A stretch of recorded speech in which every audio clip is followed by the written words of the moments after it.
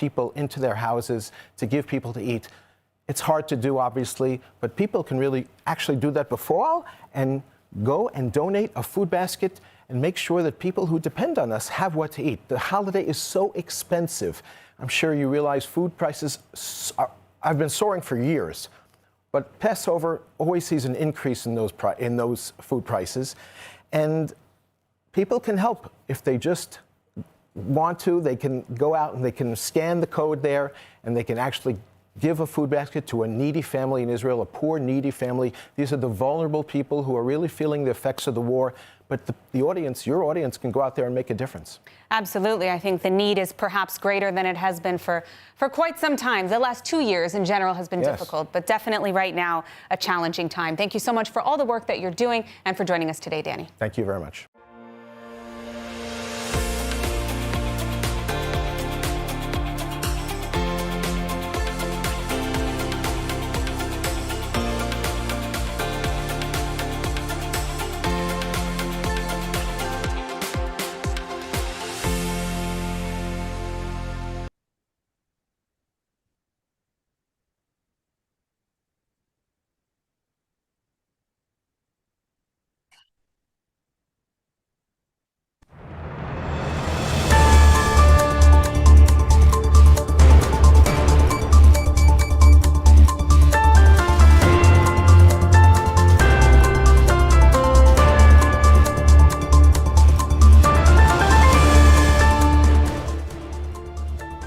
Welcome back to ILTV on the Hour. I'm Devo Klein, coming to you live from Israel, bringing you all of the biggest headlines from across the region.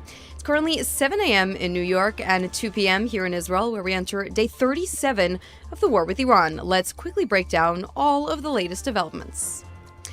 President Donald Trump has officially announced the successful rescue of the missing U.S. navigator from Iranian territory.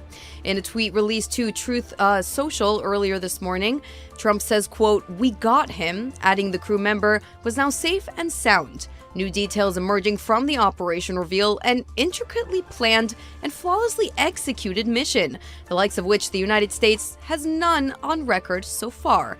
According to Trump, as the operation concluded after nearly 3 days of search and rescue, American sources say the high-risk operation was carried out by a special commando unit backed by massive air cover and CIA intelligence, with dozens of aircraft deployed to secure the extraction from hostile territory.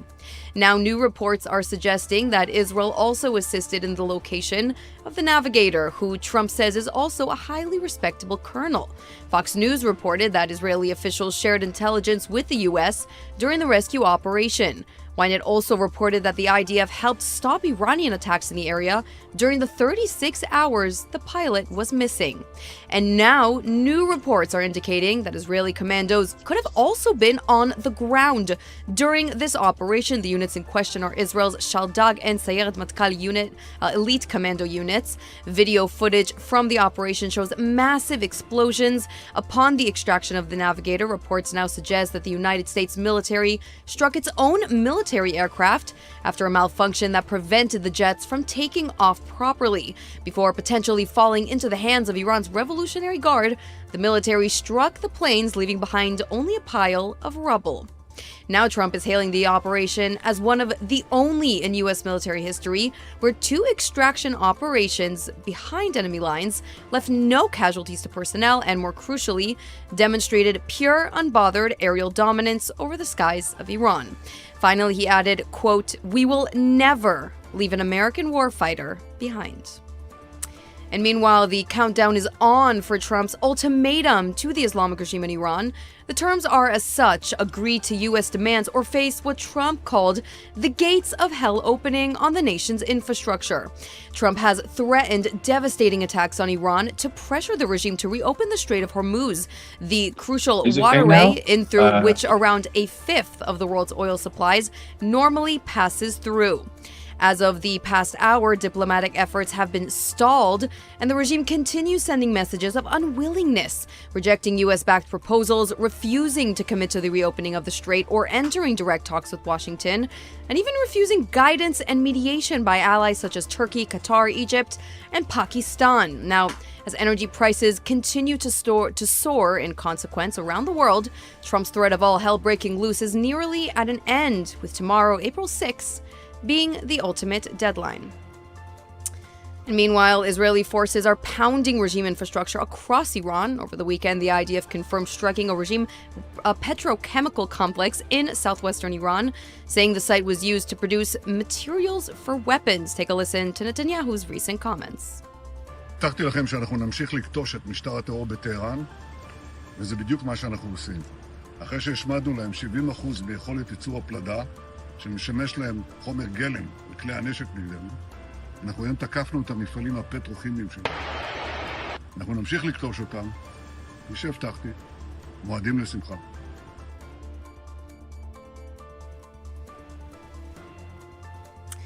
And now joining me now to discuss these developments is our panel of experts. I am pleased to welcome to the show Professor Kobi Michael, and we are supposedly with another panelist, but we'll start with Kobi from now of the INSS and Misgav Institute. Kobi, thank you so much for joining the show. So, Kobi, if you can hear us, I'd like to just get your initial thoughts on this operation. You know, Trump is already boasting about it on his Truth Social. Do you agree with his sentiment of the success of this operation? I can tell you on a personal note, this is probably one of the most impressive operations that we have seen so far in this current war with Iran. Do you agree?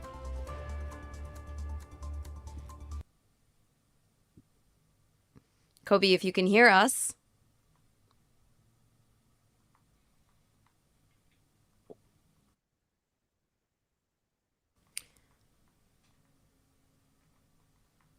So we're just waiting for our panelists to come onto the show. These are definitely days of breaking news. I can also interject and just say that a slew of ballistic missiles was fired from the Islamic regime of Iran toward the south of Israel, impacting one of the factories which was already previously hit by the Islamic regime. That is the event where a potential biohazardous event was said to unfold. Later, authorities claimed that there was no such event unfolding, and there was no hazard to civilians in the Beersheba area, which is the location of this factory of biochemicals. But that is happening right now, and so we can go back to our panel of experts, hoping that they can hear us now. Is it okay we now? are joined by, yes, we can hear you. We can hear you. Welcome to the show, Professor Kobi Michael of the INSS and Misgav Institute, and Erfan Fard, a counterterrorism analyst and researcher who specializes in Iranian security and intelligence affairs. Can you both hear me? Right, so it looks like we're having a little bit of difficulties, and we're going to come to our panel really soon. But let's just take a moment to go back to our previous headline, where Netanyahu has said recently that he promised that the attacks on Iran would continue, and he has definitely delivered on that promise as the IDF continues attacking various sites across Tehran, pounding IRGC military infrastructure in a daring operation. Take a listen once again to Netanyahu's words.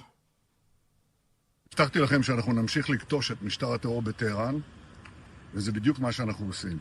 אחרי שהשמדנו להם 70% ביכולת ייצור הפלדה, שמשמש להם חומר גלם לכלי הנשק נגדנו, אנחנו היום תקפנו את המפעלים הפטרוכימיים שלנו. אנחנו נמשיך לכתוש אותם, כפי שהבטחתי, מועדים לשמחה.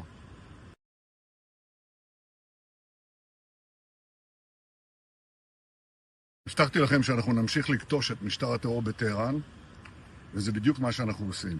אחרי שהשמדנו להם 70% ביכולת ייצור הפלדה, שמשמש להם חומר גלם לכלי הנשק נגדנו, אנחנו היום תקפנו את המפעלים הפטרוכימיים שלנו. אנחנו נמשיך לכתוש אותם, כפי שהבטחתי, מועדים לשמחה.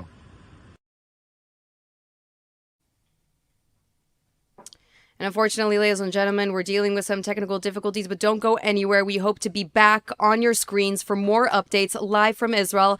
But for now, I am Devo Klein. That is a wrap, and thank you so much for watching. We'll be back soon.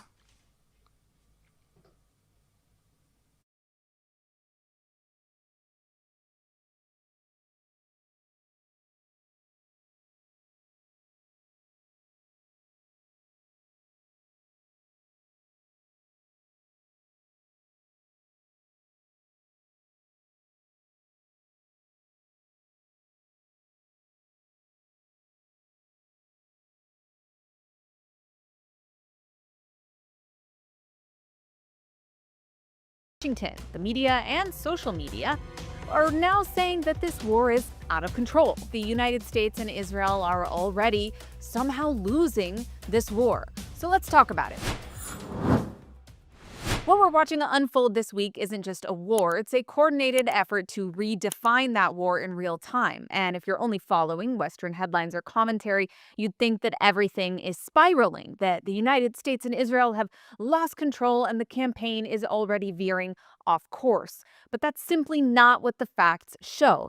And the gap between perception and reality right now isn't accidental, it's being actively constructed. Start with the most basic point that somehow the entire media class has decided to ignore, which is that this war has only been going on for a matter of weeks. Weeks. And as you already have commentators acting as if the absence of total immediate collapse means something is wrong, as if complex military objectives that involve dismantling nuclear infrastructure, degrading missile systems, and hitting regime networks across multiple domains are supposed to be completed instantly. Well, that's not how war works. It's like the Western media has completely lost any concept of how wars operate today. They have no sense of timelines, no understanding of sequencing, and no patience for operations that are designed to unfold in phases. The expectation seems to be that if everything is not immediately resolved, then something must be wrong. Something must have failed, which isn't really analysis when it comes to war, it's ignorance. Now look at what the United States is actually saying about the campaign, because that matters a lot more than the media hysteria that we're hearing and seeing on social media. Senior officials have made clear that the objectives are defined and that progress is being made within that framework, and that those objectives, they're not vague or open-ended, they are specific and measurable. The objective here is to destroy the nuclear program and its ability to rebuild it, to debilitate the ballistic missile program and its ability to rebuild, to cripple the regime's ability to finance and support terror proxies in the region, and to take out key regime infrastructure to allow the people a chance to rise up. All of those are on track. That is what is actually happening on the ground through sustained and targeted strikes on missile production sites, drone facilities, naval assets, IRGC-linked infrastructure, and command and control systems that the regime depends on to operate both internally and across the region. When you look at that whole operational picture, what you see is a methodical campaign degrading capacity layer by layer, not a chaotic situation that's spinning out of control. Now compare that reality to what's being pushed in the media. You have Piers Morgan telling Trump to get out of the war as soon as possible, as if abandoning the campaign midstream somehow produces stability. You have people like Megyn Kelly trying to shift blame onto Israel, pushing the idea that the United States is somehow being influenced rather than acting in its own interest. No one should have to die for a foreign country. I don't think those 4 service members died for the United States. I think they died for Iran or for Israel. And then you have Axios, the champion of fake news this entire war, publishing a report highlighting that J.D. Vance expressed skepticism about Israeli pre-war assessments, which was immediately twisted by Axios into a claim that the United States was misled or dragged into this. And the evidence, of course, is that Iranians haven't risen up yet. Well, that argument collapses instantly when you look at what has actually happened, because the Iranian people were told explicitly not to rise up yet. They were literally told the opposite. Crown Prince Reza Pahlavi said it, Prime Minister Netanyahu said it, and President Trump said it. In fact, just a few days ago, CENTCOM Commander Brad Cooper reinforced this, making clear that the timing of any internal uprising would be part of a broader strategic sequence in the eyes of the U.S. Take a look. My main message is this. First and foremost, we are attacking the regime in the Islamic Republic, not the wonderful people. The second piece is continue to heed our advice. We've had multiple messages that have come out that have said, beware, the government doesn't care about you. They're launching missiles and drones from occupied areas. You need to stay inside for right now. Third, there will be a clear signal at some point, as the president has indicated, for you to be able to come out. Exactly. Now, this is super crucial because it shows that what we're seeing inside Iran right now isn't hesitation and certainly not failure.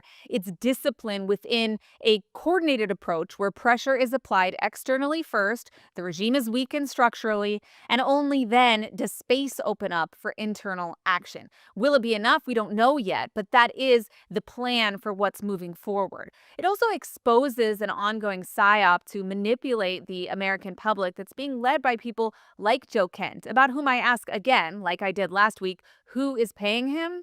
Anyway, when critics say, why aren't they rising up, they're ignoring the fact that the people they're referring to were explicitly told to wait, and that wait is part of the plan. Now, to move on to the next manufactured panic, which is the constant fixation on ground troops inside of Iran. Every few hours, there seems to be a new wave of commentary suggesting that this is heading towards Iraq and that an invasion is imminent and that this is turning into some kind of plan for a long-term occupation, a forever war. But that entire line of argument is built on either a misunderstanding or, in many cases, a deliberate distortion of the facts. Yes, there are discussions right now about special operations forces and limited ground elements that should not surprise anyone, quite frankly. Those discussions are tied to very specific, high-value objectives, including securing critical sites like Kharg Island, which is central to global energy flows, or potentially moving to secure or remove that highly enriched uranium, the 400 kilograms, to prevent escalation or proliferation by the Islamic Republic. Now, both of those are targeted, time-bound missions tied to strategic necessities for the United States. To lump that together with what happened with Iraq is honestly just lazy analysis. Iraq involved a full-scale invasion, a prolonged occupation, and an attempt to rebuild an entire political system over the course of several years. What's being discussed here are limited operations tied to clearly defined objectives with no indication of long-term occupation or governance. Not to mention the fact that Iran is not anything like Iraq. They have a completely different history. They're a different people. And unlike Iraq, Iran has a history of being a Western-friendly, high-functioning, and progressive nation in the global community. Perhaps most importantly, the Iranian people are the ones that are spearheading all of this initiative. It isn't an intervention from abroad with an excuse that, someone invented in order to take out specific leaders. And yet that distinction is being consistently erased because Iraq is an easy word to throw around if the goal is to shut down debate rather than to engage with facts and the reality on the ground in a complex situation. At the same time, Israel's position has been consistent to the point that it's almost ignored. Israel has repeatedly said that regime change in Iran is up to the Iranian people. That has not changed, and it's not new. And no amount of accusations from people like Joe Kent is going to change that reality. The goal of this war is to weaken the regime to the point where it cannot continue to operate as a regional and global threat, and to create the conditions where internal change becomes possible. That is the framework. Now step back and look at what's actually driving this reaction, because it goes deeper than simple disagreement. You have disinformation, and then you have privilege on the other side. First, the disinformation is the constant recycling of bad comparisons and misleading narratives, whether it's Iraq, whether it's claims that the U.S. was dragged into this by Israel, or whether it's the idea that timelines measured in weeks somehow indicates failure or a quagmire. And then you have privilege, particularly in the United States, where generations have grown up without experiencing war in any meaningful way, without understanding the need for deterrence, and without having to think about what happens when hostile regimes are allowed to operate unchecked. And so the reaction is often ill-informed and emotional. But that perspective completely ignores the alternative, which is allowing a regime that has spent decades building proxy terror networks, targeting Americans, destabilizing entire regions of the world, and expanding its influence to continue operating without meaningful constraint. We're already seeing what that looks like, with activity across multiple fronts tied back to the same regime infrastructure that this campaign is targeting. So the idea that doing nothing reduces risk is completely disconnected from reality. A lack of deterrence invites expansion, and that expansion doesn't stay contained to Iranian territory or even the Middle East. So when you strip away the noise, the headlines, and the attempts to redefine this war in real time, what you're left with is a campaign that is progressing on course with its objectives, degrading the regime's capabilities across multiple domains, and doing exactly what it was designed to do within a timeline that, again, is measured in weeks. In other words, the US and Israel are kicking ass in all the right ways, and the American public and media should be shutting up, quite frankly, and saying thank you, not inventing stories about how we're losing when we aren't. And now on to Lebanon. This next story is a perfect example of how quickly the narrative can harden before the facts are even processed, and why it actually matters to slow down and walk through what happened instead of reacting to a single loaded word.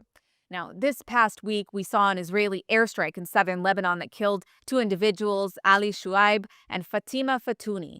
And within minutes, the framing across large parts of the media ecosystem was set.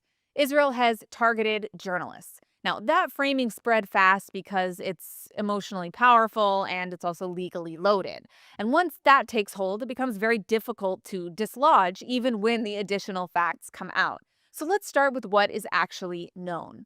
Ali Shuaib is a longtime figure at Hezbollah's Al-Manar network. Now, Al-Manar is not a neutral media outlet. It's actually been designated by the United States as a specially designated terrorist entity, part of Hezbollah's infrastructure formally, and functions as a propaganda and operational arm of that U.S. designated terrorist organization. Now, that designation isn't symbolic. It reflects years of evidence that the network has been used for recruitment, for messaging, and for support of Hezbollah's activities. Now, according to the IDF, Shoaib was not simply affiliated with the network in a media capacity. He was also an intelligence operative within Hezbollah's elite Radwan force.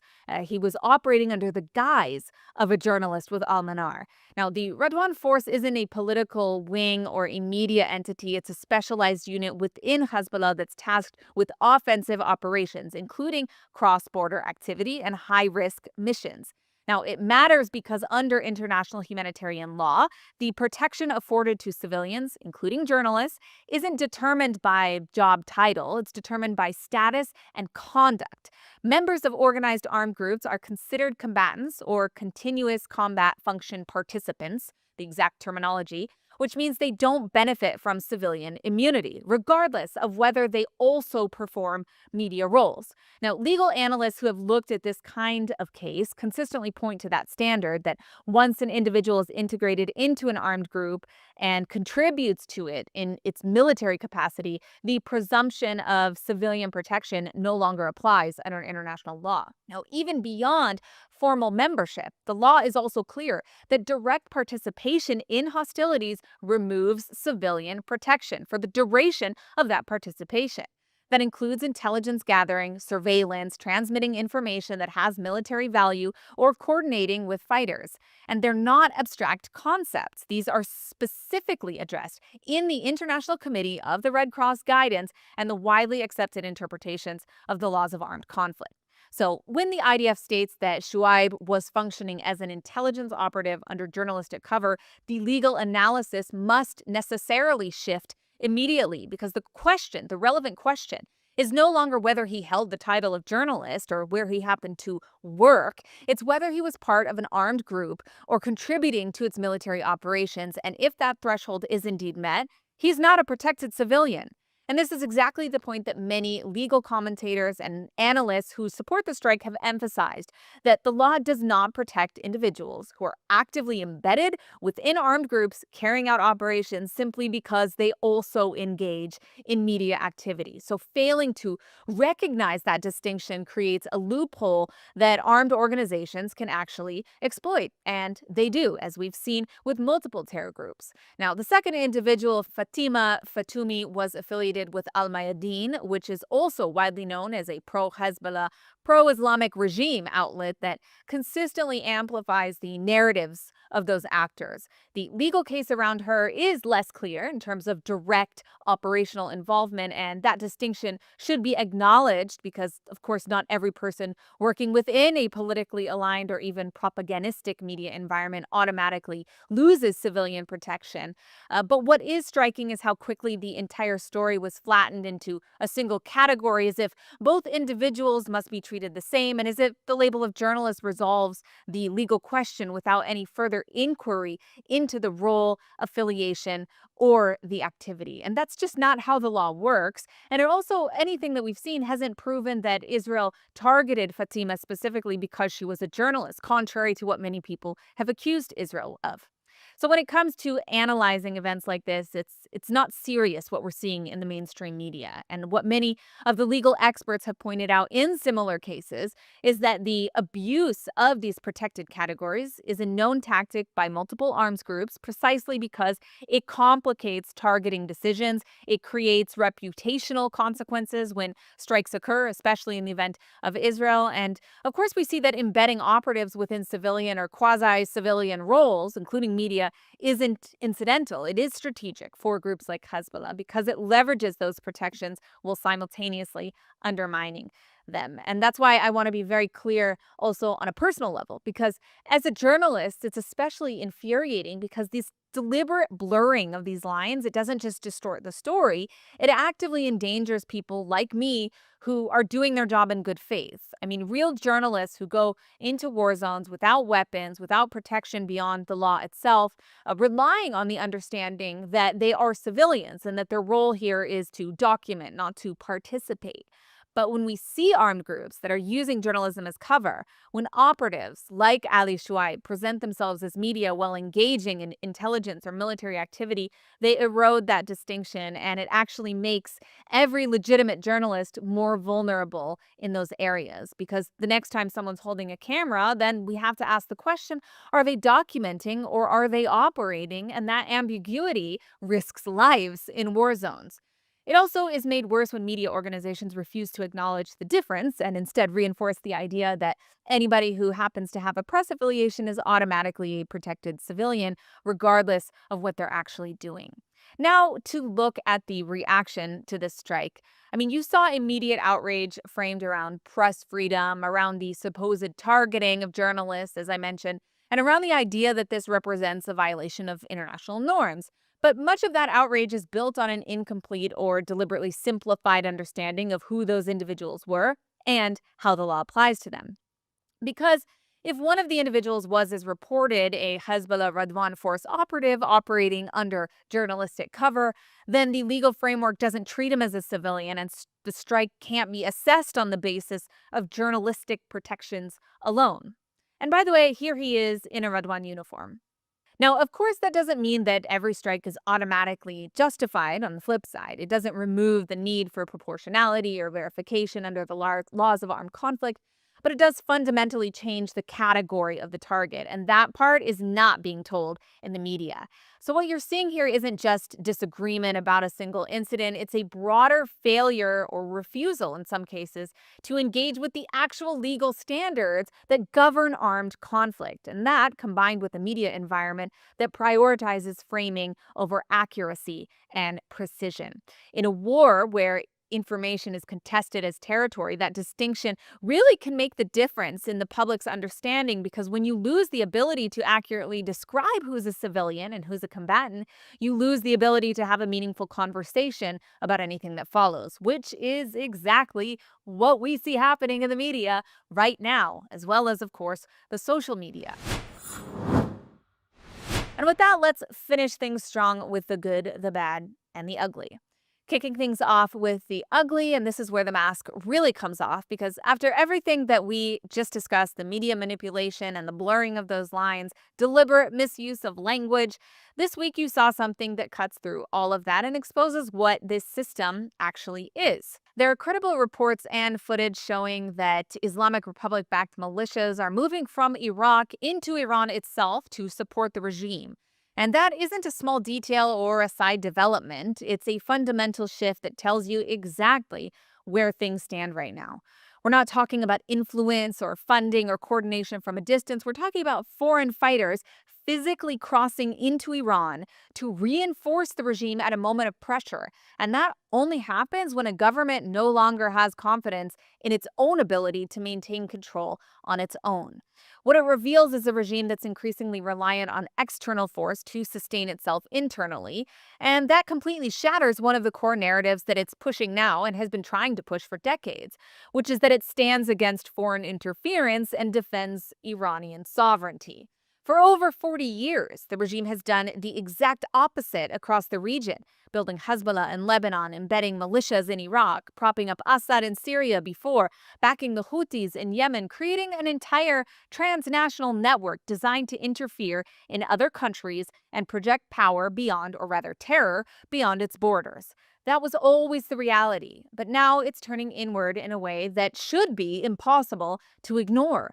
Because when that same network is redirected into Iran, when these Iraqi militias are being brought in to support the regime, you're not just looking at a government that doesn't represent its people, you're looking at a system that's actively choosing to rely on foreign actors over its own population in order to save their own necks.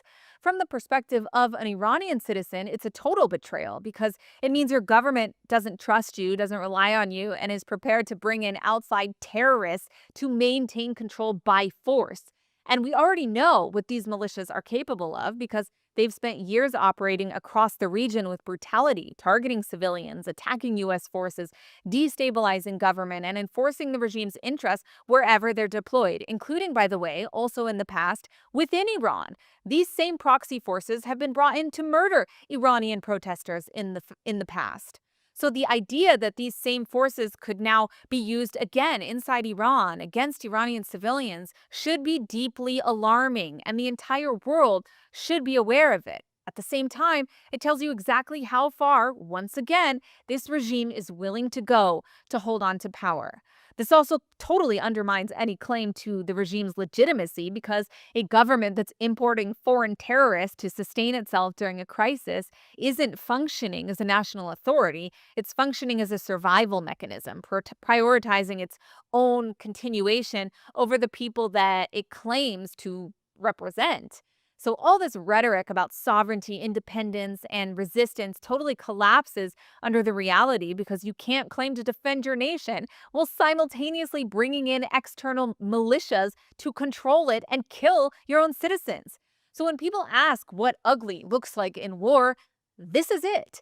A regime that spent decades building a regional terror network, using that same network to stabilize itself internally and to murder Iranian citizens.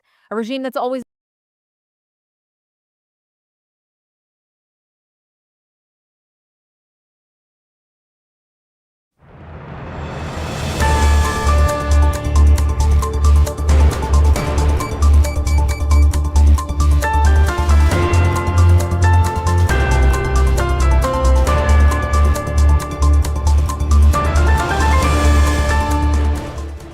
ILTV on the hour. I'm Devo Klein, coming to you live from Israel, bringing you all of the biggest headlines from across the region.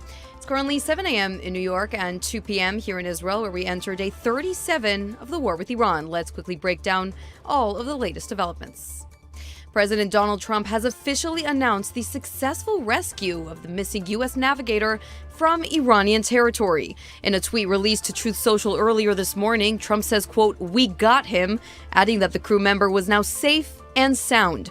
New details emerging from the operation reveal an intricately planned and flawlessly executed mission, the likes of which the United States has likely none on the record so far. Now, according to Trump, as the operation concluded after nearly 3 days of search and rescue, American sources say the high-risk operation was carried out by a special commando unit backed by massive air cover and CIA intelligence, with dozens of aircraft deployed to secure the extraction from hostile territory. Now, new reports are suggesting that Israel also assisted in the location of the navigator, who Trump says is also a highly respectable colonel. Fox News reported that Israeli officials shared intelligence with the U.S. during the rescue operation. Ynet also reported that the IDF helped stop Iranian attacks in the area during the 36 hours the pilot was missing. Now, new reports are indicating that Israeli commandos could have also been on the ground during the operation. The units in question are Israel's Shaldag and Sayeret Matkal elite commando units. Now, video footage from the operation shows massive explosions upon the extraction of the navigator. Reports now suggest that the United States military struck its own military aircraft after a malfunction that prevented the jets from taking off. Before potentially falling into the hands of Iran's Revolutionary Guard, the military struck the planes, leaving behind only a pile of rubble. Now, Trump is hailing this operation as one of the only in U.S. military history where two extraction operations behind enemy lines left no casualties to personnel and, more crucially, demonstrated pure, unbothered aerial dominance over the skies of Iran. Finally, he added, quote, "We will never, ever leave an American warfighter behind." And meanwhile, the countdown is on for President Trump's ultimatum to the Islamic regime in Iran. The terms are as such: agree to U.S. demands or face what Trump called the gates of hell opening on the nation's infrastructure. Trump has threatened devastating attacks on Iran to pressure the regime to reopen the Strait of Hormuz, the crucial waterway in through which around a fifth of the world's oil supply normally passes through. As of the past hour, diplomatic efforts have been stalled, and the regime continues sending messages of unwillingness, rejecting U.S.-backed proposals, refusing to commit to reopening the strait or even entering direct talks with Washington, and even refusing guidance and mediation by allies such as Turkey, Qatar, Egypt, and Pakistan.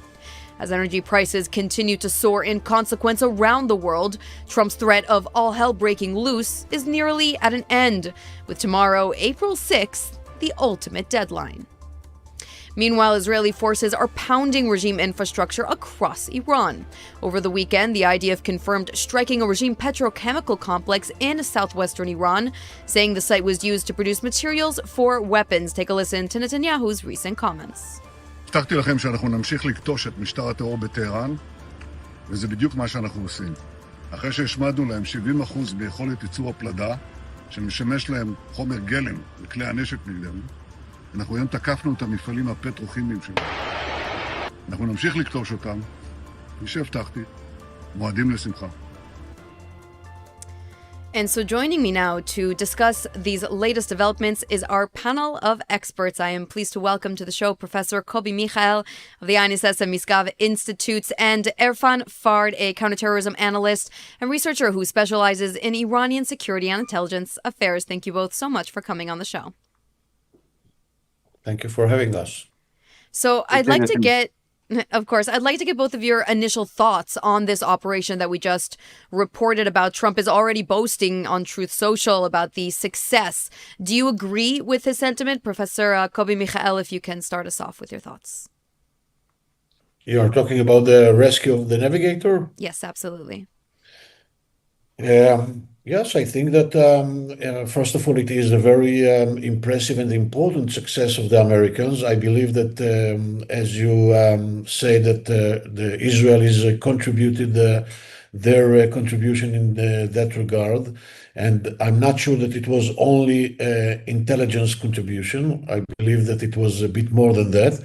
But the idea that such an event could have been transformed to a very major event in the eyes of the American public and might influence negatively the intentions or the motivation of President Trump and the American administration to continue the military campaign against Iran.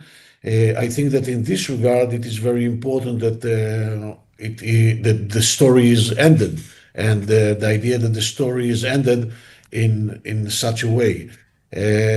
I think that this is something that eventually will encourage the Americans and the Israelis to continue with their plan in order to bring Iran closer to the breaking point. Mm-hmm. And Erfan, your thoughts on this, both on this operation, but also if you could just build on what Professor Kobi Michael said over there. In terms of negotiations, there's Trump's deadline, which is approaching tomorrow, where he basically said if you don't succumb to the American conditions until then the strikes will intensify. Is that to Israel's benefit at this point or not?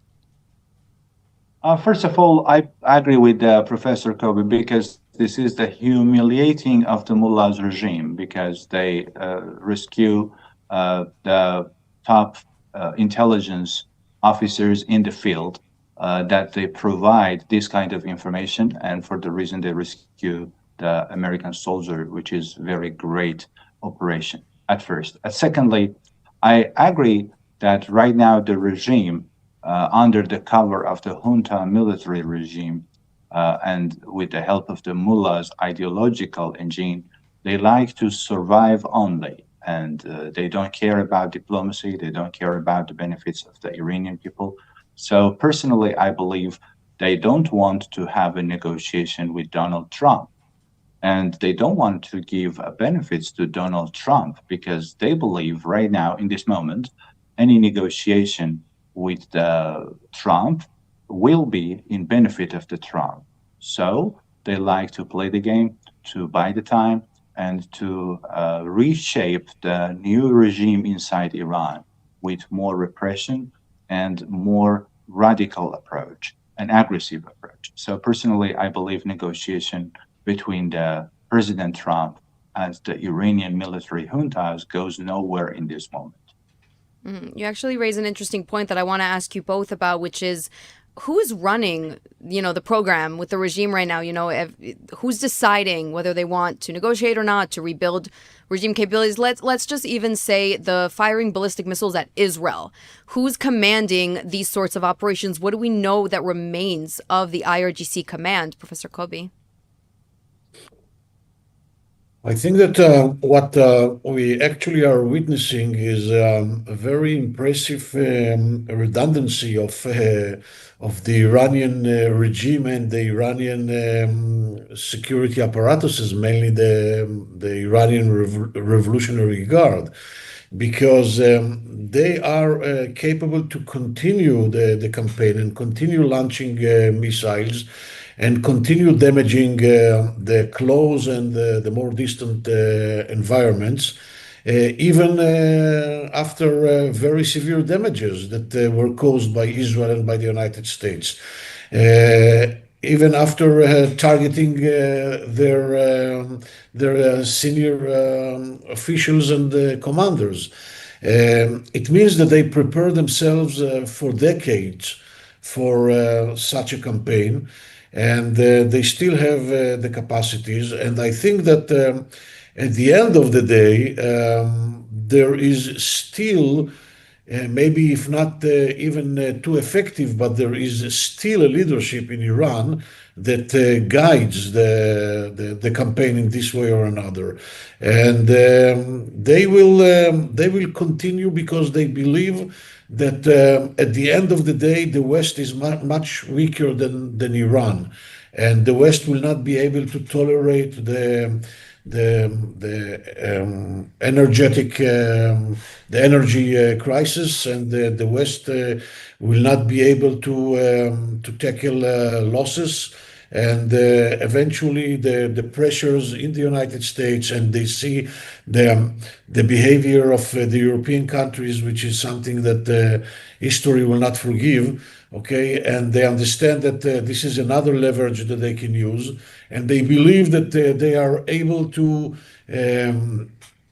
enlarge the cracks in the Israeli resilience, and so on and so forth. And therefore they will continue because, as my colleague said just before, this is a war for life and death for them. This is the most essential survival for this regime, and they will do whatever they can do in order to bring the United States to cease the war. And by the way, I think that their assumption is that Israel will not be capable to continue the war without the United States, and therefore they are concentrating on the United States, trying to bring the United States to the decision of ceasing the war, and then they believe Israel will be forced to cease the war as well. And in the very same time, they continue feeding and encouraging their proxies, mainly Hezbollah and the Houthis. They are trying to coordinate together with them attacks on Israel in order to make life more difficult and more annoying. But I think that at the end of the day, if President Trump and the American administration will have the strategic patience, I think that they will be breakdown. It's actually a really interesting point that you make, that you're saying that the Islamic regime is targeting essentially U.S. assets more than Israeli to sort of get them out of the fight, which would essentially drag us out of the fight with them. Erfan, do you agree with that sentiment? Yes, but not necessarily American, pure American. I mean, in their eyes, American assets are also the Gulf countries, okay? And they believe that by attacking and damaging the Gulf countries will pressure the U.S. All the story of Hormuz Strait and the energy or the oil market pressures that they try to create. And I think that they are also deeply involved in sabotaging and propaganda in the United States itself, trying to encourage left, I would say, players in the United States to protest and to shake in the political arena in the United States itself. Right. So it's not just the assets that we're discussing. It's also the pressure, and the stakes really are essentially significantly higher for the United States, especially this crucial thing that you mentioned, which is the Strait of Hormuz. Erfan, if I can just get your thoughts on that quickly. Very quickly, we can say that after 9/11, 25 years after the 9/11, the United States and Israel, they want to eliminate one main actor of the evil, of the axis of the evil. So Iranian regime is a brutal regime inside Iran and terrorist regime outside Iran. And Iranian regime is not a rational actor in the international stage. And in this battlefield, the world understood that this is the preventive intervention with the hope of the hegemonic regime change, because one state, the mullah's regime, they wanted to be the hegemon in the Middle East by attacking the 12 countries around Iran, the neighbors. They don't care about the world order. They don't care about the Abraham Accord. They don't care about the benefits of the Iranian people, the benefits of the peace and stability in the region. For the reason right now, this preventive intervention by the United States and Israel, it shows the real culture and nature of this regime, and which is a junta military regime. And the military regime, the junta regime, they don't want to have a peace and stability, and they accept the war as a heaven gift from the God. And this toxic ideology is very dangerous for the 21st century. And right now, this is actually 25 years after the 9/11, but the world should understood that existential threat like the Iranian regime should be eliminated. And the main goal of this operation should be the regime change. Otherwise, it will be a different world full of twist and turn in the Middle East, and with living with junta military authorities goes nowhere. And so right now, this moment is very critical, and hopefully the United States and Israel be able to paralyze the military apparatus in Iran. But until this moment, I believe the achievement militarily is great, but the propaganda machine and the operation machine of the regime are working, And until this moment, the Iranian people are they just watching the game and battlefield. That when is the appropriate time to do the regime change? It should be the main goal. Otherwise, this game will be in favor of the Iranian regime, specifically the propaganda machine, and they will call the victory of Islam, which will be very dangerous for the future. Of course, and it's there's no question about it that the Islamic regime is incredibly influential in the entire region, and what happens there does affect the entire region. But Erfan, you raise a very interesting point about instigating regime change, and that this really is the key to fully, like the uprising of the Iranian people is key to fully achieve regime change. And you're saying that they're waiting idly by and waiting for an opening, but when will that opening be? It seems that on the one hand, the longer that this operation continues, the more assets and the more commanders of the Islamic regime that we destroy, the easier it could be. But there was this sense of hope in the beginning when the operation first opened, the elimination of Khamenei, the Iranian people, they couldn't believe that it was even happening. And it feels like that door that opened has slightly closed, even though operations have continued. So Erfan, if you can start, and Professor Kovi Michal, I'd also like to get your take. When is the right time for the people to rise? And do you think that that's a legitimate thing to ask for, sitting here in Israel, to ask the people of Iran to rise against the regime? Personally, go ahead, please. Thank you. First of all, we have to remember that all the idea of regime change was not one of the objectives of the war, nor for Israel, neither for the Americans.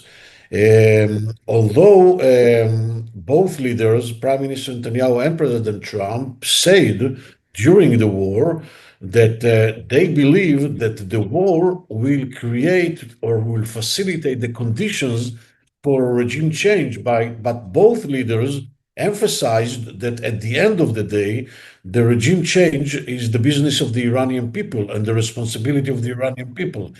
I don't think that Israel and the United States believe that they will be able to do it by themselves. They can help in this regard. They can facilitate the conditions, but they cannot do the job instead of the Iranian people.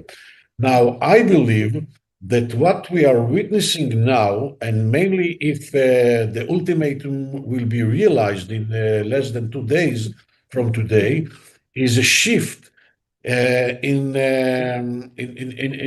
the face of the war. And I think that in parallel to the efforts to continue degrading the capabilities, mainly the military, the industrial, and the economic facilities and capacities of this regime, I think that what we see, I don't have any positive evidence about it, but I'm trying to connect the dots, is the idea of replacing, I would say, the sovereignty, which means that the Americans, together with the Israelis, will try to isolate Tehran by disconnecting Tehran from energy and from transportation, and eventually to paralyze Tehran in order to enable building another center of gravity, an alternative center of gravity, because by isolating and paralyzing Tehran, I think that this will be a very major step forward towards the collapse of this regime. And therefore, I believe that there will be a sort of a change in addition to the efforts of degrading the capacities of this regime. The dual kind of, operation and stance. And Erfan, your thoughts as well. Actually, without regime change, the survival and existence of Israel will be in danger at first. Secondly, Iranian people, they did their job. And 1 month before the start of the strikes, the mullahs regime, they did genocide in Iran, and they slaughtered 55,000 people in the streets, because for 19 times they said, we don't want the Islamic dictatorship and Shia caliphate in Tehran. But brutally and savagely, the Shia mullahs, they killed the people. So the regime change in Iran, we have one legitimate alternative in Iran, which is the son of the late Shah, the Crown Prince Reza Pahlavi. When we have the alternative, we can hope that after the fall of the regime, we can have a peaceful transition. But with the existence of the actors like Ahmad Vahidi and the IRGC and Basij and MOIS, the transitional period cannot be peaceful, and it will be the internal war in Iran. Iran is not a banana republic. It has 7,700 years of history with 2,800 history of the kingdom. For the reason right now, we will have a long way to go for regime change in Iran. And unfortunately, this time, United States and Israel, if they be able to finish the job, it will be in their favor. Otherwise, it will be a cancerous tumor for the future in favor of the Russia and China. Because right now, this regime is the puppet of Russia and China, and they want to continuously attack Israel and attack United States in the future. So regime change, it is the only remedy for the peace and stability of the Middle East. Right, but do the people, like, excuse my question, do the people of Iran unanimously vote in Reza Pahlavi, the son of the exiled Shah? Is that something that, you know, is broadly accepted? Because we definitely know of Iranians, of Persians who were definitely supportive of Reza Pahlavi. Is it safe to say that the majority of them are actually in the diaspora? What's going on? What are we hearing from the people inside of Iran? And also, isn't there a bit of a dark element here for, you know, two Western democracies to come in, you know, to Iran, which is a Middle Eastern country, and sort of tell them, we want you to have a democracy, and here is your elected official, do with that as you please? Isn't there like a little bit of isn't it a bit problematic, do you think, Irfan? Actually, yes, because after the dictatorship of the mullahs, the transitional period cannot be peaceful at all. And secondly, right now, Iranian regime, they try to help, to ask the terrorist groups like the Fatimiyun, Zainabiyun, Ash-Shabi, Hezbollah, all of them, the terrorist actors in the Shia crescent, they wanted to help the regime, and they wanted to threaten the Iranian people that after the end of the war, never ever try to do the protest against the regime. And this is the main problem right now. And thousands of people, they are in the prisons of Iran, and Iranian regime brutally, they wanted to kill all the opponents. And the majority of the Iranian people, they need one legitimate alternative for transitional period. And transitional period is very important after the fall of the regime. So we have three stages. First stage, the fall of the regime. Second one, transitional period. Third one, the election. And then the people can voting. It is too far from this moment. And this moment, I believe, the fall of the regime with one legitimate alternative, it will be great. Because the collapsing of the regime immediately is not possible. It's full of thirst and twist. And so personally, I believe the security apparatus of the mullah's regime right now, they are working just to survive the regime. And survive the regime, it's another headache for the world. Right. And we actually see that same formula also in a lot of the proxies. Gentlemen, we are almost out of time, but before I wrap up, I did want to ask you both about these regional proxies. Obviously, everything that happens with this war, the joint U.S.-Israel war against the Islamic regime in Iran, will have consequences on the entire region, as they are the greatest state sponsor of the proxies of the region. Could the operation inside of Iran, all the bombings in Tehran, affect the proxies enough? We're talking about Hamas in Gaza, Hezbollah in Lebanon, even the Houthis who have joined recently, sending over missiles towards central Israel on the eve of Passover. Can they be hampered enough, the Islamic regime, to actually have a long-lasting effect on their proxies in the region, Kobi? Yes, we have to see all the fronts that you have mentioned, and in addition to them, even West Iraq with the Shiite militias there that that support Iran. We have to see them as one campaign, one war, okay? And as long as the war in Iran and against Iran continues, we are going to face and to tackle the tension and the violence and the friction with all the other proxies, because these proxies are used by Iran in order to help Iran in its war against Israel and the Americans.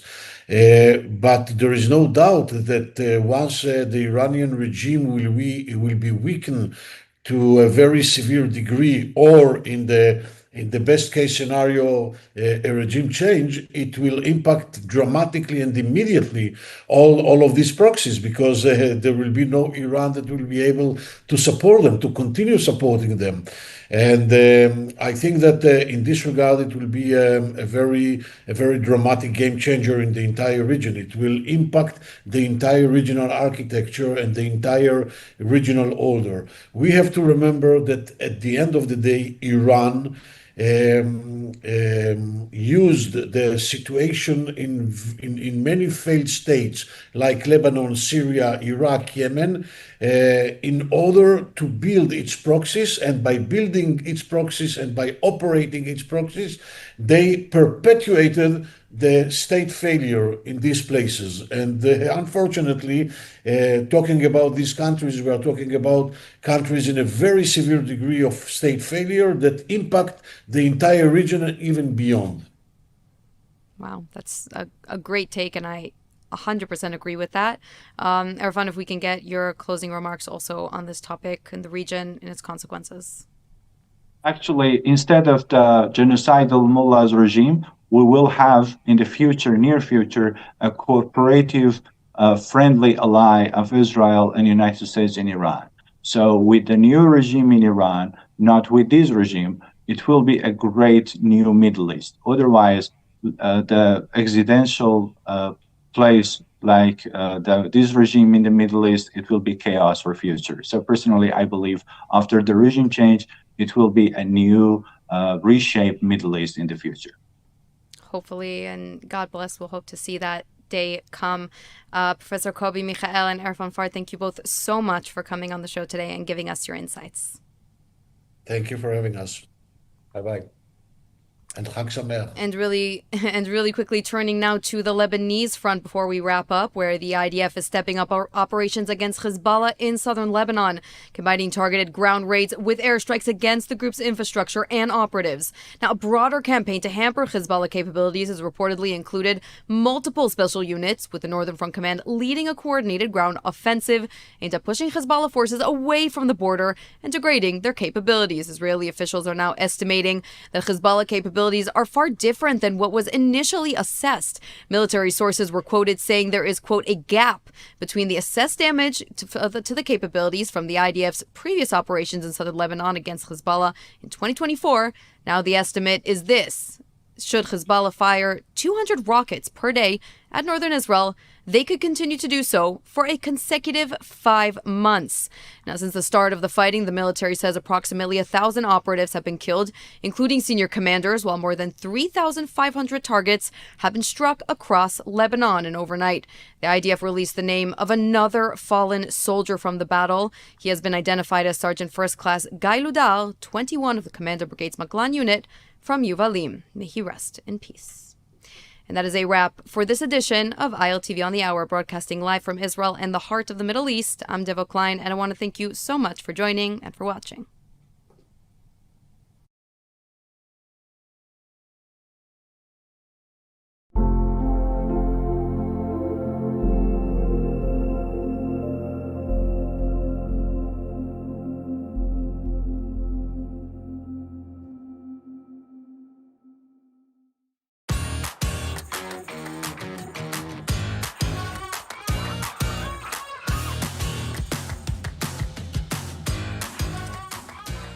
Hello and welcome to ILTV Insider. I'm your host, Mayan Hoffman.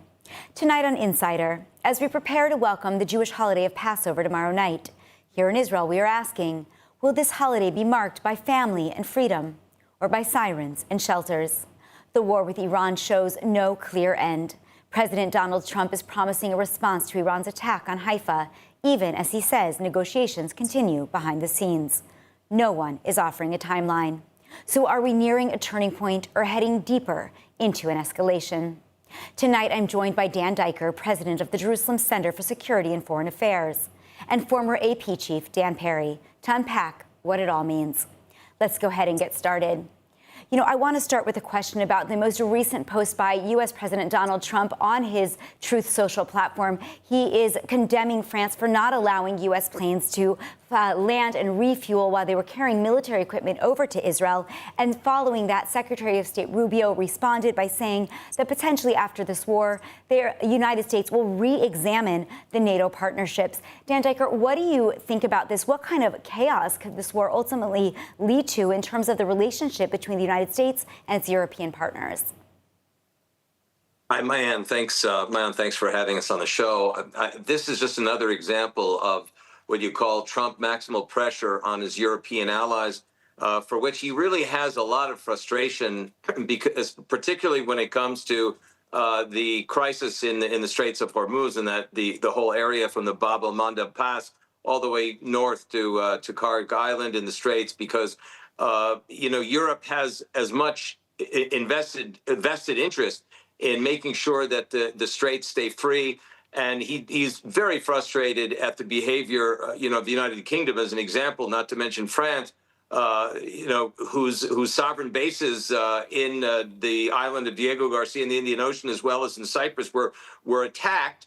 And they're still, the most that they could muster is to allow American planes to land on British air bases, but not to take a more active measure, to join the United States. So he's sort of ratcheting up tensions here, which, publicly, which I wonder if that's really the wisest move in view of this extremely unstable situation opposite the Iranian regime, and still the terror proxies that are still alive and kicking, whether it's Hezbollah, whether, Hamas is still laying in wait, and the Houthis have not yet gotten involved. So now is really the time for unity in the Western alliance, not for disunity. Dan, can you respond to that? I'm afraid I have to agree. The European position is absolutely craven and in some ways pitiful. They have as much of an interest as the U.S. and as Israel does in not only the Iranian regime being dissuaded from its various forms of misbehavior, but that the regime should fall, basically. They should be on side in this war, and Trump is right to be frustrated on one hand. However, as often happens in geopolitics, things are a little bit more complex. The Europeans themselves are at least as frustrated with Trump as he is with them, because they've just endured almost a year and a half of his disrespect, indifference, and insults, which have been needless and which in some cases have been shocking. The very NATO alliance that the U.S. now wants to re-examine was completely rattled a few months ago when Trump threatened to invade Denmark, essentially, in order to seize Greenland. The Europeans were stunned by this. The constant attacks on them for their supposed civilizational decline, for NATO being at various points in Trump's view obsolete. Clearly they're very upset.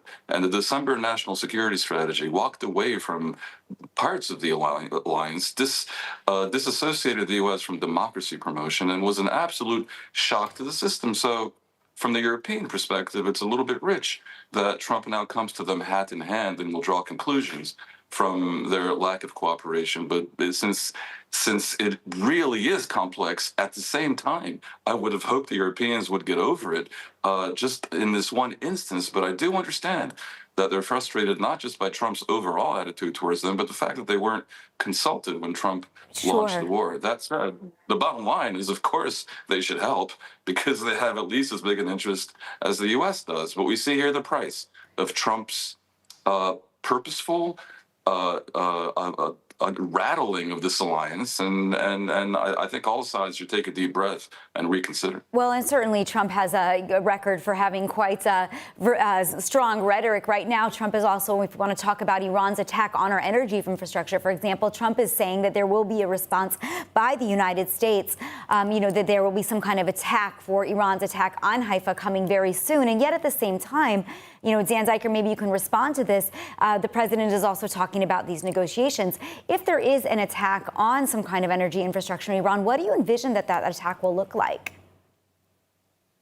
Well, that kind of speculation can get us into, into dangerous waters.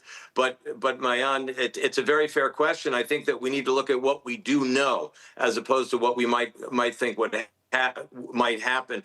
It's clear if we look at the ground that the president has ordered thousands and thousands of special forces Marines that are here in the Middle East, that are in place, and others that are just about to arrive here. The United States has a massive power projection of some 70,000 troops and, many, many warships and 4 or 5 different aircraft carriers. Probably some 40% of the American military might is focused here in the Middle East. And President Trump, as only President Trump can do, is issuing conflicting messages to keep everybody confused, particularly the Iranian regime.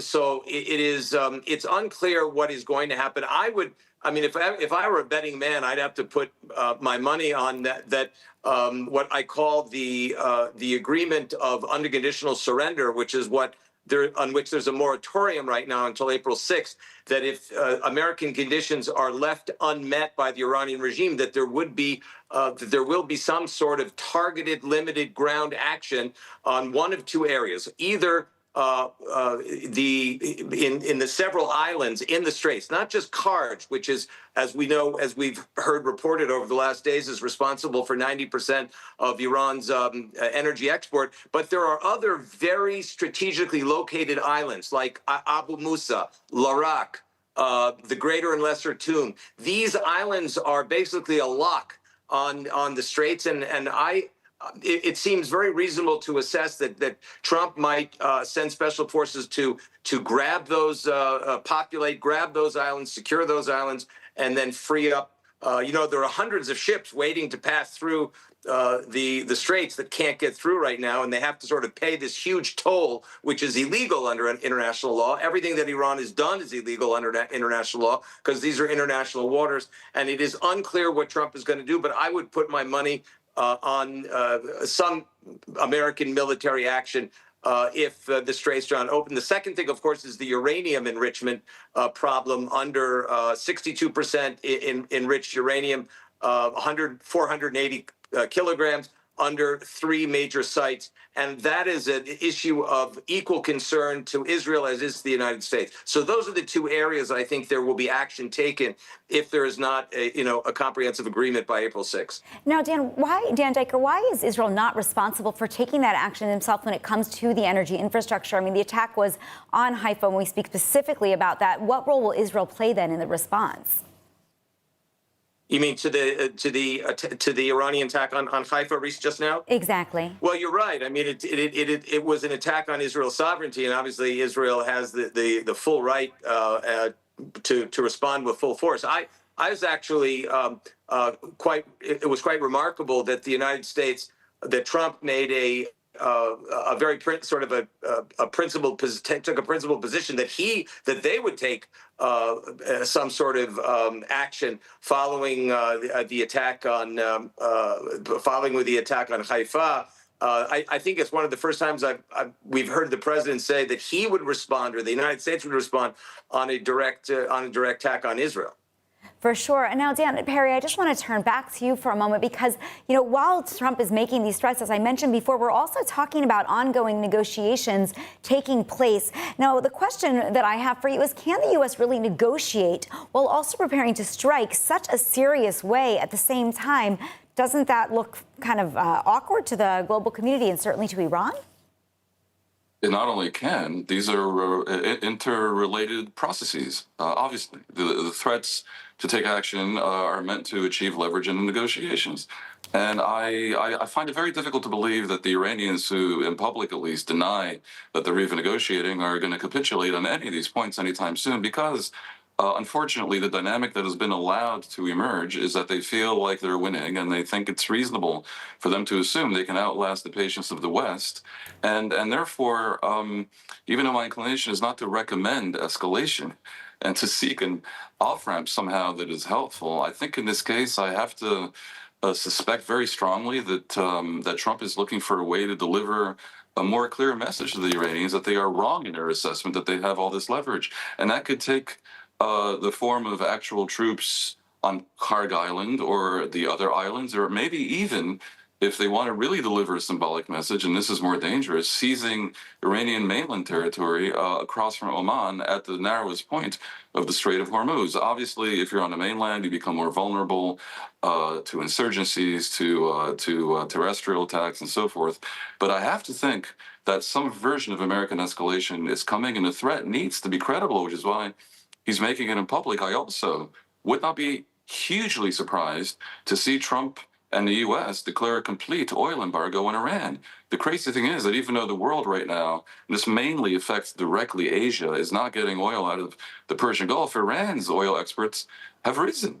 And this is not right. This equation is unbalanced. And of course, the fear, and this is the fear that was paralyzing for the Biden administration over the years, and Trump may be falling into the same trap, is that if he takes direct measures against, to limit totally the Iranian export of oil, that'll cause a spike in prices. But you know what? Markets may conclude that that could speed up the end of the war, and that itself could be a reassuring factor. In short, I'm not surprised to see both threats and claims of negotiation, and I would be very surprised to see the kind of Iranian capitulation that is necessary to end the war with a positive narrative for the West and for Israel without some version of further escalation. Yeah, 100%. And we're certainly hearing that, the American people are saying, well, we could suffer for the short term, but certainly not for the long term when it comes to those oil prices. And if that would speed up the end of the war and potentially give a win, without question. And also here in Israel, where the rockets, the sirens continue to hit down here in the country, all throughout the center of the country. Just in the last day, we saw a lot of damage and some injuries. Now, Passover, of course, starts tomorrow night at sundown. Is there any chance at all that this war with Iran could realistically quiet down even more by Wednesday night? Or should Israelis really prepare for sirens and more terror through the holiday? Dan Diker, what do you think? Well, if as an optimist, I would say that maybe the Iranians would respect the Seder night and stop shooting, but I'm not sure that that's reasonable to assume under the circumstances. And I think that Israel is clearly, Mayan, perhaps the most resilient society in the free world.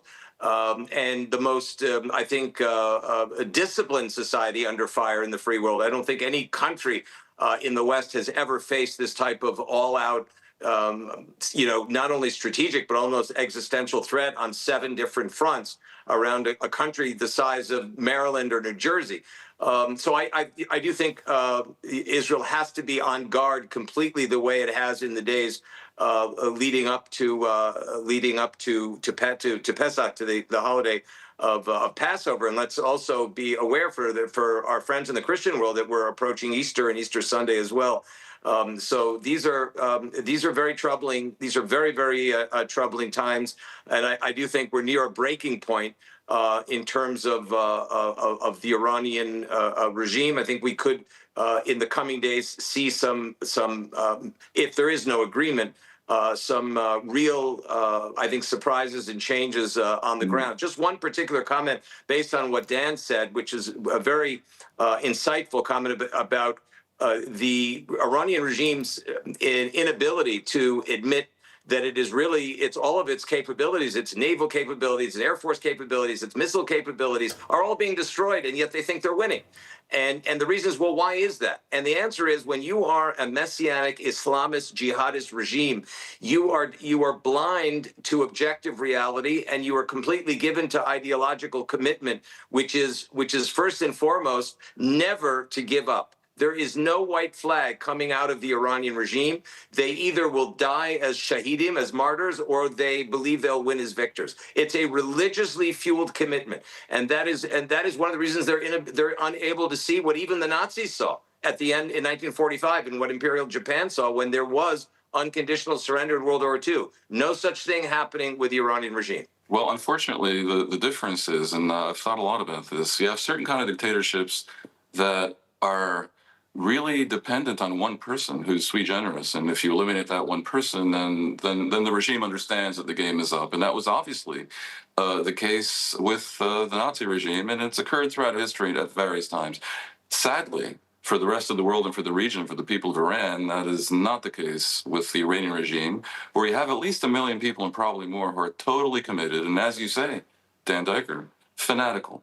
And for this reason, I try to be an optimist, but I also try to be a realist. I would expect Iranian attacks on Seder night and throughout the week. There's no reason to think they're going to respect the holiday. That's close to absurd. I do agree that something has to happen, however, in Iran, and I have a lot of conversations, some public, some not, with Iranian opposition diaspora leaders, and are so optimistic that eventually the Iranian people will rise up. I think at some point that needs to be part of the plan. In other words, we don't have unlimited time. And the scenario has to be that, since we all know that this regime is best replaced, first and foremost for the people of Iran. And replacing the regime cannot happen purely through aerial bombardment, probably, especially when they're this fanatical. And therefore, an internal process needs to amass. And I would welcome not only subterranean talks with the Iranian military and even maybe parts of the Revolutionary Guard to offer them amnesty, to offer them exit, to offer them the ability to keep their plunder maybe, but as long as they step aside and betray the regime, and mainly to make clear two things. One, if the war pauses, let's say, and wars can pause. The previous 12-day war paused, basically. And the Iranians the Iranian regime lives another day. We have to make clear that we will protect the people who then go out into the streets. And there are plans for people to go out into the streets. We have to present a plan as to how we're going to prevent another massacre. And at the same time, on the carrot side, the West and the entire West, and this time, not just Trump, who runs a weirdly monarchic operation in the US, but the West, NATO, the EU, everyone needs to get together and present the Iranians as a people and as a transition government, hopefully, with a whole series of carrots as to what they're going to get if they somehow compel the regime to surrender or help defeat the regime. And that would include, obviously, an unfreezing of all assets, an end to all sanctions, and the maximal welcoming into the family of nations. Well, and Dan, I think it's pretty obvious that that's what the United States and everybody else will want to be giving to a new Iranian regime if it is a peaceful regime. But I think, as you and Dan both said, with a fanatical regime, you can't really expect that it's just going to come down, even if the people go to the streets, and that you're going to be able to prevent some kind of massacre. Note that it's not articulated.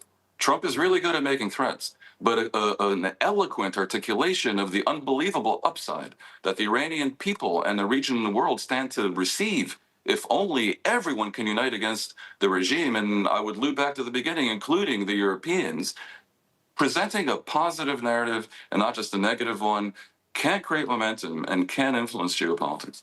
It's true. There's only, I just put one, what they say in Hebrew, kochavit, a semicolon but, as my professor used to say at college. And that is that when the President Trump negotiates with the regime, he undermines, unintentionally undermines the Iranian people's confidence in him. And having had a number of conversations in recent days, we have Iranian, Israeli people working at the Jerusalem Center and others in Europe. They all say that, when you reach out to the regime, even nominally, even, as a psyop, if you will, to be very cynical about it, you're really undermining the confidence of the Iranian people to come out into the streets, because they say, well, how can we trust President Trump, even though we know President Trump has done more than any other U.S. president to help the Iranian people by neutering the regime. But from a cognitive standpoint, Dan, what I've learned is that the Iranian people, I mean, at least 70% of them, because the regime does command a substantial amount, even 20%, including family and friends, support, which is, 25 million people still support the regime out of 95 or close to 100 million people. But it undermines that majority of people that say, can we really trust the president to go the full term with us?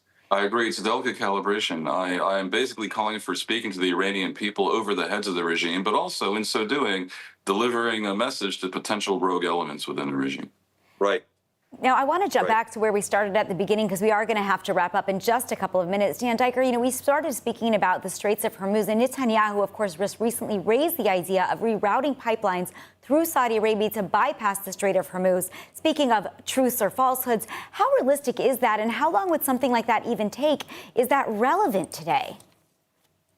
I think it is relevant, Mayan. In other words, there have been reports of potential pathway talks to normalization with Saudi Arabia, the United States is in a very advantaged position vis-a-vis Saudi Arabia. Clearly, there have been a lot of talks under the radar between the Saudi leadership, Mohammed bin Salman in particular, and the president and his team, and that we can see a scenario, a likely scenario, that if America uses its full force and takes control of the Iranian regime economy, essentially collapsing the viability, the economic viability of the regime, the Saudis will go with the winner, and the cost to the Saudis can be normalization, and part of the cost of normalization, even though there's a lot of upside for the Saudis, is an east-west pipeline that would go across Saudi Arabia, avoid the Straits of Hormuz altogether, and go up through the canal and into Ashkelon, and Haifa ports,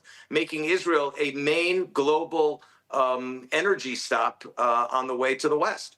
And I would just add that is very much in line with the several-year-old initiative called IMEC, which envisions India being part of a grand corridor, not just of land transport, but in general, a corridor going through the Arabian Peninsula, circumnavigating the Persian Gulf entirely, through Israel, onto Europe, envisioning regional infrastructure integration. It could be spectacular, and this, weirdly, could accelerate it. Yeah. And so just to wrap us up, we really only have about 10 seconds left. Dan Zeiker, I just want you to give me a vision then for whether or not the Israeli people are going to be able to sustain through the Passover holiday, and who knows how much longer. Do we have the strength to do it? Really, 10-second answer to give us a moment of hope. 5 seconds. The Jewish people have survived 3,600 years of dictators, and they will get through this latest challenge by the Iranian regime's dictators as well. I'm fully confident of that. Thank you so much, because we always like to leave on a positive note, but unfortunately we are out of time. So I really want to thank both Dans for being here tonight, and I want to wish all of our viewers a safe and pleasant evening.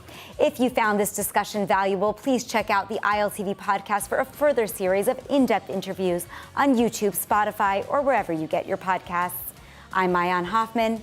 Thanks for watching. We'll see you next time.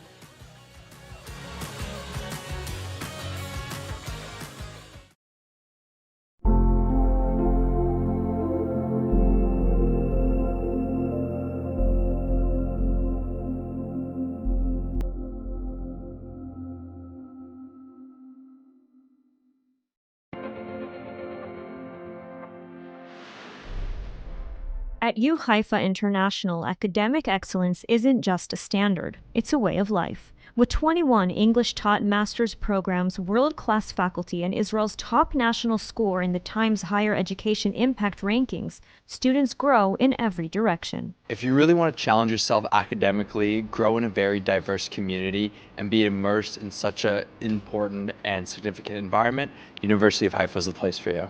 Located on the stunning Carmel Ridge, the U Haifa blends academic excellence with a welcoming community. U Haifa International has a great combination of top-notch academics with a great community of students.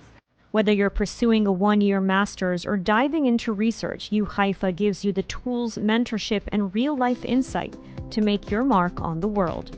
U Haifa International. Master your mind, live your Israel experience.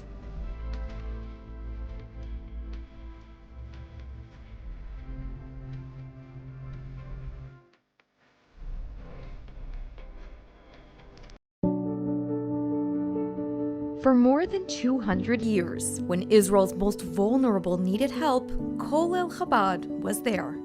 When families can't afford food, when seniors are alone, when children are struggling to survive, Kol El Chabad steps in with meals, essentials, and dignity. Right now, thousands of families across Israel are counting on that help, and you can make sure it reaches them.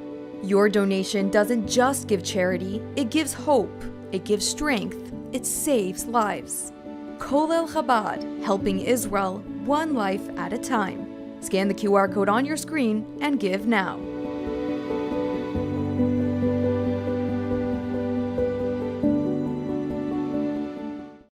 ILTV News, your source for Israel in English. Reporting from the ground where it happens as it happens. An authentic, trusted voice in daily Israel news. Airing on 11 international TV channels and now launching a 24/7 Israeli news channel. Reaching millions every month across all social platforms. Independent, real, powered by truth. We don't just report, we connect. Thanks to a worldwide community that stands for truth. This is ILTV, your source for Israel in English. Clearly, while the frequency and intensity of these ballistic missile barrages and the number of missiles is decreasing and has decreased, what seemed to be increasing is the use of these new tactics, and in particular the cluster munitions, and possibly now they're employing even new tactics to try to get through Israel's defense systems with these larger possible munitions. Hello and welcome to the ILTV podcast. I'm Ayan Hoffman, executive editor of ILTV, and we are so happy to have back our viewers and our listeners. Now, obviously, with the ongoing war between the U.S., Israel, and Iran, we are going to continue on that subject matter. And today I have for you John Huddy, a senior correspondent for Newsmax. Welcome, John. Well, it's good to be back. Yeah, it's been for a little sure. while. You know, we brought you in the last war. Now you're here back in Israel for this war. Maybe if we didn't have any Unfortunately, it war. always takes a war for me to come back. That's Hopefully right. that'll Well, change. You know, you've been here, though, now for the better part of 3 weeks or more, right? You've been covering the war day to day, in and out, seeing what's going on the ground with your own eyes. Yes. Where have you been? What have you seen that's been most impactful? Well, I've seen a lot of the cluster bomb attacks. I mean, just getting here was a story in and of itself because I was supposed to fly out February 29th. And I would have flown that Friday, but I had to get an emergency passport, so I woke up the next morning and I said, well, I guess I'm not flying at all. Right. So I had to take a flight from Miami, where I live in South Florida, through London Heathrow to Cairo to Sharm el-Sheikh, then to Taba across. So that was just a hop, a skip, and a jump to get here. But I made it here, and then sure enough, as soon as I got here, that's when not only the Iranian ballistic missile barrages continued, but the cluster munitions. So I've been on the scene of some of those attacks in Ramat Gan when the elderly couple was killed, and that same day, as I was reporting, another cluster bomb dropped just around the corner, as you're aware. So seen the missile impacts, you know, the different strikes, and you know, that and just daily life, people carrying on with their daily life amid the sirens and the alerts, but trying to just trudge ahead during a difficult time. Yeah, 100%. And I know you're sitting in on the IDF briefings. You're hearing what's being said behind the scenes, going out to these scenes of the rocket fire. Right. Bottom line, I mean, just even in this, last several days, we've had the attacks in Arad and Dimona, huge ballistic missiles, hundreds injured. We've had attacks in Tel Aviv, large fires, injuries happening in those scenes. Are we winning the war from your perspective? Depends what war. Right. So Break you have the military campaign, and I think yes, we being the United States and Israel are completing objectives of degrading Iran's military capabilities and certainly their ballistic missile launching capabilities. It's not eliminated, as we've seen. So as far as a military objective, it looks like we are accomplishing those goals, right? But then there's the propaganda war. There's that other front, right? You've often heard, and your viewers and listeners have probably heard about the 7th Front War. Then there's the 8th Front. We've talked about this. Yeah. That's the information war. So, and that's a question that I asked the Prime Minister the last time I was here. Is Israel winning? He said, no, I don't think we are, honestly. So, I mean, that's up for debate. I don't have an answer to that. But as far as the military objectives, it seems that way, but then there's the day after, the end game, and what is that goal, and what does that look like? And certainly we've heard the Prime Minister and the President of the United States both speak about the idea of regime change in Iran. Not that they're going to bring about regime change, but that they're going to prepare the country so the people can bring about regime change. Do you believe that's going to happen? Because I think there's a lot of question marks around it. Well, that is, I think, the fundamental question, right? I mean, what is the end game? Prime Minister Netanyahu talked about a ground component, right? And that, in order to enact regime change in Iran, some speculated that means ground troops, maybe U.S. ground troops to secure the enriched uranium. But, this is a question, and the question that I've had, And this is a question, even after the attacks on October 7th, quick story, and I think I've told you this story, myself and other members of the foreign press, and you included, I believe, in Israeli media, were taken, we were taken to a base in central Israel to see the 43 excruciating minutes of the raw Hamas body cam footage. Afterwards, we had a Q&A session with Brigadier General Mickey Edelstein. And the question, my turn came, I raised my hand, and I said, the IDF's goal is clear, to destroy Hamas's military capabilities. But how do you destroy the radical Islamist ideology that has fueled Hamas, Hezbollah, and really, and I didn't ask about Iran, but that's what I was leading to, the rise of the Islamic regime? That's the harder fight. That's the tougher battle. How do you win the quote-unquote hearts and minds of the people so that they can enact a change and take back their country? I think that's a fight and that's a battle that's going to last years, even after the military campaign is done. To me, that's the crucial question. John, in Israel, there's a word, it's called sevev. It's like a round, right? We have several sevevs of escalation. So we go and we fight Hamas, we pull out, we get a couple of years of quiet, we go back, we fight Hamas again. Do you think then, based on what you just said, that if it's going to take years for the hearts and minds to change, for the regime to fall, if they do, they even do, that despite our military successes now, if we take out, we said it, I think recently, 70% of the ballistic missile launchers, okay, so that's the estimate, that's the estimate right now. That still leaves them quite a number of launchers, but let's just say we get it down to 90%. But then if it's a sevev, if it's a round between the 90 that are taken out and the other 25% that they reconstitute, won't we be back in the same place if we don't have this regime change? Well, I hope not. I mean, I think the goal ultimately from a military objective is to degrade the IRGC and Iran's capability so they don't have the ability, at least for the next 10, 15, 20 years, to launch any type of attack on, their neighbors, but specifically on Israel, and to put Iran in such a position that they don't have the ability to fund and support their terrorist proxies, notably Hezbollah and Hamas. But speaking of which, Hezbollah still has an estimated 15 to 20,000 fighters in Gaza. We're seeing that. They've been degraded severely. They've been decimated, their military capabilities, but they still have capabilities. And even now, as we speak, Hezbollah poses a continuous problem for Israel that will likely remain a battlefront and a fight after the campaign with Iran is over. Yeah. So I don't have an answer to that question. I think the military objective is to degrade their military capabilities so they can't launch attacks. But really, it comes down to the people and how do you eliminate that radical Islamist ideology, if at all. Yeah, and it's actually quite disconcerting thinking about that, looking, a year after the Hezbollah ceasefire that you mentioned, and still seeing Hezbollah continue to attack Israel day in and day out, as part of this war against Iran. But John, I want to get personal for just a minute. I mean, boy.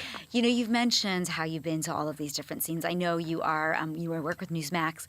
You have a wife from Israel, children that have Israeli citizenship then, I'm assuming, and you understand what's going on here. How do you separate these scenes and do your job so objectively, and I do think you do, from what you see on a day-to-day basis? Well, I try to be objective despite my personal connection to Israel, and that's something that I've talked about before. I do have a personal connection. And look, even before I married an Israeli, I lived in Israel. I worked here. I studied the region. I reported on the region. I traveled throughout the region for 4 years. So I have the background, the experience, a knowledge of the complexities. So that helps, I think, with my understanding and with my reporting and with my focus. It's hard because of my personal connection, but I think in the day-to-day covering the nuts and bolts of a military operation and a war, you focus on those facts and the day-to-day, the grind of the war and the information coming, and you try to ask tough questions of the IDF and Israeli leaders and U.S. officials as well, and I try to do that to the best of my ability. But it is tough, because I have a personal connection. And when you go home, do you ever break down? Do I break down, From what you've seen, I mean, I'm just You're thinking, really trying to get personal. Sorry, but I'm just thinking, I mean, I know As far as how you feel about it. I think about my own self here. I live in Israel. I have children as well. And, you go to a scene and you hear, in Arad or in Dimona where children are in severe condition, and you understand that a ballistic missile is fallen on this building, and it could have been your building. Well, I've been doing this job for a long time, so I have to separate the personal from, and have the tunnel vision of being in the field, focused on my job. I'll give you a story real quick. Okay. When I was a reporter in New York, I was a reporter in New York for about 10 years before I then came to the Middle East. This is years ago, and we were covering the Sandy Hook Elementary School massacre, that awful massacre where the guy went in there, opened fire, and I think it was on a first grade class. We were heading up to the scene of that. In Connecticut, and my photographer, wonderful guy, had children the same ages of those in that class, and he was breaking down in tears as we were driving, and I put my hand on his shoulder and I said, Ken, don't think about the details. Focus on the job. We have a job. Focus on the job. Do not think about those details right now. Okay, let's just do our job. Go home tonight, hug your children. Easy for me to say at the time. I was single, I don't have kids, now I do. So yes, it's hard for me to see some of those things, whether it's here in Israel, whether it was in Ukraine, covering the war in Ukraine. When I went, I was one of the first journalists into Bucha after the Russians pulled out, and there was probably a 300, 400 meter long Russian armored brigade that was decimated, blown to pieces. And inside one of the APCs was a teddy bear, a burnt up teddy bear. And regardless of what you think of who's right, who's wrong, I immediately started thinking that probably was a father, maybe his child gave that to somebody, one of those Russian soldiers, and that has stuck with me. So as far as do I ever break down, I've had tough moments. I try to process a lot of this stuff later. And it's not really until later that some of those things come up, and that's for therapists and psychologists to work out. Not necessarily for me to break down right now, but in the moment, focused on the job. It's later when I start thinking about what I just did and what I just went through, then sometimes it becomes it wears on you a little bit, as I'm sure you know. Yeah, I know they've even had studies recently about the impact, from October 7th on journalists here in the country who've been out, who've seen those videos that you talked about, been in the South and the North during this, and they're starting to see the impact, and that's really, why I ask. Now, you've actually been sent here for almost every major escalation that's happened since October 7th. Why do you keep coming back? What draws you to cover this country during wartime? Because of my personal connection, because I love this country. I mean, I'll take my journalist hat off. I have a great respect and admiration. I love the country. I love the people. I love the culture. I love the history. I love the intersection of all the major religions, putting aside my personal connection to the country. And also, I've covered this region for as long as I have. So I do think I'm not an expert on everything, but I do have an understanding of a lot that puts me in a position as senior correspondent for my organization and as a journalist to be well equipped to be here covering these often very dynamic and complex stories.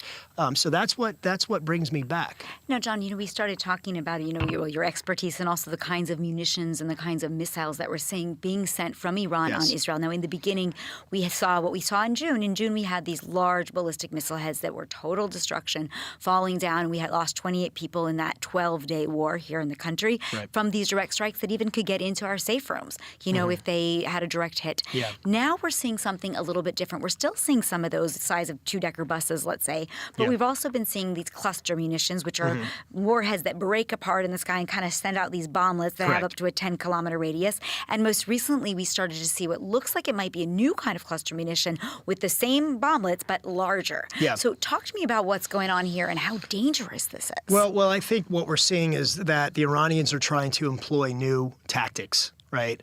Warfare tactics and strategy to try to evade Israel's, multi-layered missile defense system. You have Iron Dome, David Sling, Arrow 2, Arrow 3, along with U.S., THAAD, and Aegis systems too. So I think the Iranians now, they're trying to inflict as many casualties with less that they're using at this point, and instilling as much fear, which is obviously the definition of terrorism. So the cluster munitions, when I got here, when I finally got on the ground here, I think it was March 1st, literally a day later or 2 days later, being outside, reporting live, looking over the Tel Aviv, Central Israel skyline and the interceptions, I saw the first time these cluster munitions, fanning out, as you say, over the sky, and they have a radius of about 10 kilometers, 5 miles, right, give or take. And that's when I first started seeing these cluster munitions being used. So clearly, while the frequency and intensity of these ballistic missile barrages and the number of missiles is decreasing and has decreased, what seemed to be increasing is the use of these new tactics, and in particular the cluster munitions, and possibly now they're employing even new tactics to try to get through Israel's defense systems with these larger possible munitions that are being deployed from their missiles. Now, if it does turn out that they are able to deploy more of these larger cluster munitions, would you expect that we're going to see many more casualties in the coming days or weeks? I hope not. I can't answer that. True. I don't know. I think one of the reasons. I mean, when you look at from a military perspective, they're not really. The Iranians aren't achieving much, right? I mean, certainly Israel and the United States, is putting them, degrading their capabilities. They're not really, when these hits are happening, it's awful, the people that are getting injured, and of course the couple that died in Ramat Gan. But fortunately, Israelis know the drill. They know the protocol, the safety protocol, to get into bomb shelters, to get into the protective spaces, and that's what they're doing. I think if people weren't, the casualty rate would be a lot higher. And I think that's an important message for our listeners, because I think as people start to see fewer people die, they think, well, then it won't be me, and are not necessarily going to that shelter. So it is very, very important to continue to go to those shelters. People can't let their guards down, and I need to do the same, to be honest. Well, I didn't bring it up. I'm not going to be responsible for that part of the podcast. I need to kind of get out, and do the same thing. I think you were the one describing that interception overhead, so I'm assuming that means you saw it. When you were out in the shelter. I mean, a few times I've been out there and watching and describing and then kind of scampering into, relative, cover. But I'm doing that a lot more. And certainly, after the attacks on October 7th, I was taking it more serious, because clearly, Hamas had increased its arsenal and bolstered its weaponry to attack harder and with a longer trajectory, right after Operation Protective Edge in 2014. That's one of the things that I noticed that Hamas did. They clearly bolstered their arsenal of rockets and the range and the lethality of those rockets. So I think with Iran, they're not firing as many missiles, but they're trying to employ new tactics to cause more casualties. But Israelis, again, know the drill, are adhering to the safety protocols, and should not let their guard down and continue to do that. Now, let's talk a little bit about negotiations. We heard earlier this week that U.S. President Donald Trump claims there are negotiations going on with the Iranians to halt their nuclear program, and that maybe they'll come to some deal. He made a post on his Truth Social saying that there would be 5 days of no attacks against any of the energy infrastructure. Right. That happened, of course, on the same day, I believe, that Israel attacked some of the energy infrastructure and made a blackout, in Tehran shortly before that post came out.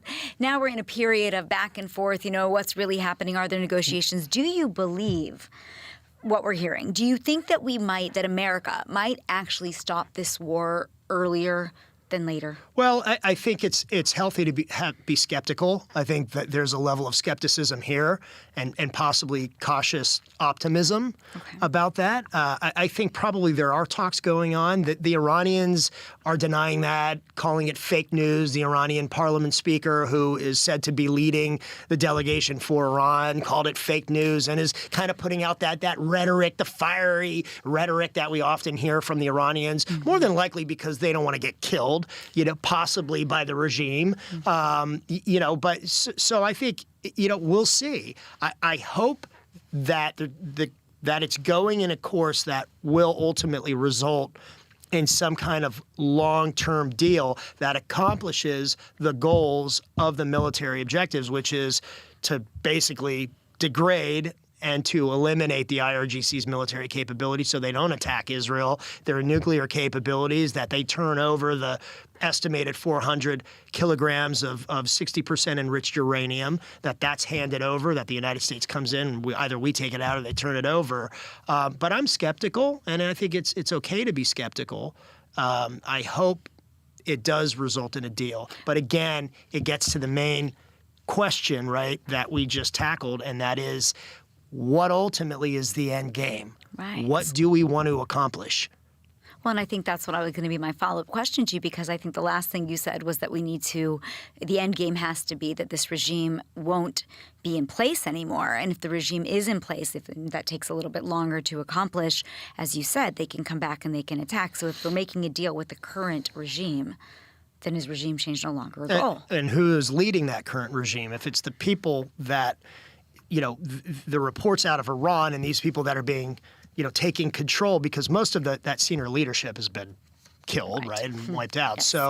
So then look, I mean, the U.S. track record on regime change hasn't been very good. So that's what makes me skeptical and concerning, is hopefully this has been gamed out. I assume it has by Israel. I hope it has by the United States, as far as a year to 5 years from now, after this operation. What does that look like on the ground? Who takes over? Because as history has shown, it hasn't always played in our favor, both collectively, the United States, Israel, and our Western allies. Now, if Trump decides to sign something and pull out earlier, do you think Israel can keep going? I think Israel can keep going, but that presents a serious challenge for Israel and Israel's continued multi-front fight. Mm-hmm. Because, I mean, even after, as I said, the Iranian operation and campaign wraps up, however long that takes. Now, I've heard from my sources and IDF officials it could take weeks, if not months. I heard a number out there, 6 months, possibly. I don't know that. That remains to be seen. I think Israel can, but then there continues to be these other fronts. There continues to be Hezbollah. There continues to be Hamas. And let's not forget about the West Bank. Let's not forget about some of those cells operating in Palestinian territories, Judea, Samaria, right? 100%. That's another battlefront and has been for decades. Yeah.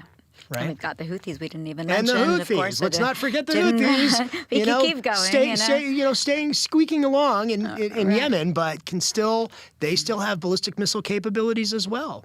For sure, for sure. Now, we're seeing some incredible coordination between Trump and Netanyahu. I think actually unprecedented, at least from what it looks like on the outside. Definitely. Newsmax sits in a unique position because Newsmax is quite connected to the White House, but also here in Israel really enjoys real access. So, John, from your perspective, from both of these sides, do you think that coordination is as real as it seems? And how lock and step are the president and prime minister? Well, I think the coordination is real. The friendship is real. There's no doubt in my mind about that. And President Trump, the day after I covered the election, I was at the Trump campaign headquarters in Palm Beach and near Mar-a-Lago, and it was clear the president sent a very, very clear message the day after the election, and that is he was standing firmly with Israel. Just some of the appointments right off the bat. I think Huckabee, Ambassador Huckabee was one of his first appointments. Yeah. And Huckabee is said to be more Zionist than Zionist, even as a Christian, and he has been a long supporter and friend of Israel. And that became very abundantly clear that President Trump was standing in solidarity firmly with Israel right after the election, and then with his first appointments upon being, taking the oath of office. So I think it is real how lockstep they are as far as the operational campaign. Look, Israel has its military objectives and is following through, just like you said. Like the president said the U.S. wouldn't strike, Iranian energy assets. Well, a little different from Israel's perspective, perhaps, and even as the president is saying, we're going to see how this goes over a 5-day period. It doesn't mean airstrikes and the military campaign is over. It's ratcheting up even more on a daily basis. Israel launched another broad wave of intense strikes, and the United States to an extent too. And by the way, the U.S., as we're talking right now, still has 3 amphibious assault warships heading to the region, 2,500 Marines, and there's even now discussions about sending the 82nd Airborne and another whole contingent of several thousand soldiers to the region. So, make of that what you will, but are we in lockstep? We have very close coordination, and we're seeing that, and it's incredible. And I think the message has been sent to the world and to our adversaries, this is what we can accomplish, and this is what we have. So be very careful. Yeah. Now, speaking of these troops that you just brought up, and you mentioned before the idea of potential ground troops in Iran, do you envision at some point Israel and or the United States needing to finish off this campaign by putting troops on the ground, whether it's to support the Iranian people or to get the enriched uranium or for another objective? Well, again, it goes back to if a deal is made, a deal, quote unquote, what that deal entails, what it looks like, the President Trump said in his remarks this week that the Iranians had agreed to 15 initial points. And, points he said 1, 2, and 3, no nuclear weapons, and to turn over the enriched uranium. And does that mean, our Delta Force goes in or possibly a joint contingent of U.S. Israeli special forces goes in and takes that out? But how do we know all of it's gone? Right? So what are the parameters here? Is it a phased deal approach, kind of what we've seen with Hamas in Gaza? Is that what's being coordinated? I don't have an answer to that. So I can't answer that question. I think the American public doesn't want boots on the ground because we've seen what that looks like in the past, and that doesn't always turn out very well. Well, at least it didn't in the last 2 campaigns. No, it didn't. So I don't think the American public's going to go for that. And I think the president, probably feels the pressure. And look, when it comes down to it, Americans, it's about money. It's about the economic, it's about their pocketbooks, their wallets, right? Right. Like what impact is it having? And if this impact, short-term pain for long-term gain. But if that short-term pain is lasting over the course of several months or the next year, that could have an impact, on public approval and disapproval of this operation and campaign. And that could have an impact on the midterm elections. Yeah, which was really my next question. Does winning the war guarantee Trump more success in the November midterms, yes or no? Well, that's a good question. I'm not a man. I think yes, it could. Yes. But again, what does winning the war look like? What does that mean? Yeah. What does that mean? If the U.S. people feel that America won the war, their pocketbooks are okay. Things are getting better. Gas prices dropped dramatically. Yeah. We got the uranium. There's going to be peace in the Middle East. Hallelujah. Yeah, everybody, we're breaking bread with the Iranians. Yeah. Presumably, that could be good. But then you got a lot of other stuff happening domestically in the United States. Right. So, there's it's a good question. It's a tough question. I can't answer that. I think it won't hurt. I think it'll help. But if things don't go in the right direction, I think we know the answer to that. And interesting. So I want to wrap us up, but I want to take that same question over here to Israel. As you said, you lived here in the region a long time. You lived in Israel a long time. You've been covering it. You certainly have the ear of Prime Minister Netanyahu. You interviewed him not so long ago. I don't know if I have his ear, but... Well, certainly you get to listen to him with that question. So maybe that's a better way to put it. Maybe he has your ear. I'd like to think I do. But John, you really are familiar with what's going on here. Let's talk a little bit about the Israeli elections, because as you know, we also have to have elections sometime in 2026, October, November, most likely. So what do you think this war really means to the Prime Minister? What will the impact be of? I think it's his legacy. That's what it means. I think it's his legacy. I think that this is what Prime Minister Netanyahu has talked about for 47 years, right? Is dealing with this Iranian threat. It all comes down to dealing with the head of the snake, the head of the octopus, whatever analogy you want to use. But you deal with the head of the snake, then you deal with its proxies. Yeah. Hopefully, right? Or maybe you deal with the head of the snake and the proxies disappear. Well, yeah, and will that happen? Will they disappear? Will they just become political parties? There's a lot of questions. I mean, I can't predict the future, but I think that's the hope, is that the trajectory, if this goes in the right direction, could perhaps, I think the hope is that there will be sustainable peace like we've never seen. Right. And I pray to God. I pray for that. I hope that, I'm going to get emotional. Sorry. I was going to say that I hope that my children, right, who are 3 and 7 years old, are not going to be fighting in these wars. Yeah. I pray to God that they're not going to have to see what we've seen, what your country has gone through, that trauma, that they never have to experience that one day I can bring them back here and I can take them, to northern Israel, which is like one of my favorite places on earth, and go across and have, hummus in a Lebanese village, or drive up the coast. I hope that we can do that. Yeah. I really, truly pray for that. Yeah. Wow, John, it's such a beautiful vision and a great way for us to... Sorry, I don't want to get emotional. No. Well, you never break down. But I feel strongly. I mean, you can see. Yeah. I really hope that they don't... there's a line that I often... This goes back to a question you asked previously about covering war.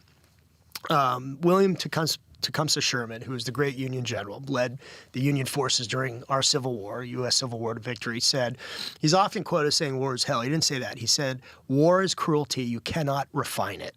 War is cruelty, you cannot refine it, and that's why it must be avoided at all costs, if possible.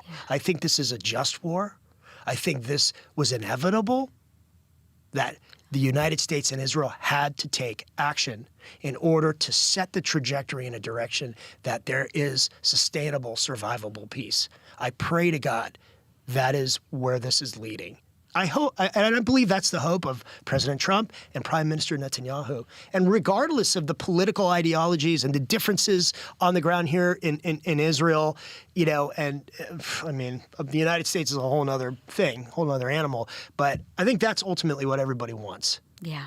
To get to that point. Agree. All right, John, unfortunately, we are out of time. John Huddy, senior correspondent for Newsmax, thank you so much for joining. Thank you, Mayan. Appreciate it.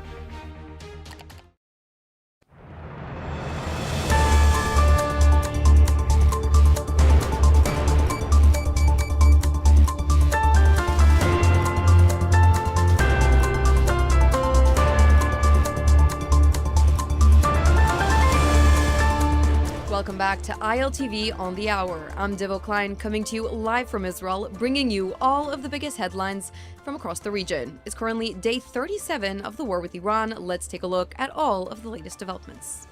Dramatic developments this morning. The missing U.S. navigator has been found and rescued in a daring operation, this according to President Donald Trump. In a tweet released to Truth Social earlier this morning, Trump says, quote, "We got him," adding that the crew member was now safe and sound. American sources say the high-risk operation was carried out by a special commando unit backed by massive air cover and CIA intelligence, with dozens of aircraft deployed to secure the extraction from hostile territory. The successful rescue of the navigator follows an intensive 2-day search where both American and Iranian forces battled to locate the crewman in Iran's mountainous terrain. Video footage from the operation shows massive explosions upon his extraction. His rescue took longer than that of the pilot of the same downed F-15E fighter jet. Now Trump is hailing this operation as one of the only in U.S. military history where two extraction operations behind enemy lines left no casualties to personnel and, more crucially, demonstrated pure, unbothered aerial dominance over the skies of Iran.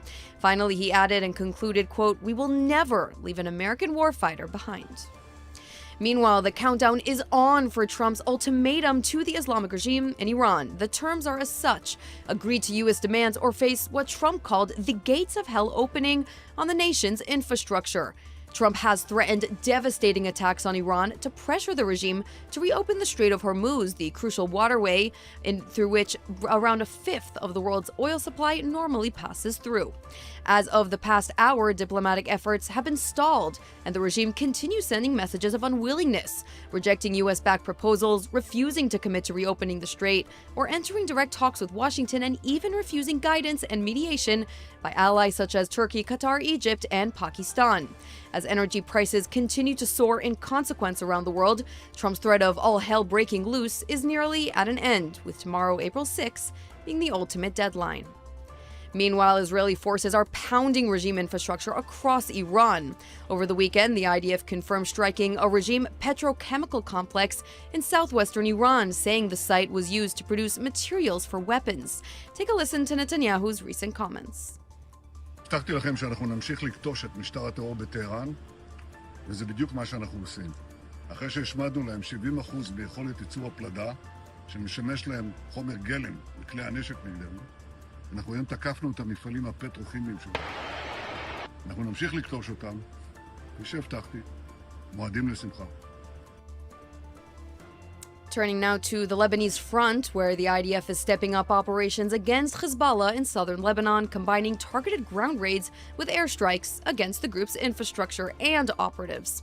A broader campaign to hamper Hezbollah capabilities is reportedly including multiple special units, with the Northern Front Command leading a coordinated ground offensive aimed at pushing Hezbollah forces away from the border and degrading their capabilities. Overnight, the IDF released the name of another fallen soldier from the battle with Hezbollah. The fallen soldier has been identified as Sergeant First Class Guy Ludar, age 21 of the Commando Brigade's Maglan unit from Yuvalim. May his memory forever be a blessing. An ongoing IDF probe into his death has hinted at the potential for an incident of friendly fire, which is tragic. May his memory be a blessing. And over the Passover holiday, Israel came under fire by the Islamic regime in Iran and by Hezbollah in Lebanon, but also by the Houthis in Yemen. The holiday began with chaos. Just an hour before the holiday began, the Islamic regime fired back-to-back salvos, triggering 5 back-to-back red alert sirens in central Israel. Multiple impact sites have been reported, and a few light injuries. One impact site actually blocked one of the central intersections in Israel, causing thousands of Orthodox Jews to be stranded on the eve of Passover. The fire did not stop there. Throughout the holiday, 9 impact sites were reported, including the home of an Israeli ultra-Orthodox Knesset member in Bnei Brak. Emergency services report impact sites in Ramat Gan, Givat Shmuel, Petach Tikva, and near Haifa, with homes, roads, and vehicles damaged in one of the sharpest escalations of rocket fire frequency in the past couple days. And that is a wrap for this edition of ILTV on the Hour. I'm Devo Klein, and thanks for watching.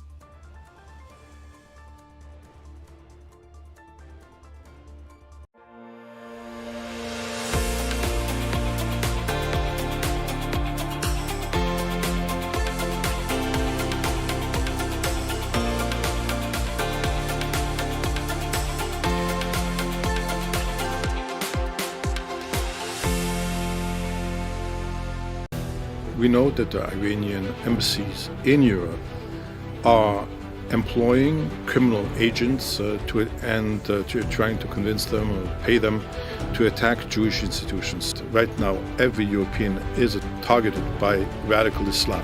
It is hard to bring your child to kindergarten in the morning with soldiers in front of the kindergarten, knowing that there are people out there who want to hurt your child, who want to kill your child.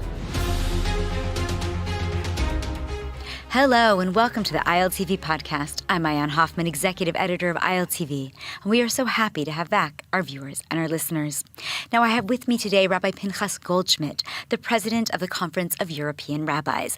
Welcome. Thank you, Mayan, for inviting me. Of course. Now, Rabbi Goldschmidt, you have been warning for years that anti-Semitism in Europe is rising. From your vantage point today, how serious is the situation right now? We have seen an uptick since the 7th of October, 23.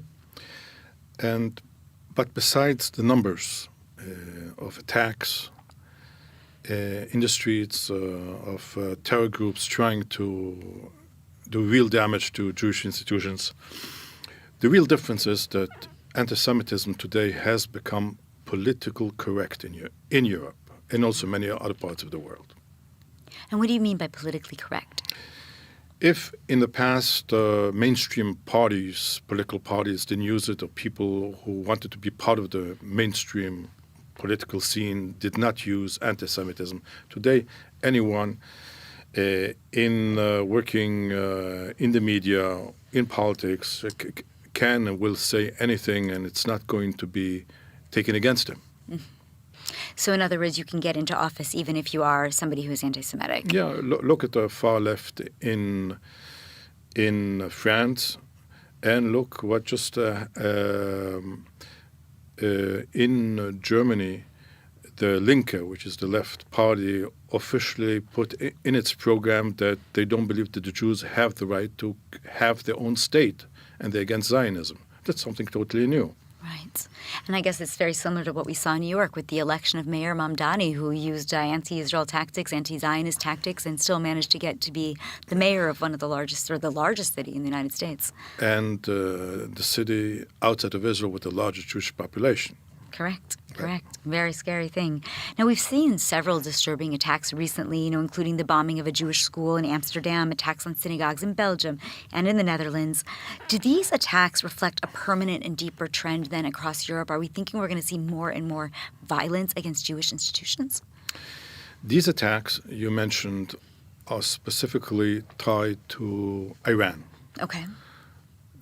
And we know that the Iranian embassies in Europe are employing also criminal agents to trying to convince them or pay them to attack Jewish institutions. So we have the information that those attacks were organized by Iranian authorities. Mm-hmm.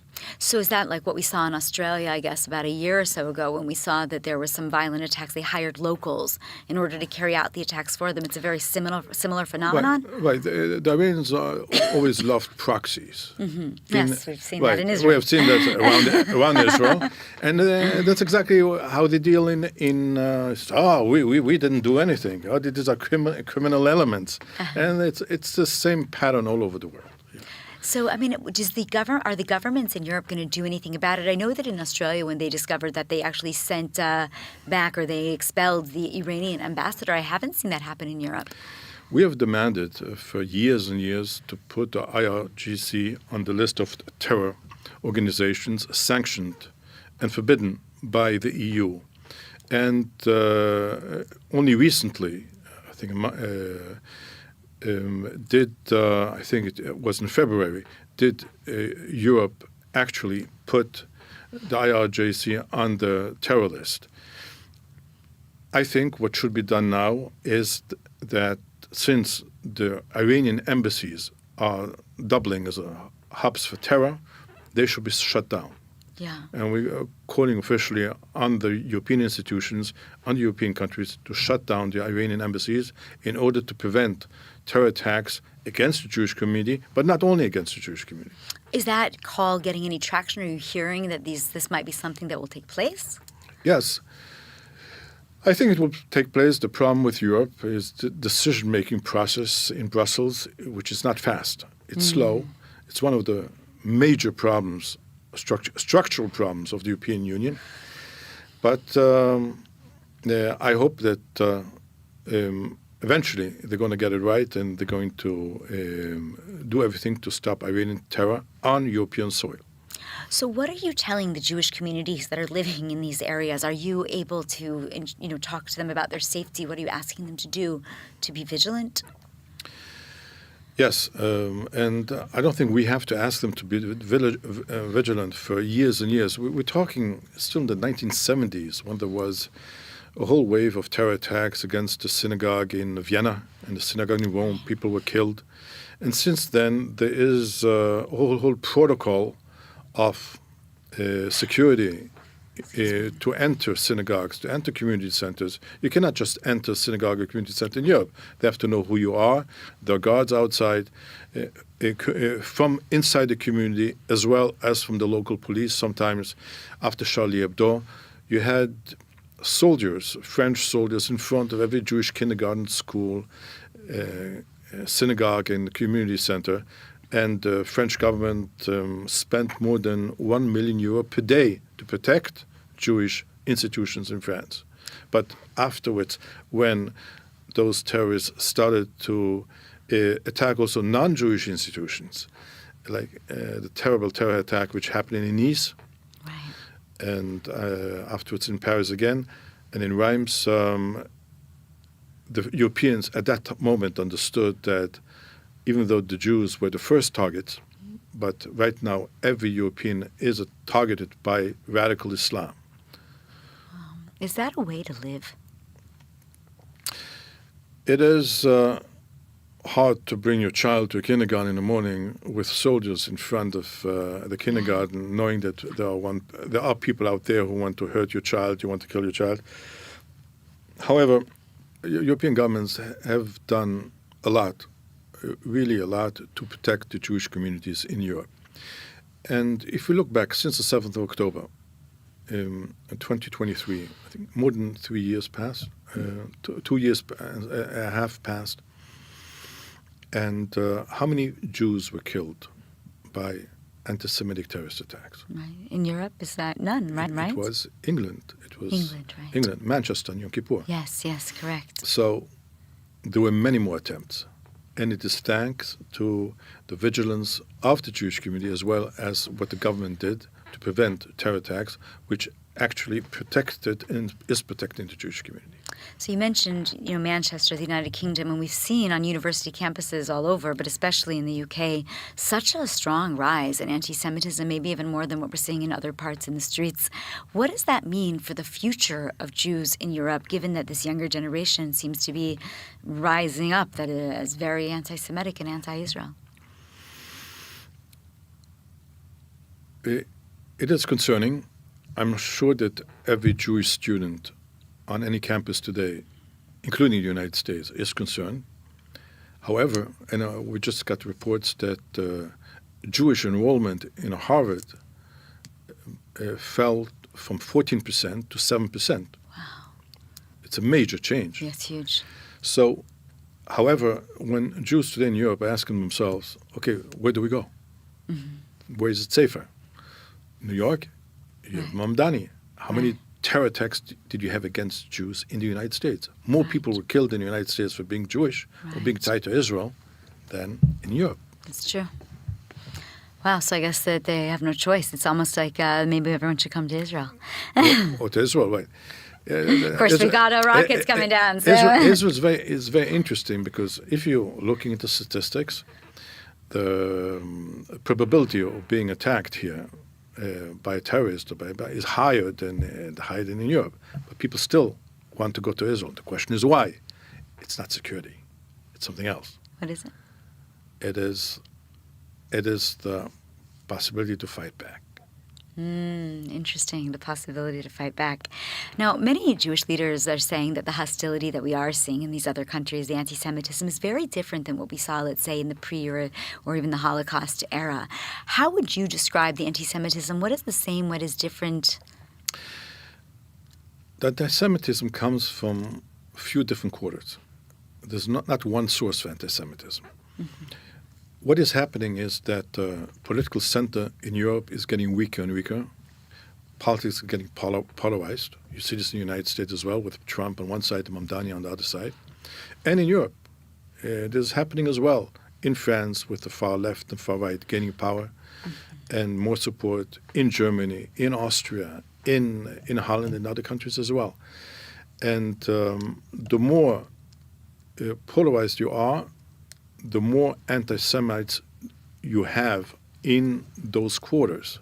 So within the AfD, I think at least half the party can be people who sympathize with the Nazi past of Germany.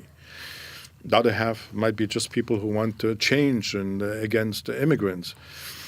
And anti-Semitism, that's one place where anti-Semitism is coming from. The other part is radical Islam. You have 40 million Muslims today living inside the European Union. and many have not been integrated. And the anti-Semitism is not just spontaneous. It's being financed and organized by countries like Iran, who are interested in dividing Europe and splitting and destroying the European way of life. And then you have the far left, and that's a far left, which is also extremely anti-Semitic. And the glue, which glues the far left to the radical Islam, is anti-Semitism. So do you believe that if the Iranian regime does fall, if Israel and the United States are successful in their war, that anti-Semitism will also decline in places like Europe?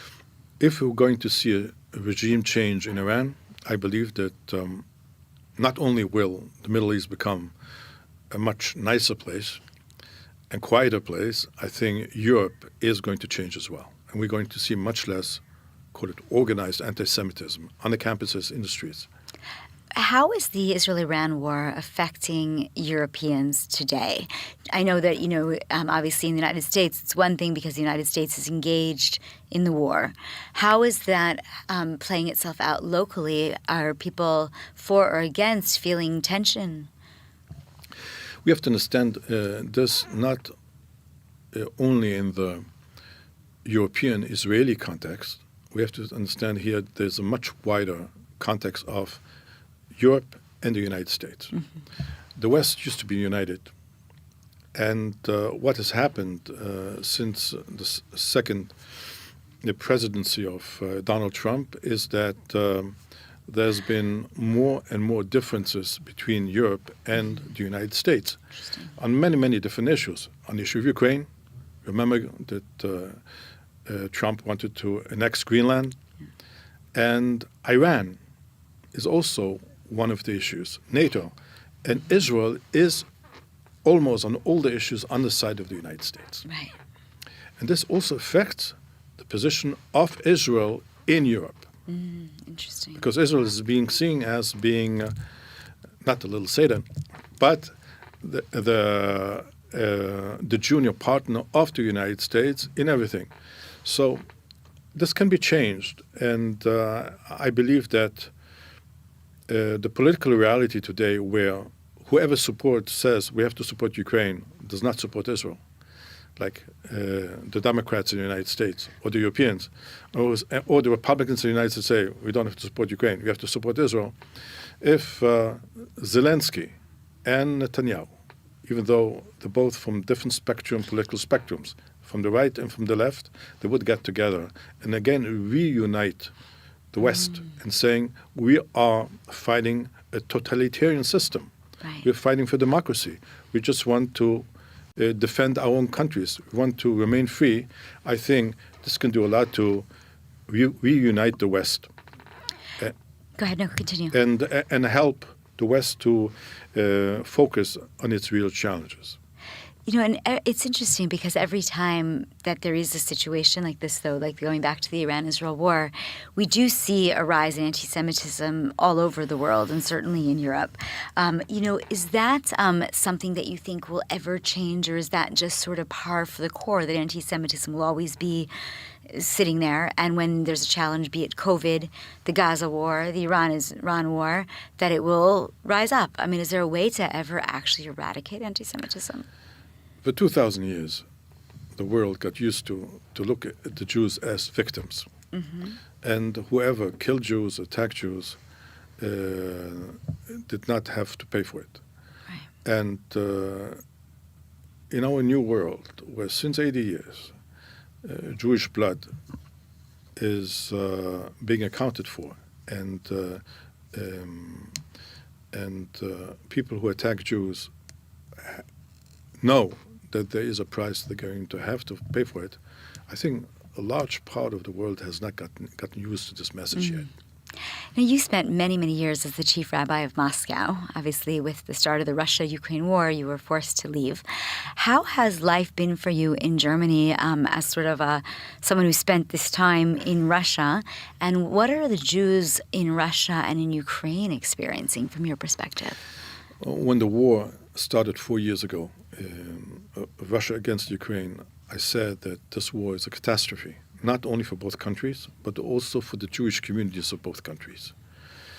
In Ukraine, a large part of the community just fled to Europe from Russia. I called a few months later on the Jews of Russia to leave because I saw the system under Putin going backwards and going back in many ways, without communism, going back to the Soviet Union, into isolation. And I believe that the Renaissance, the Jewish Renaissance, was started with Gorbachev, and afterwards with the establishment of the democracies in the former Soviet Union. This came to a halt at the moment the war started. And it's unfortunate because what has been built for more than 30 years, for my colleagues, the rabbis in Ukraine and in Russia, much of it is getting now destroyed. Wow. Do you see a future for Jews in Ukraine?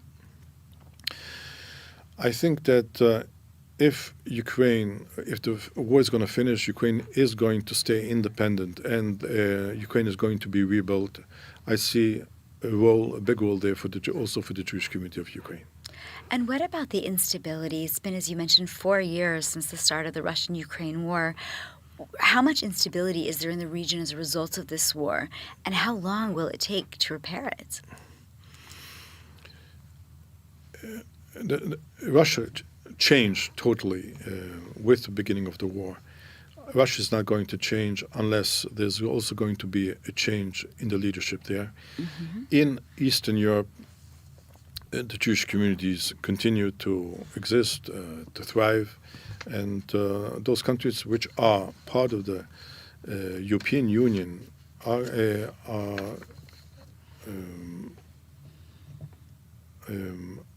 benefiting from all the pluses of the European Union. Look at Poland, the Baltic republics. Even though the Baltic republics always are scared, maybe they're going to be invaded by Russia as well. And now with NATO being on the question mark, the question is going to be, if Russia is going to invade the Baltic countries, is the United States going to come and help, or is this not going to happen? And under Trump, nobody knows.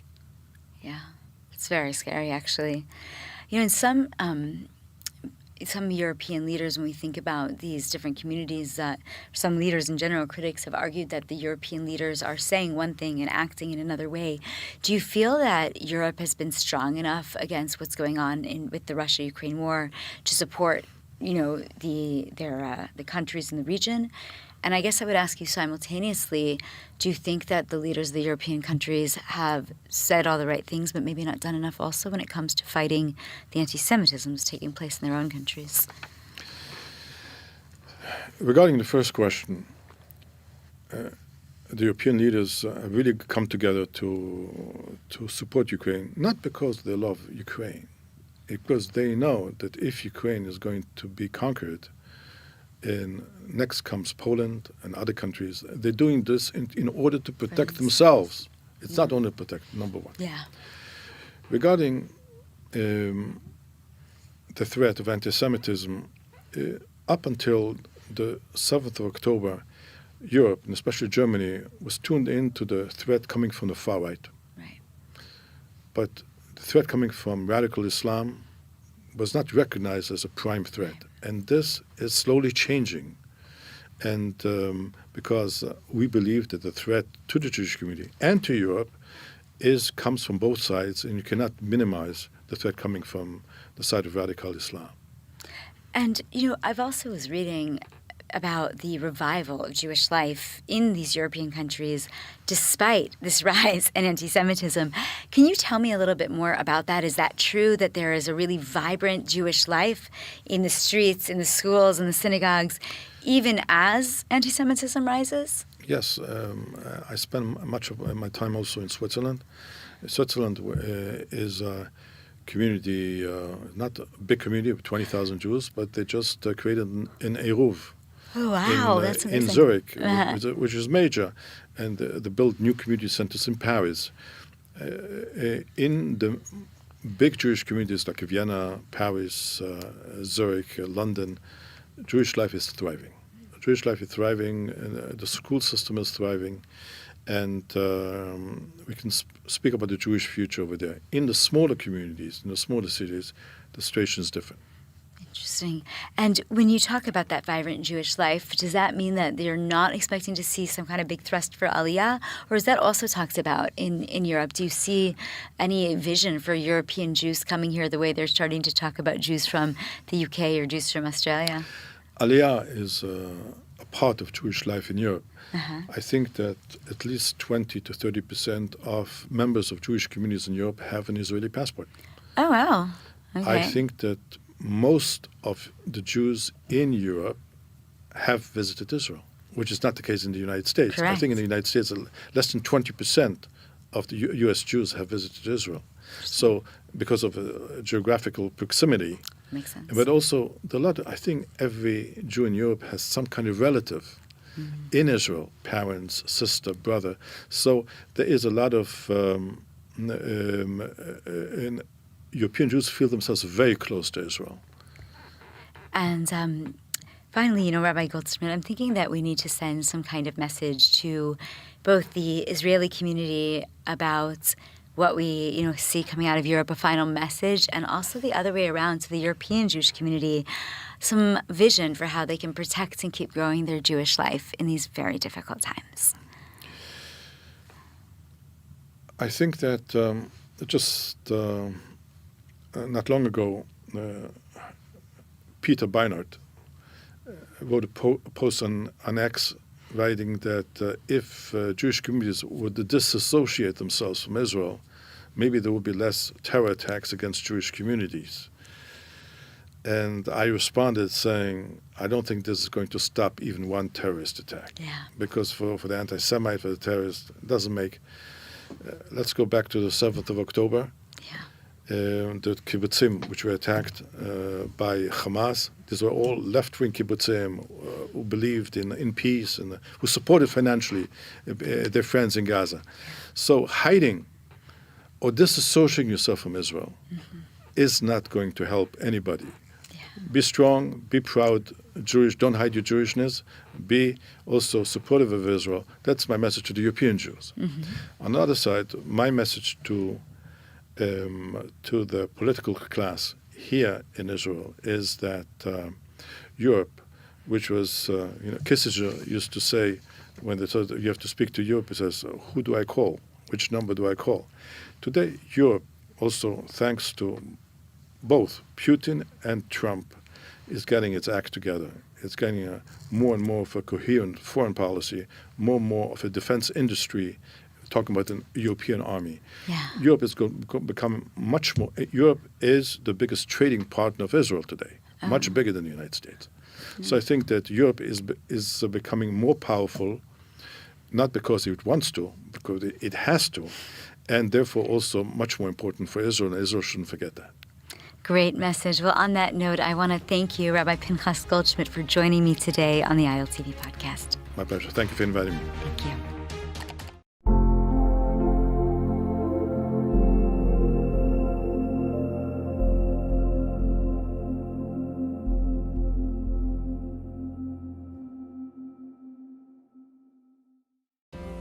We went to a brewery and I'm like, hey, do you want to order steak or a burger after we got beer? Yeah. And she said, no, I don't like eating restaurant food.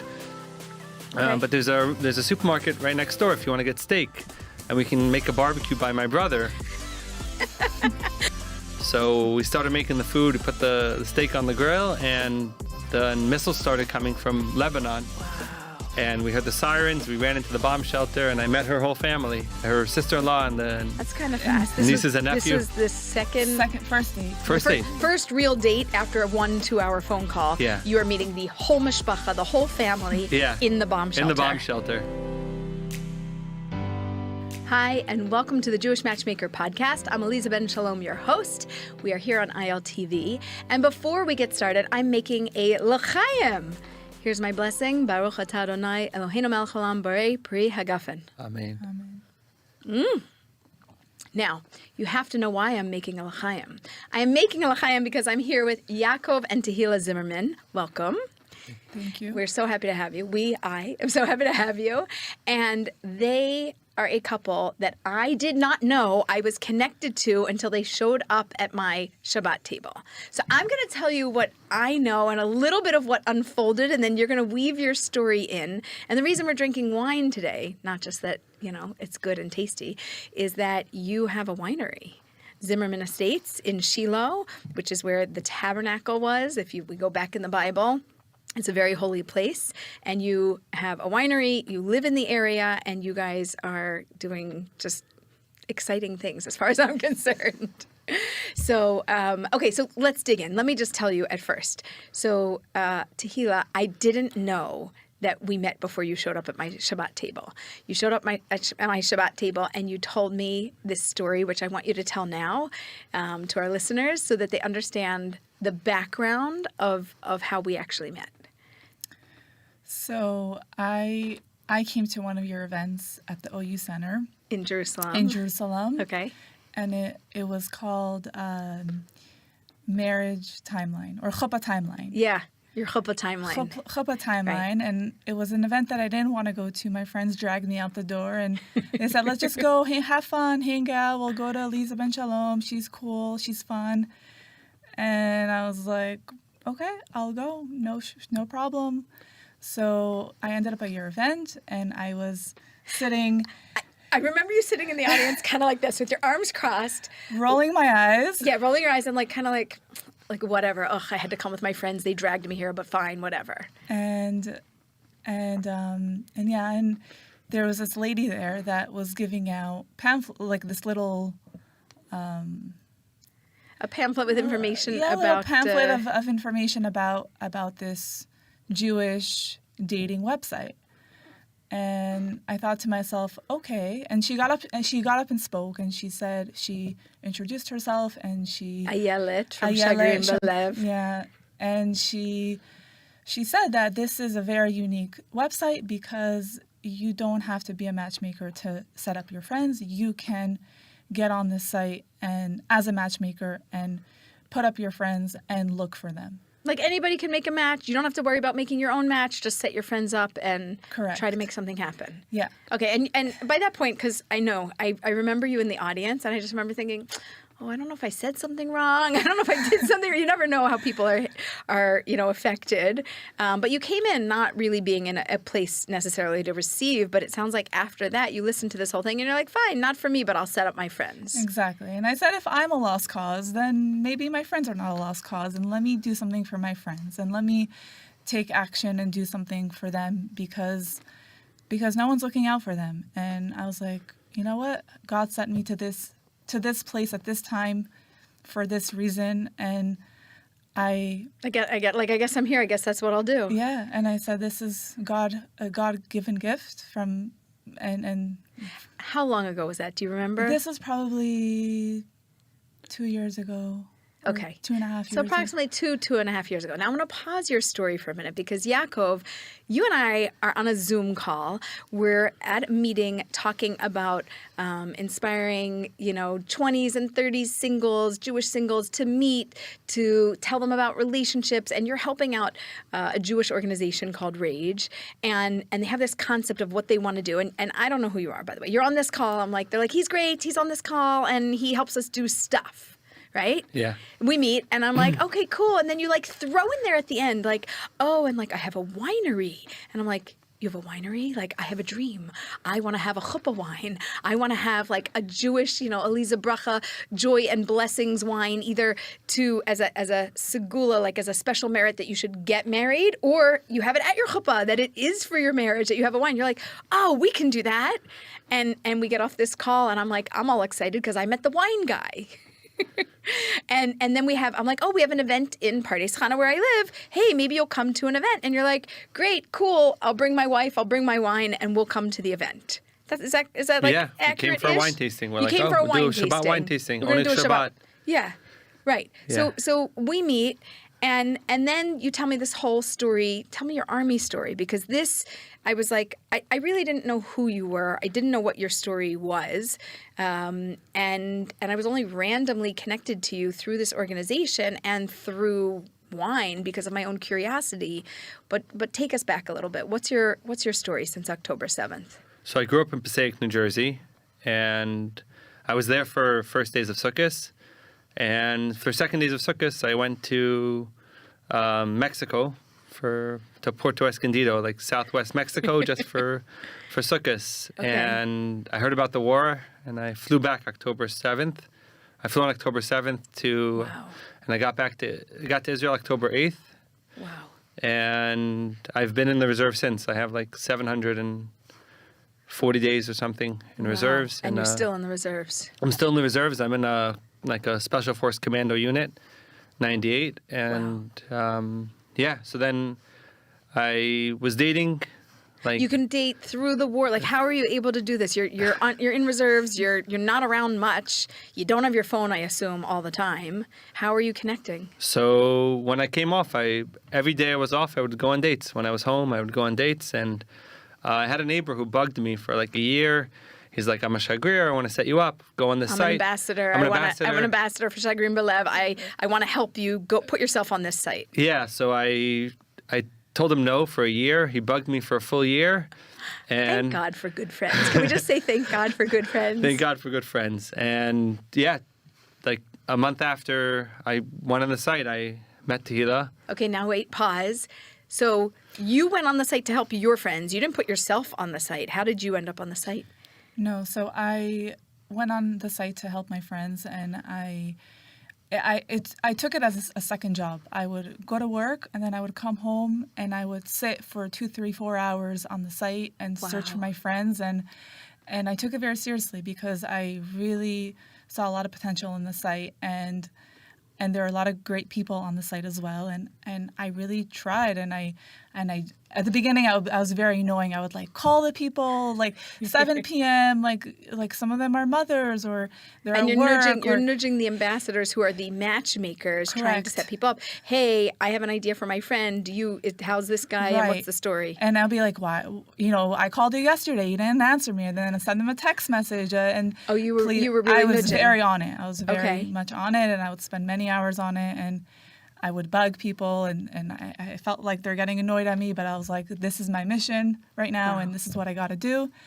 And then, maybe like 6 months after being on the site and looking out for my friends, and one of my roommates, I was living in Jerusalem at the time with 2 other roommates. One of my roommates was like, why don't you get on the site? I see what you're doing. Why don't you get on it? And I was like... You inspired her. Yeah. Wow. And I was like, no, like... I saw the thousands of guys on there. None of them are for me.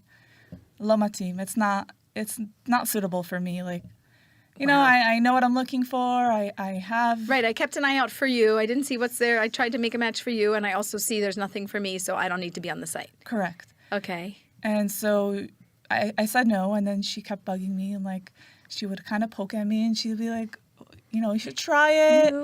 Come on, let's like... get on the site. What's the worst that could happen? And I said, after it took a few weeks of nudging me. A few weeks of nudging. And then I was like, okay, I'll get on the site. Okay.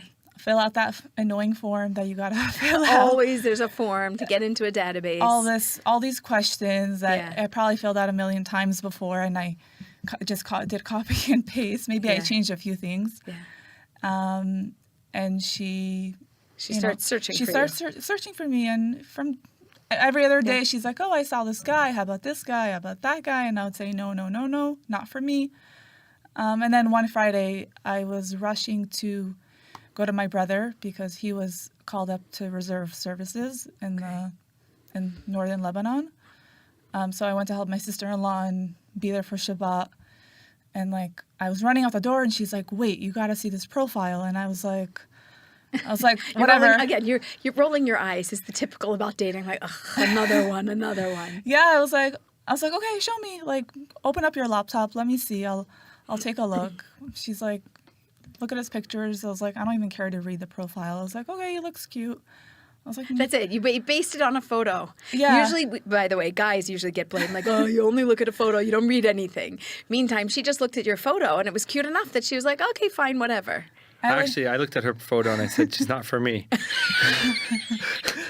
But I liked her profile. She said good things. Oh, he actually read the profile. He liked the profile, not the photo, and you liked the photo and didn't even know anything about the profile. I skimmed it. I read a few sentences here and there. I had to catch a bus to Enough. You were rushing out. You wanted to get her off your back. You're like, okay, fine, whatever. Yeah, it was Friday morning. And you morning. say, don't like the look, but whatever. Yeah, I said I liked she had good stuff to say. Like everything was what I was looking for. I was looking for, everything on her criteria, and just the picture wasn't a good picture. Yeah. So I told her, I said, listen, I'll call her up and talk to her on the phone, and then we'll see from there. But No, so you called her? So I called her. We spoke for almost 2 hours. Yeah. That's significant. On a Friday, yeah. And she was driving up. She was going up. And I was heading to Lebanon also. So we spoke on the phone. We were both heading north. And we spoke for almost 2 hours. It was a really good phone conversation. And then she ended it. She said, we'll meet up in the future, maybe. We'll see. Oh, like, that's I was like, not giving you confidence at all that she's into you. No, I thought she was not interested at all. I was like, okay. And wait, were you really interested? I said he's in reserves. Who knows when's the next time he's going to come out? You're busy serving your country. You're not going to be able to get married and build a family. So whatever. Okay, we'll see. One of those. She was playing hard to get. Yeah, apparently. So you go on reserves and you don't think about it for another minute. No. And what happens next? So then I actually got off for Rosh Hashanah. We went into Lebanon, the first invasion into Lebanon, and in October. And then I got off for Rosh Hashanah, and Erev Rosh Hashanah I call her up and I say, hey, you want to go out tonight? And she said, yeah, you can pick me up. So I borrowed my commander's. Is it the night before Rosh Hashanah? The night before Rosh Hashanah. So I borrowed my commander's private car because my car was in the south in our base. I drove a Hummer up to Lebanon from the base. Okay. And I took her out to a brewery in Katzrin on the Lebanon border, like in the Golan. Okay. And we went to a brewery, and I'm like, hey, do you want to order steak or a burger after we got beer? Yeah. And she said, no, I don't like eating restaurant food. Okay. But there's a supermarket right next door if you want to get steak, and we can make a barbecue by my brother.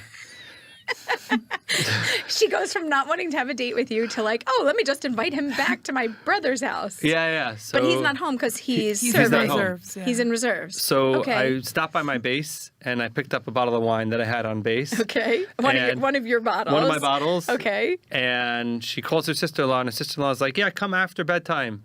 But she's like, no, on our way already. So she's like, okay, fine, you can come. So we started making the food. We put the steak on the grill, and the missiles started coming from Lebanon. Wow. And we heard the sirens. We ran into the bomb shelter, and I met her whole family, her sister-in-law and That's kind of fast. Nieces and nephew. This was the first date. First real date after a 1-2 hour phone call. Yeah. You are meeting the whole mishpacha, the whole family in the bomb shelter. In the bomb shelter. That's intense. Yeah. That's really intense. And I'm at her sister-in-law's house and her brother's house, and it was like. How are you feeling at this moment? I felt comfortable with him, so it didn't It matter. It was normal. And I was like, whatever. a soldier with us in a bomb shelter. Great, so we're safe. We're safe, yeah. Wow. And so then I went back to after we had a great date. We finished. It was like the bomb shelter first date. Yeah, like 2 hours later, we finished the date, and I drove back to base. And it didn't bomb. It was a bomb. It was the bomb. It was the bomb. Yeah, and then the next morning I texted her. I was like, oh, I had a great date. I really enjoyed spending time with you and then, your whole family in the bomb shelter. And then she's like, oh, what are your plans for Rosh Hashanah? It's today, like tonight. And then I said to her, oh, I'm going to head to Yerushalayim, take the bus. And she said, oh, you're invited to my brother's house. So then I said, oh, where am I going to sleep? I only have army clothes. I have no clothes to wear. Yeah. She said, oh, you can borrow my brother's clothes. You can sleep in the house. There's an extra room. You go from like, you have a nice profile, whatever. You're like, I don't really like her photo, but like, great profile, to, hey, you want to come sleep over, borrow my brother's clothes, and like hang out with us for 3 days for Rosh Hashanah over the holiday and Shabbat and the whole thing? It's a 3-day holiday. Right, because it's 2 days for Rosh Hashanah plus Shabbat. Plus Shabbat. It was 3 days. That's really intense. And so I said, no, thank you. Thank you for the offer. It's very sweet of you. I don't have clothes and I have nowhere to sleep. And then she's like, oh, there's Zimmer. You can rent a Zimmer. Okay, like you rent a little house. A little house. Like, yeah. Airbnb. Like an Airbnb. And so then she said, like an hour later, it was like already like 10. She's like, oh, my sister-in-law said you're invited as well. And I said, no, You're really pushing at this point.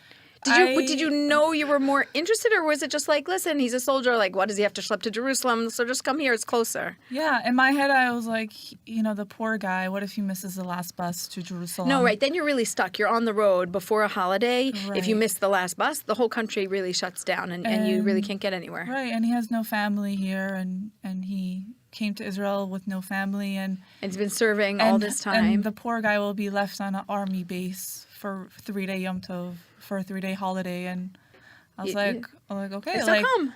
Like, there's a lot of neighbors. It's like he could, if he doesn't like me, he could be hosted somewhere else. She's really just concerned for your well-being. Like, she really cares that you are not stuck on an army base and you're not stuck on the road to getting to Jerusalem. Yeah. So do you say yes? So then she said a third time, like 30 minutes later, she said, I would really like if you came. I would really like if you came for... I was pushing it. You really were. And I think whether it was conscious or subconscious, it was clearly verbal. I'm like once, twice, three. The third time, I'm like, okay, so third time's the charm. I went and bought new clothes. I bought new pants, new shirts, new shoes. Bought a whole new outfit. New outfit. I borrowed the car again, and I bought some like wine and some like fruits, like desserts and stuff. And I mean, it's not a 3-day holiday. It's long, but it maybe isn't going to get any more intense than the bomb shelter first date. Yeah. So you already did what was really, really tough, and now it's like now we can actually hang out with the family on a holiday. So yeah, I rented it on a Airbnb across the street, and yeah, it was a 3-day holiday, and it was amazing. I really enjoyed it. Okay, after that, was it like, amazing, I knew you're the one, or are we still in like the, I'm not so sure, where are you at after these dates? I was sold. I was really happy. I enjoyed it. Yeah, it was... Okay, and were you convinced? And I said, if I'm not sick of him after a 3-day holiday, then there must be something there. I love it. I once saw a program where a couple got stranded during COVID in a random island somewhere, and if you're stuck there, they were stuck there for days and then weeks on end, and by the end of it, of course, they became a couple. So that's a good theory. Like if we can spend this much quantity of time together, and I'm not sick of you, and I still actually like you, and I care, then there's something here. Yeah. Okay, so it goes back to your date him till you hate him. Like, I dated him till I didn't hate him, so you married him. So I married him. So l'chaim to getting married. L'chaim, we'll take a little sip here. I adore this story. So Shagrim Balev is your matchmaker, this entire system where friends or anybody, family members, can just set other people up. You had somebody nudge you for a year until you signed up. You had somebody nudge you for months until you signed up. And then after months of searching and finding, then they finally introduced you. Now you get on these dates. You're still in the Army. You're still in the Army now. And how quickly do you go from, first date bomb shelter, second date Rosh Hashanah, Jewish holiday, 3 solid days together to, I'm going to call third date, like third meeting. How quickly do you go from there to then getting married? So we dated for 10 weeks, and then we got engaged. I actually flew back for my brother's wedding. Okay. And I brought a ring, and I came back, and I proposed 10 weeks later. And after. from 10 weeks until It was marriage? another 3 months after that. 10 weeks. Another 10 weeks or so, we got married. Wow. Yeah. In 20 weeks from, I don't even want you to set me up. Don't put me on a site. Finally you get on a site. Finally you meet somebody. Yeah. And 20 weeks later you're married. Yeah. And how long have you been married now? Now we're 10 months. 10 months in. 10 months in. And you're still in the reserves. I'm still in reserves. And you have a winery. And have a winery. I make wine. Okay, so tell me about the winery, because your wine is very special. Not just that it's coming from a holy place, but what is this about? Give me the short version of what this is about your wine and your vision for this winery. So in 2017, when I drafted as a combat soldier, I was stationed in Shiloh for most of my service, for over a year. And I fell in love with the area, decided to move there after the Army, and I learned how to make wine. And I've been making wine for... And you learn, just because this is what this area produces grapes enough that it is abundant and they're known for making wine. Yeah. And you just learned how to make wine. You fell in love with it. The height of it's 830 meters above sea level, so it's a great, perfect height for making wine for the vineyards. And all my grapes are from the area. And I've been making wine, and in the war, actually, I expanded from making a few hundred bottles a year, like 300-400. Now I make 2,000 bottles a year. Wow. So it's a very small boutique winery. That's spectacular. And you ship it all over. It's local. How do people get it? So I sell my wine on Birkat Adama. It's like a website called Birkat Adama, and they sell like locally grown vegetables and fruits and anything that's locally made. I can order it. Like if I'm at home and I'm like, oh, I need some veggies, fruits, and wine, I can order your wine. It can come to my door in ship Israel. anywhere in Israel. Anywhere in Israel. And it's and they sell my wine on their site, and if I'm outside of Israel and I'm like, oh my gosh, I want to taste this wine. This summer I'm planning on shipping to America. Worldwide? Yeah, Okay. worldwide. Okay, America, at least we'll get a start there. Yeah. So I'm gonna hopefully worldwide. I love and, it. Yeah. Oh my gosh. And I make 4 different types of wine. What are the different types? Because So- I'm not a wine connoisseur at all. Yeah, every year I make a Cabernet Sauvignon, and like I make a blend every year. So last year was a Cabernet Syrah and Merlot, Okay. and I made Muscat last year. And this year I made a rosé and a French Calambart, which is the white chuppah wine. The white chuppah The white chuppah wine. wine, which you all need so that you can all have a blessing to have a beautiful relationship, marriage, and really good friends who nudge you until you actually say yes to letting them actually help you. Did Yeah. you say thank you to them yet? I did. We did. We thanked them a lot. Many times. Actually, the biggest thank you is if we can find him his match. Oh, so now it's your job. So her ambassador got married. The one who was helping you, she The got one that- married? Her She roommate. got married a month ago. Amazing. And my ambassador, we set him up a few times. We pushed him and nudged him, but Okay, so I need his details so that we can take a look and see if there's anybody in our network for him. yeah, looking forward. Ugh. I could talk to you forever. I love your story. I love that you have really great people who are connected with you, that cared enough to keep trying, and that even when you said no, they nudged you further to say, no, I don't want you to say no because I want to do something about it and I want to help. It makes me so happy to hear that because not enough friends actually help other people in a meaningful and in a real way. And I'm really grateful for Shagrin Balev, which has a whole system where anybody can make a match. You can sign up and you can set up your friend or somebody that you know or a coworker and actually have resources to try and source that. And I love your story. And just to pull it all together, so you come to my Shabbat table, we start talking, and Tehillah, that's when you're like, oh, and I was at your lecture. And I was like, what? And then you tell me the story. You're the one that's sitting there like this. I'm like, oh my gosh, you were on the right side of the room and you were sitting with your arms around. She's like, yes, yes. And I was like, I remember you. But I didn't find that out until you were sitting at my Shabbat table. And then hearing this whole story of how I got to you, Yaakov, and how we were all interconnected, it really blew my mind. So I just... Thank you. Thank you for sharing your story. Thank you for saying yes, even when you were unsure. Thank you for saying yes when you were unsure. And thank you for your service, for the Jewish people, for Israel, for your continued service and everything you're doing, because we can live and build beautiful lives here because of that. So I really appreciate that. Thank you so much. Thank you so much. Is there a website or anywhere else that anybody can find out about your wine and what you're doing? Yeah, so yzimmerman.com/wines is my website. yzimmerman.com/wines is my website to order the wines.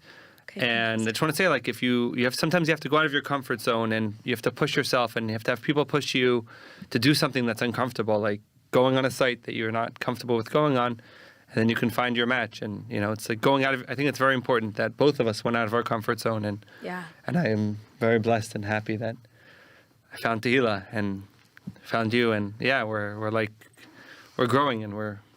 Yeah, and Please God. Baruch Please God. Hashem. We, the Jewish people, should continue to grow and strengthen our connection to each other and to support the world. Wow. So thank Pushing you. your Thank limits. You. Yeah. Pushing your limits. Thank you so much for being with me. And thank you to all of our listeners. Until next time, remember that matches make families, families make communities, and communities change the world. L'chaim.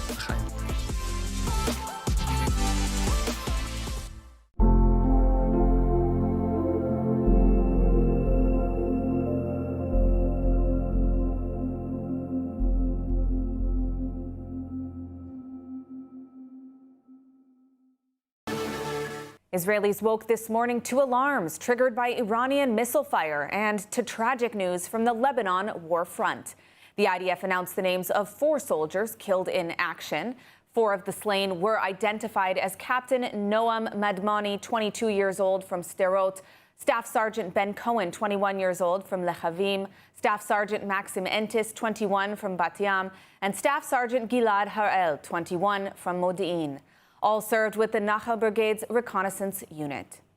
According to an initial investigation, troops encountered a cell of Hezbollah gunmen at close range, exchanging fire and hitting several operatives. During the evacuation of the wounded, an anti-tank missile was fired at the force. May their memories be of blessed memory. Last night, mourners attended the funeral of slain soldier Sergeant Liran Ben-Sion, 19 years old, of the 401st Armored Brigade's 9th Battalion from Holon.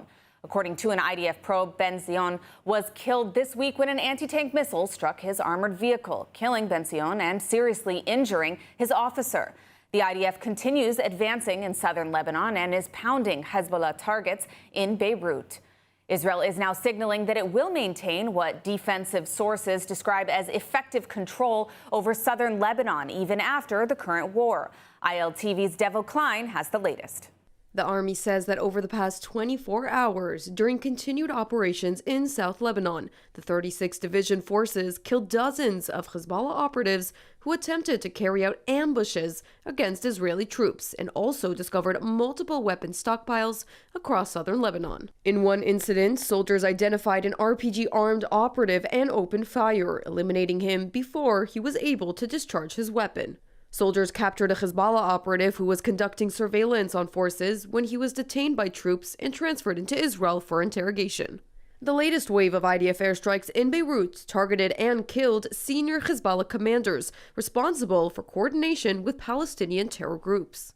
Separately, the military says it also struck additional Hezbollah headquarters and command towers in Beirut as part of ongoing operations targeting the group's leadership infrastructure. Israeli defense officials are now signaling it will maintain what defense sources describe as effective control over southern Lebanon even after the current war, with operations against Hezbollah expected to continue beyond the active fighting phase. The IDF says that during the 32 days of warfare, some 100 high-rise Hezbollah terror towers in Beirut have been struck. Defense Minister Israel Katz says the IDF will maintain permanent security control over those large parts of southern Lebanon following the current campaign. Let's take a listen to his recent comments on the issue. כוחות צה"ל פועלים בלבנון כדי להגן על תושבי הצפון ולהרחיק מעליהם איומים ישירים. החיילים נלחמים בגבורה ומתוך מודעות גבוהה לחשיבות המשימה, וכל העם חייב לחבק את הלוחמים הגיבורים ואת משפחותיהם ולאמץ אותם חזק אל ליבו. בסיומה של הפעולה, צה"ל יתייצב במרחב ביטחון בתוך לבנון, בקו הגנה מול טילי הנ"ט, וישלוט ביטחונית בכל המרחב עד הליטני, כולל גשרי הליטני שנשארו, תוך חיסול כוחות רדואן שחדרו למרחב והשמדת כל אמצעי הלחימה שנמצאים שם. בנוסף, תאסר באופן מוחלט חזרתם דרומית לליטני, שלמעלה מ-600,000 תושבי דרום לבנון שהתפנו צפונה עד שיובטח ביטחונם ושלומם של תושבי הצפון. כל הבתים בכפרים סמוכי הגבול בלבנון יהרסו, בהתאם למודל רפיח ובית חנון בעזה, כדי להסיר אחת ולתמיד את האיומים סמוכי הגבול מעל תושבי הצפון. When you buy from Blessed by Israel, you're not just shopping, you're standing with the families of Israel's heartland. Every bottle of delicious olive oil, handcrafted necklace, or jar of honey carries the spirit of Judea and Samaria. These, along with many more products, are the tastes, scents, and stories of the Promised Land, made by people rebuilding our biblical homeland every day. Shop now at blessedbyisrael.com and use ILTV's special code BLESSISRAEL for 10% off on your first order.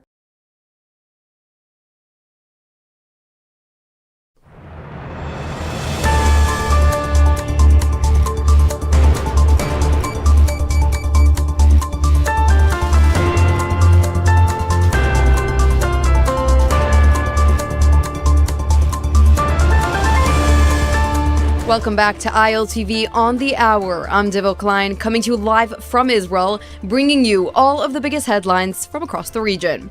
It's currently 7 a.m. in New York, and it's 5 p.m. here in Israel, which means it's not 7 a.m. in New York, but we enter day 37 of the war with Iran, so let's quickly break down all of the latest developments.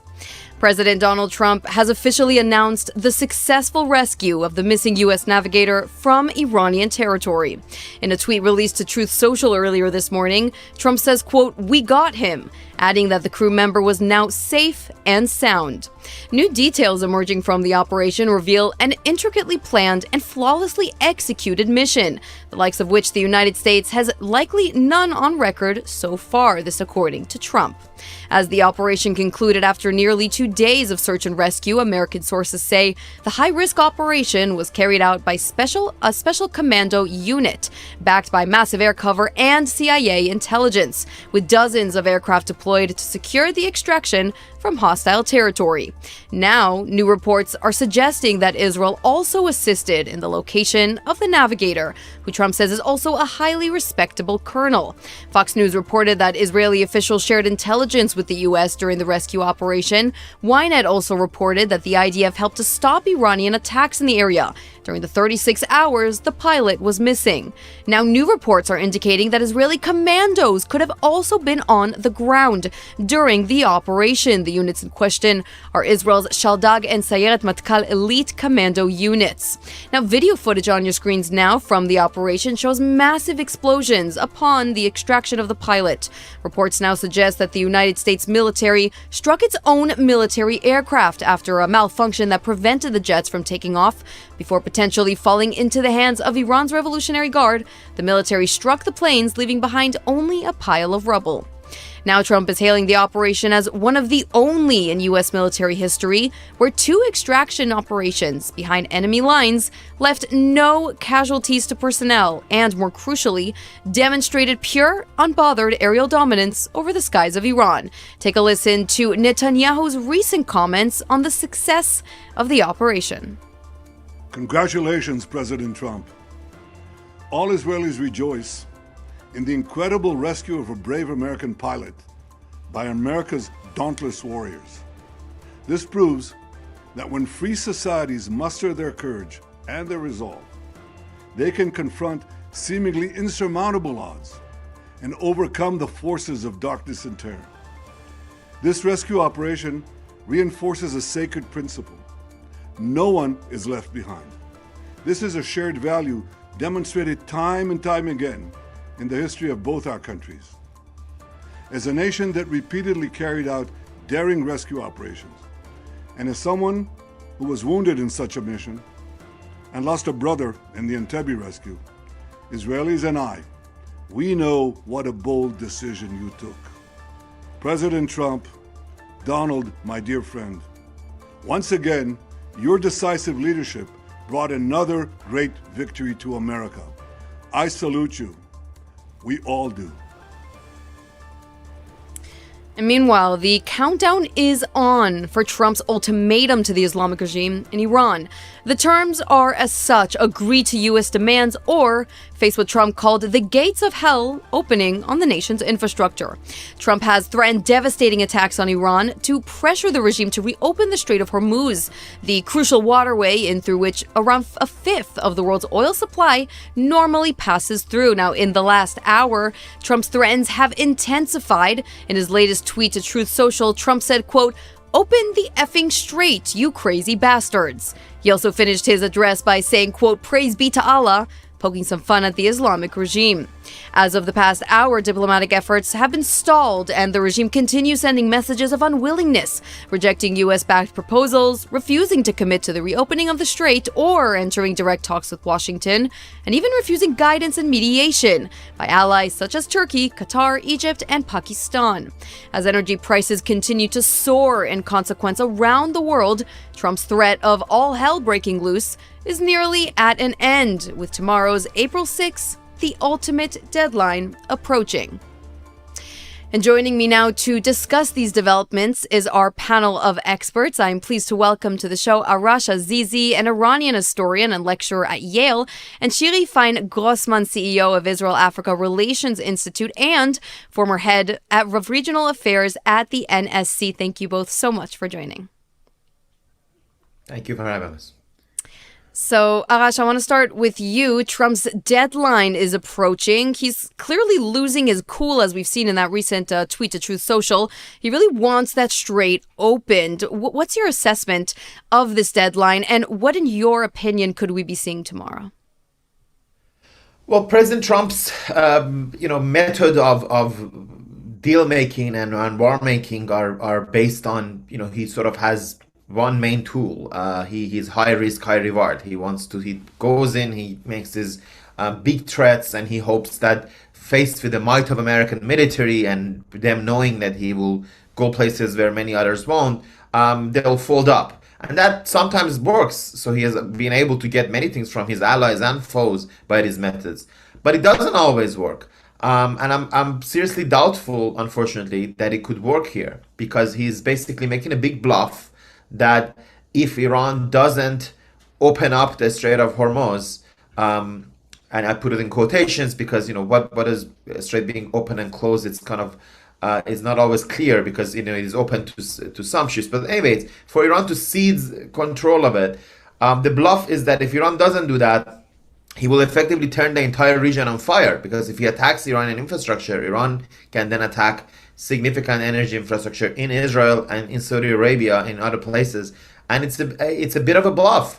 And it's unfortunate, brinksmanship is part of history always, and war making, but this is a particularly risky form of brinksmanship on both sides. So if from where I stand now, maybe in the next 24 hours, maybe in the next, until Tuesday, something can happen, a breakthrough can happen in one way or the other. One certainly hopes so. But unfortunately, it is also very possible that the Iranian regime says, no, go ahead, do what you want, because, we won't give up the Strait, and we'll take it, and we'll allow the war to escalate in the region. Absolutely. And analysts have told ILTV that for the regime right now, it really is just a life or death scenario, and that they could take this until the very end. Shiri, I'd love to get your take on this Trump deadline. He seems very serious about it. Iran, not so much. What does all this mean for Israel?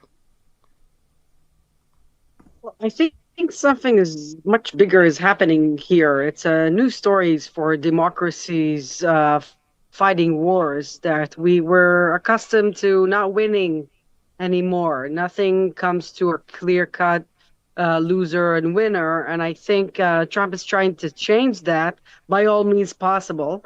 And for now, if you look at the damage on the Iranian side and the damage on the U.S. side or the Western Hemisphere, or whatever you want to call it, I think it's clearly that Iran is suffering more damage. I'm not even sure he wants them to cave. I think he's saying, okay, if they surrender to all my terms, great. I've done this without a war. But if they don't, it gives me an opportunity to take down the regime in the long term, short term. But the important thing is that he can't keep the Straits of Hormuz in the way it is now, which maybe some ships are going, but basically the freedom of navigation by international law is gone. You can't have one country deciding who can go and who cannot. This situation is unbearable by the neighboring countries, the countries in the region trying to export. It can't be done for the global economy, and the aftermath is very clearly felt throughout the globe. And this situation, he's faced with two options. Either he caves or they do, and I think he did the choice that had to be done, given the situation we got into. And let's remind ourselves and our viewers, why are we here? Is because we wanted to stop Iran from going to be a nuclear power, and they weren't ready to give that up. So I think in the end of the day, that's where we are. I think we'll see something very dramatic, as he's been telling us over and over again. That doesn't mean he's going to win the war in 48 hours. But I don't think we have any other choice but the path we're on now. Absolutely. And, Shiri, you bring up the other countries in the region, and I do want to touch on that. But just before then, I want to dwell a little bit about the regime. Arash, I want to ask you, what do we know about the regime or what remains of it at this point? Who's leading them when it comes to negotiations, when it comes to, for example, attacks in other countries, these ballistic missile attacks? Who is sending these orders? Do you believe that Mojtaba Khamenei is playing any role at all right now, or is he just a symbol for the supporters? What do we know? And the structure of power in Iran, there has always been the Iranian state and then the Islamic Republic. So Iranian state whose tradition goes back for decades before. So the state is not going to disappear with some wars, and the regime leadership has been able to reproduce itself. As for Mojtaba, he doesn't really matter much. The supreme leader's office even operates. So whether he's injured, he's half dead, he's given orders or not. I think the strongest man in Iran today is Bagher Ghalibaf, the Speaker of the Parliament, who is running the war effort. Some say because Mojtaba gave him the permit, but even doesn't matter what Mojtaba did, because Ghalibaf was always sort of an ally of Mojtaba anyways. So there's security services, these sort of shadowy security services, the Revolutionary Guards, and Bagher Ghalibaf, who, as I said, is Speaker of the Parliament, part of the National Security Council.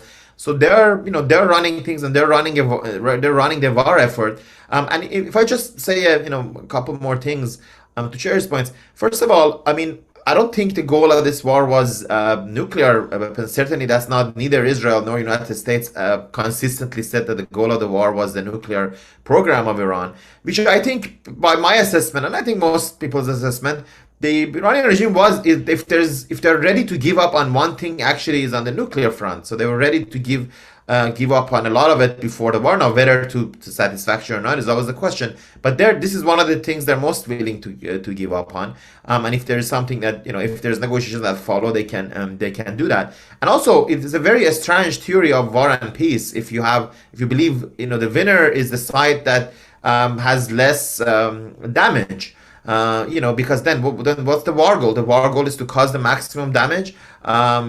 It's easy to cause damage. Yes, US and Israel have overwhelming military power. They can go and destroy countries. They can destroy the Iranian infrastructure as they're doing. There are war crimes, of course, but they can go ahead and do it. They can try to destroy Iranian power plants and stuff. But does that get to any war goals? It's not clear to me. So because you started by saying, Trump wants sort of clear wins. But of course, it's not clear what the president wants. He said he wants regime change. Then he decided the regime change had already happened. So it's not clear what he wants. But certainly, it wouldn't just come by attacks and by attacks on infrastructure. No matter how extensive the damage, this is not how you can get your war goals, unfortunately. Mm-hmm. Shiri, I want to just give you a moment to respond to that. Yeah. Well, first of all, I disagree completely. I think the war goals are very clear. It's just that we're trying to interpret things that doesn't need interpretation. Yes, I think the ultimate goal is to stop Iran from being a nuclear power. I think there was a complete distrust that they will, give up on that ambition. I think now their motivation is even greater, so we can't stop it. I don't think they were willing to negotiate. I think nobody took that even seriously on each side. They've been negotiating on this for so many years and just advancing their nuclear program. And on the other side, also, their program to arm themselves with thousands of ballistic missiles that hit Israel on a daily basis, maybe hourly basis in some days. That's something that we cannot live with. You have to understand, Israel, after October 7, if the enemy has capabilities, we have to assume that it will use them one day.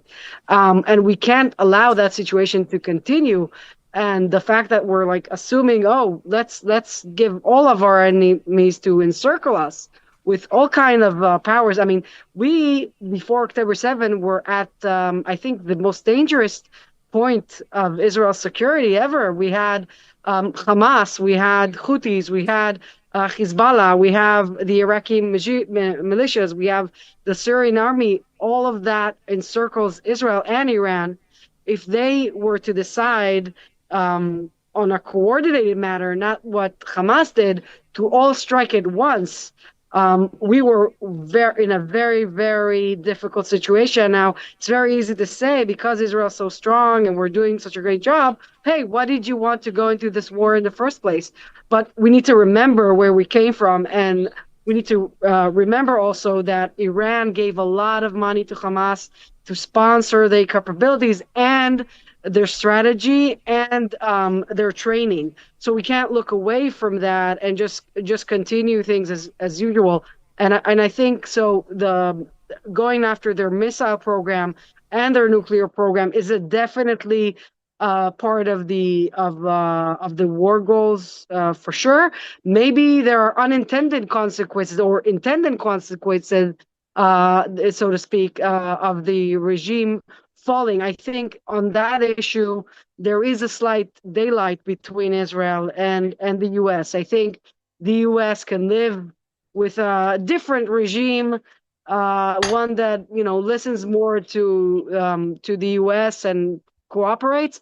And I think Israel at this point is very much convinced that there is an Iran that is both was capable and very much motivated for the destruction of Israel, and not just for show and just to deter, but actually, putting its money and its capabilities to destroy Israel. And that was a situation Israel couldn't live with anymore.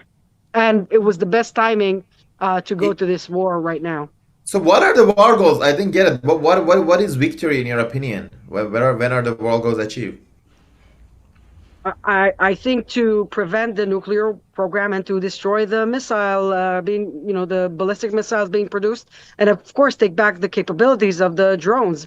That will be a war. I'm not saying the fall of the regime is the goal in the immediate term, but in the long term, it's something that we should all aspire for. But it's certainly not the goals of this war. Arash, what to you symbolizes the end of this war? Well, I mean, it depends what the U.S. and Israel want. But the problem with the goals that you highlighted right, are, but first of all, assuming that we don't know what they want. Also, I think it depends, who you're asking, because the Islamic regime affects the United States and Israel in two completely different ways. We're in their backyard, and the United States deals with them a lot on the propaganda issue and their campuses. Like they're different courts that we're playing with. So, assuming that we don't know what the U.S. and Israel actually fully intend, how would you want to see this war ending as an Iranian yourself? Well, as an Iranian, of course, I want a democratic transition and fall of the Islamic regime and a peace. And also, I want a regime that ends its hostility with the United States and ends its hostility against Israel. The hostility of Iran to Israel and the United States has not brought any benefit to Iranians. It's a terrible policy, and I want it to end. So with or without the democratic transition, I want that. And by the way, if you look even from inside the regime, former Foreign Minister Javad Zarif wrote a piece in Foreign Affairs, effectively offered a way to end the war that would bring non-belligerence to the United States, like, that Iran and the United States would sign a non-belligerence pact. He doesn't mention Israel there, but before he has mentioned that basically has mentioned something similar to Israel, that Iran should end the kind of belligerence that it has had to Israel and in its terrible policies.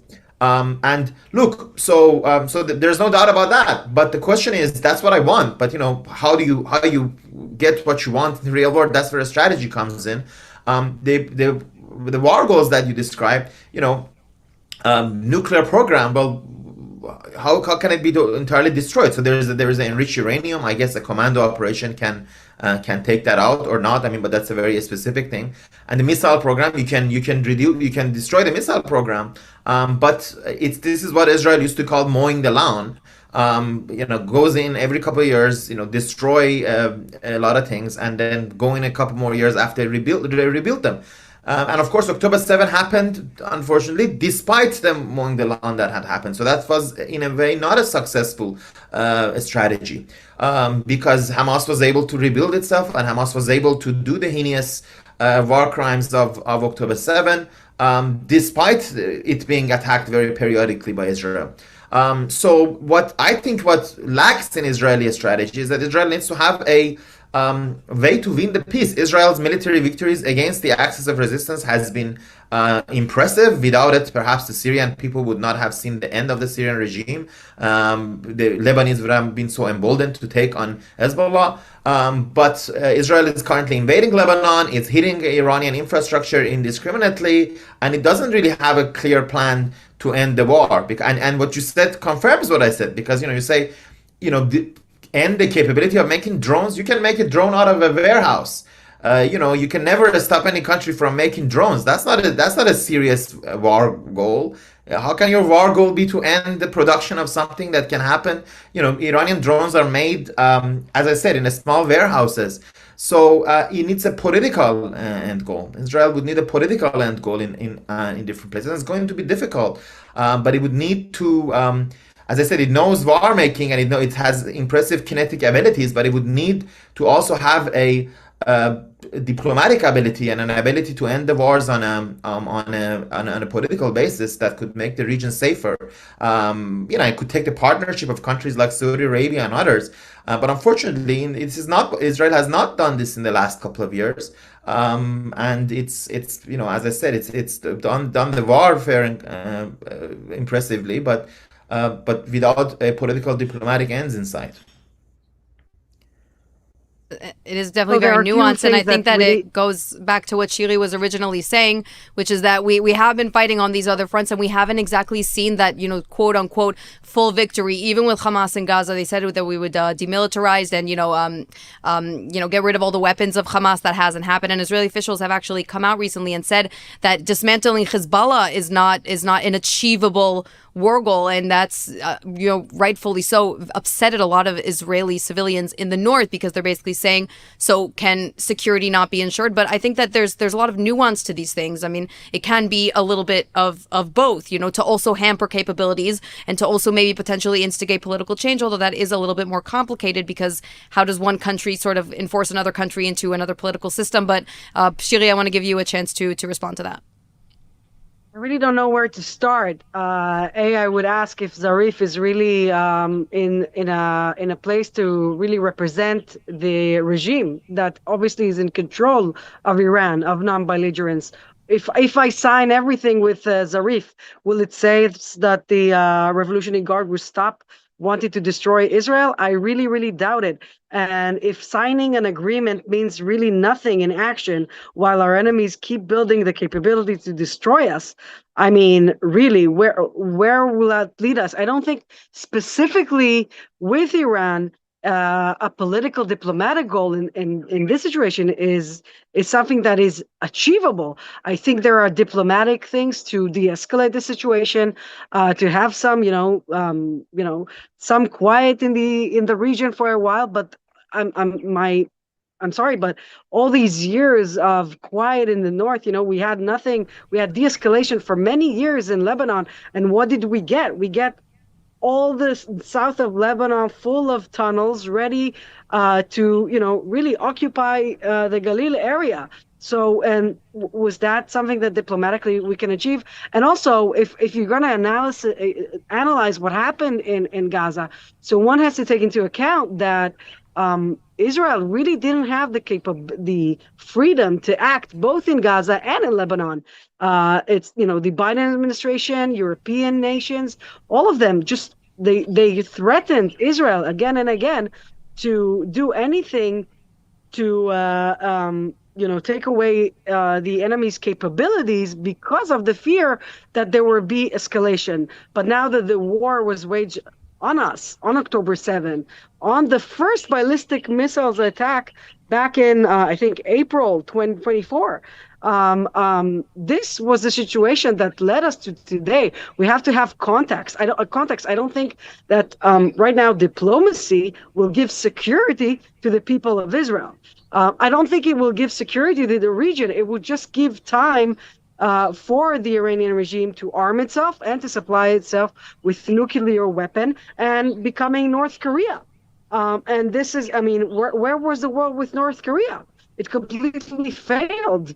There was no diplomatic solution there that stopped them from having a nuclear program. And I don't think this is a situation either us or our neighbors want. And our hand to peace is always reached out, especially Saudi Arabia. We reached out our hands to Saudi Arabia. They didn't take it because they want, it's all comes to supposedly to the two-state solutions, which again, Israel and many Israelis want peace with the Palestinians. They want two states for two peoples. Yes, there's a very small minority in Israel that doesn't want that. That is violent. That is terrorizing the population in the West Bank. But time and time again, Israelis voted for peace, and they got terror in return. So this is how we got here, and it goes back to 1929 in the Hebron pogrom, the first pogrom in the area. But I know your viewers don't want to lecture on history, but you have to have context here. And I think Israel does want peace, but it doesn't have a lot of people that it can negotiate. Look what's going on in Lebanon. Look what's going on in Gaza. In Gaza, yes, we didn't solve it. We had a military operation, and there is no solution yet. I'm not kidding myself. And believe me, as someone who's promoting women in national security, I'm the first one to say that we need diplomatic solutions. We need strategies, but we need partners that are also willing to recognize what's the reality. What is the Iranian regime? What are they willing to relinquish? What are the Palestinians willing to? What Hezbollah is willing to? The motives here are very, very different. And I'm the first one who wants a diplomatic solution to all this. I wish there was one. But after October 7, you really have to understand where we're coming from. We're coming from that if we're seeing our enemy arm themselves, we can't trust these agreements on paper that doesn't mean anything, while our enemies keep with arming themselves. And we've actually had a really good example of this in recent months with Hezbollah. Where did the 2024 November ceasefire go? There was essentially a cessation that was signed. There was mediation involved, and that completely went out the window. And Arash, I really want to give you a chance to answer, Shiri, but we are unfortunately out of time, and we have to wrap up this panel before we are out of time. So I want to thank you both so much for coming on the show today. Arash Azizi and Shiri Fan-Grossman, thank you both so much for coming on and giving us your insights. I really appreciated both of your perspectives. Thank you. And we want to wrap up this broadcast with a happy Easter wish to all of our Christian viewers. Today is Easter Sunday, which will be celebrated in the shadow of war. Like most religious institutions in Jerusalem, the Church of the Holy Sepulchre has been under heavy security, but also tight restrictions for the holiday season. Today's ceremony was smaller than usual. Standing by to give us the rundown is ILTV's Maayan Hoffman. She's in Jerusalem. Maayan, what are the feelings like today? So thank you. I came to the Old City today through the New Gate to the Christian Quarter in order to see what the festivities looked like for Easter Sunday or Palm Sunday, which is what the Coptic or Orthodox Church is celebrating today. But as you can see, everything is closed. Here behind me, the entrance to the Church of the Holy Sepulchre shuttered. Only entrance for the priests. Nobody is allowed to come here and pray due to the security situation. In a traditional year, you would see hundreds and hundreds of tourists and Christians flocking to the Old City to celebrate this incredibly special holiday for them. There's usually a parade from the Mount of Olives down here to the church, dancing and singing and joy. People in the Orthodox or the Coptic religions fast today. In the Catholic religion, they feast.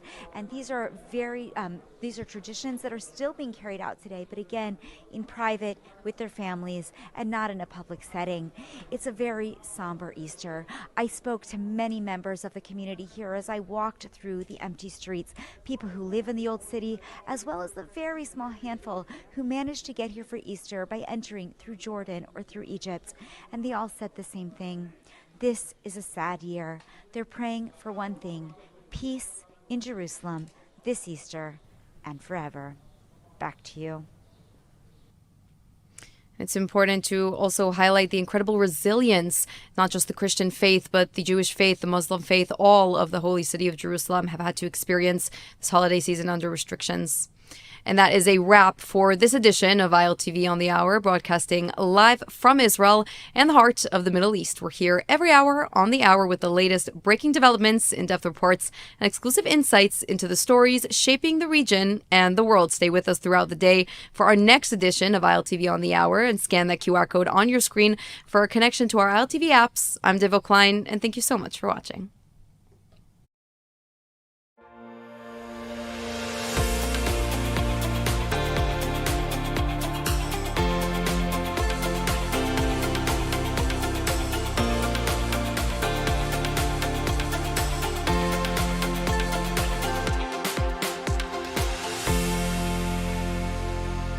Trump extends the deadline for negotiations just as cracks are forming inside Iran's regime.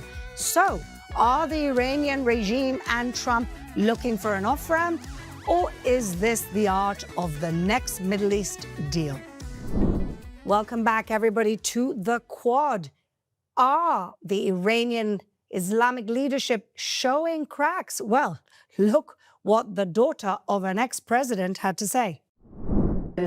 چرا؟ چون الان ما خودمون از اسرائیل، از آمریکا، از هر جا که ما میریم تو دنیا بدن، از رژیم پهلوی دیگه ما نمیتونیم بگیم اسرائیل بده، شاه بد بود، اون بد بود، این بده، اون بده. چون الان فعلا خودمون از همه بدتریم و بلاهایی داریم سر مردم خودمون میاریم تو همه زمینه‌ها، هیچ کدوم از اینا به این میزان نیوردن. حالا اسرائیل رو که گفتم، دوست دارم اینو بگم.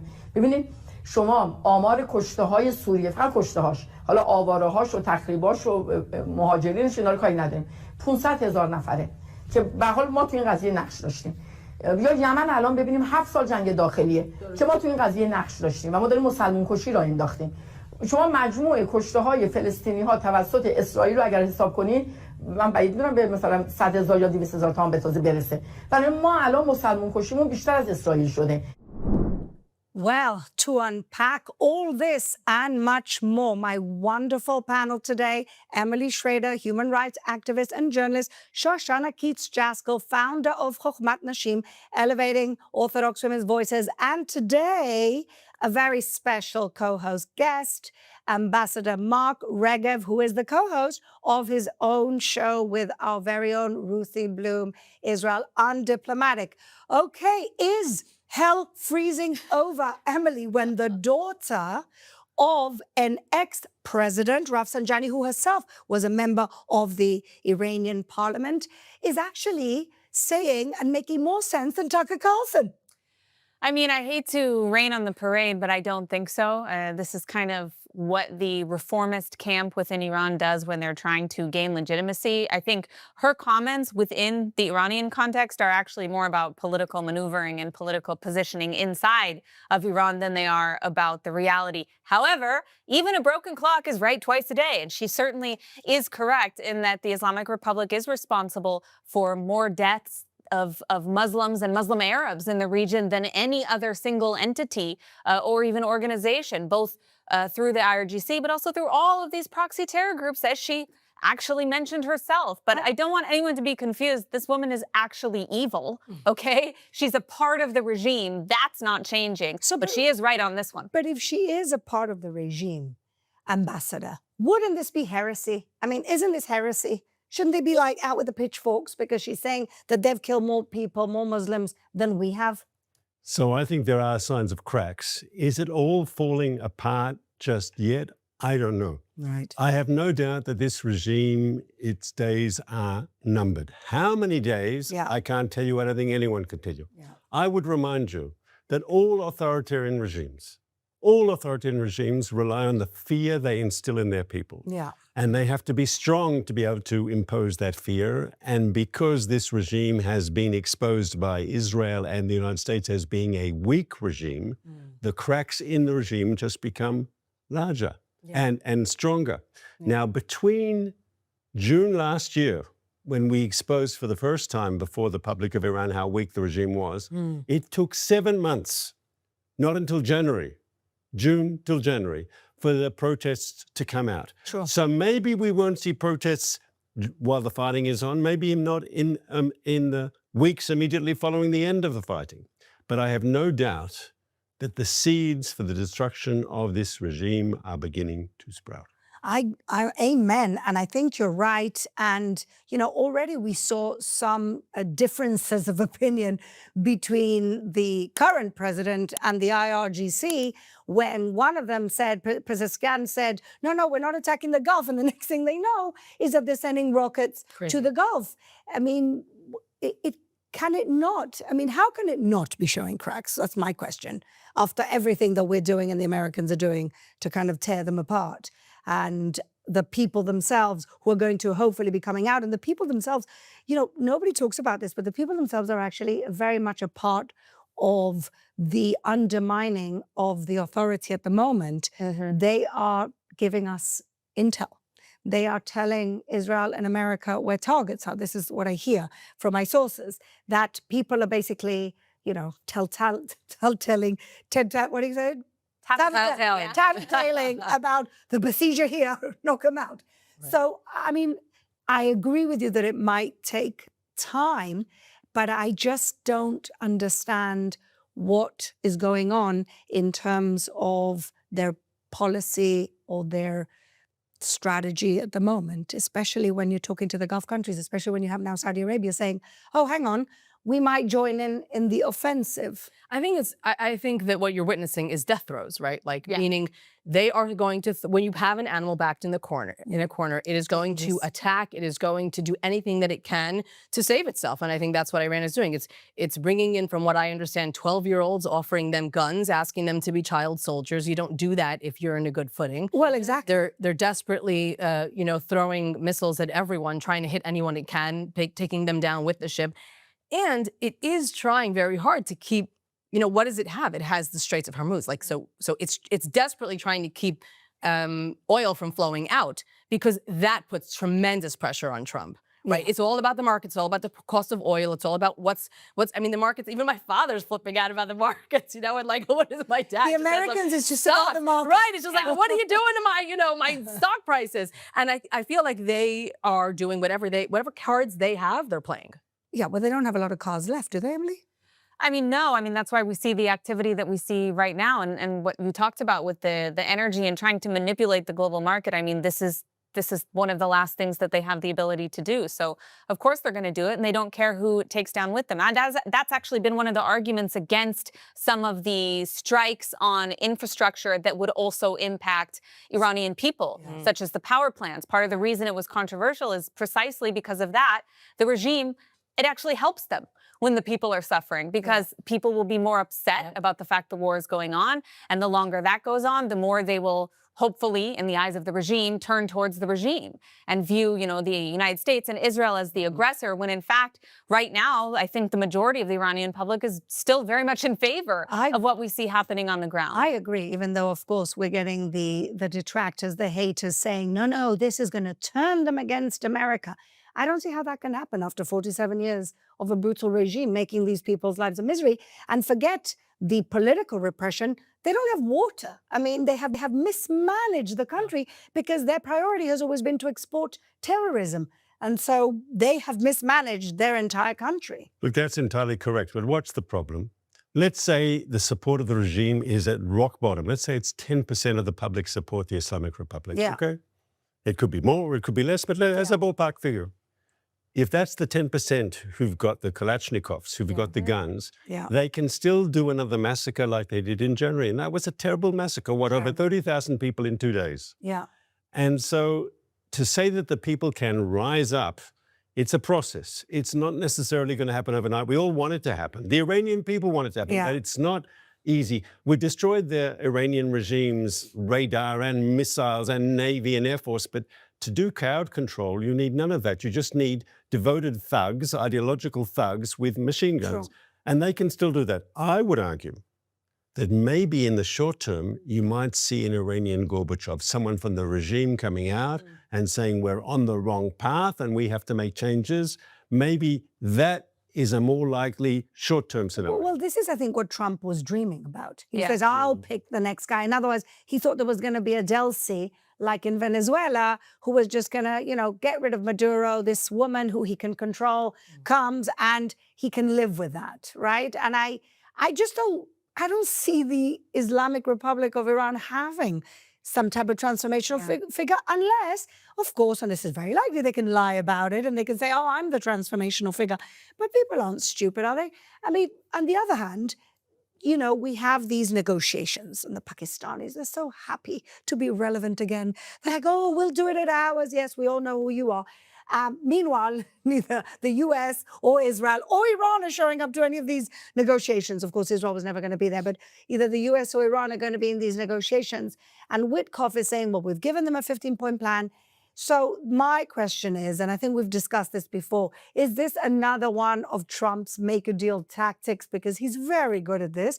Or is this genuinely another trial, another way to give them a ladder to come down from that very tall tree that they've put themselves up? What is it?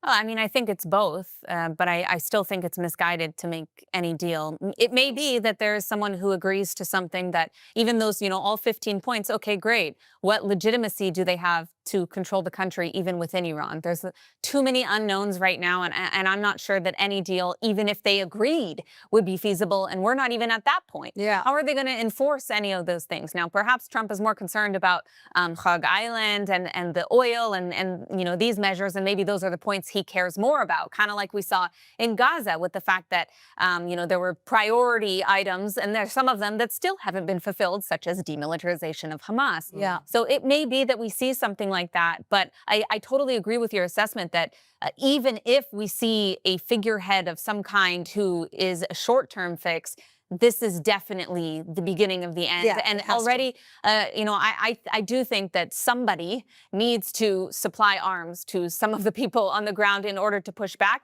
I don't know how that can be done with the minimal amount of risk possible. I do think it needs to be done for precisely that reason. But I think, circling back to our initial topic, the defections, they are happening. Yeah. We don't know that they're happening at the highest levels or at a scale that we need in order to see, for example, the military, not the IRGC, but the military turn. That would be a very important step that could really change the game and build a new Iran. But in lieu of that, I mean, we're going to have to wait it out for now. I saw yesterday Reza Pahlavi was at CPAC and he got an incredible standing ovation, which makes me still believe that the conservatives and the MAGA movement is still behind this war, however much we hear noises that people in, you know, different commentators are against the war. I still think people are for the war. And Reza Pahlavi himself started, I think a year or maybe longer than a year ago, asking people to defect, and he would kind of take them in to his next, him coming back.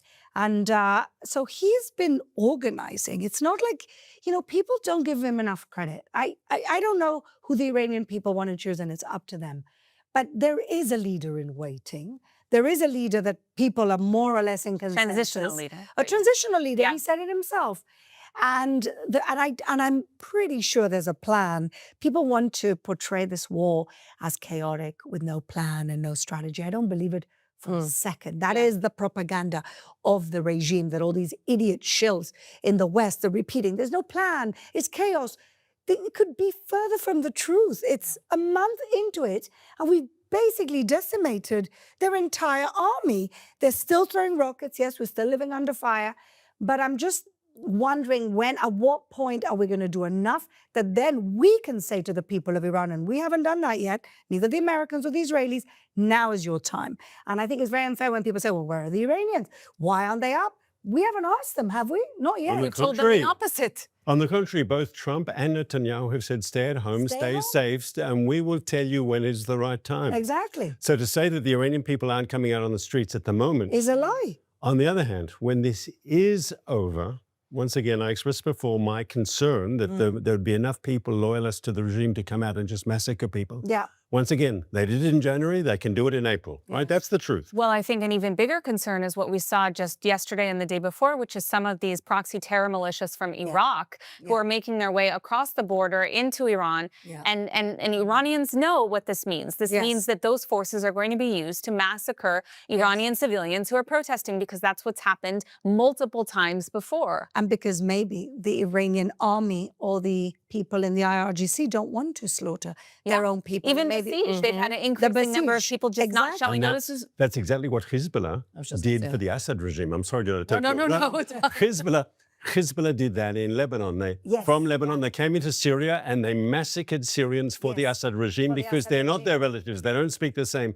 It's not the same. So if Arabs are coming from, Iraqi Arabs, Shia, are coming to Iran, they can massacre people. They're not their family. They don't even speak their language. I think it's important for people who really don't understand, and I count myself as someone who does not understand, but even more so people who live in the West and don't live in this part of the world and don't study this part of the world beyond TikTok, to understand that these, Iraqis, Iranians, Hezbollah, Syria, they're not all the same people. Yeah. They are very different people with different religions, different loyalties. Yeah. And the mess that we're seeing now, on the one hand, you could say, oh my gosh, it's out of control. It's out of control. It has to stop. But the mess is also because when you hit the right nerve, things are going to explode until you can actually sever it, right? So Hezbollah is, I agree, I think also throwing out whatever it can. And the people in the north are suffering horribly. Yeah. They don't have time. Emily was there last week. She saw it herself. They don't have time. Nothing. We have time. We're like, oh, we have to go here. They don't have time. And they are suffering the fact that we're trying to finish Hezbollah, which is, of course, an arm of the Iranian regime. And so everything's going to look like a mess. I don't know that it's, not going to get worse before it gets better, but yes. I want to respond to that. It's true. You are welcome. Drop my pen. It's true the people up the north, very, very difficult. And the people in Arad and the people in Beit Shemesh have gone through a very difficult time.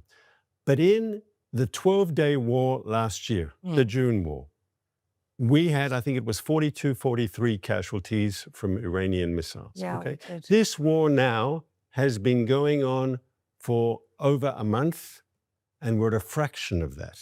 What are we, 12 or 10 people who've been killed since we had the terrible people in Beit Shemesh at the beginning, and we had the couple in Ramat Gan, and we had someone yesterday in Tel Aviv. But compared to what we went through last time, in a much shorter period, the Israeli people are not suffering as they had. Now, you're 100% correct that the people in the north, it's very difficult for them at the moment. But are people getting killed? Are there massive casualties? I used to sit in government meetings and people would make all these sort of graphs and things saying Hezbollah. Yeah. And we could have thousands of missiles on Israel and we'll have hundreds of casualties. Yes. We're nowhere near that. So as much as we recognize the suffering, especially of people in the north, let's just remember there's not a war without suffering. And this is actually, right? And I express my sympathy. I don't want to be not empathetic to them. I am empathetic. I appreciate the pain they're going through. But from a national perspective, this is a shadow of the threat that they pose to the Israeli people. So They would tell us that, wouldn't they? They would say, high rises in Tel Aviv will fall and there'll be thousands of people.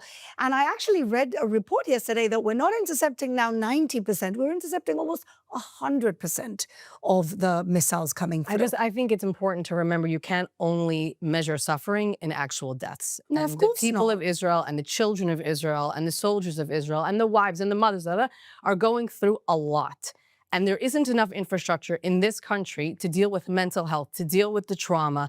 And when you're going to do something like that, you have to also take care of your people. You can't just count the number of actual deaths or maimings. That's how I feel as a citizen of this country. I think the North is especially challenging for them because they had the 1-year evacuation, which was forced. It was not by choice. And they've been bombarded for such a long time by the same thing, and they feel like their needs have been ignored by the government. And so I think there's more going on there than just the actual rocket fire coming in. But I agree. I mean, you're absolutely right. The fact that we've improved so much in such a short amount of time is truly remarkable. It's remarkable. We've learned to get better at defending ourselves as if we weren't already, the most defensive country in the world.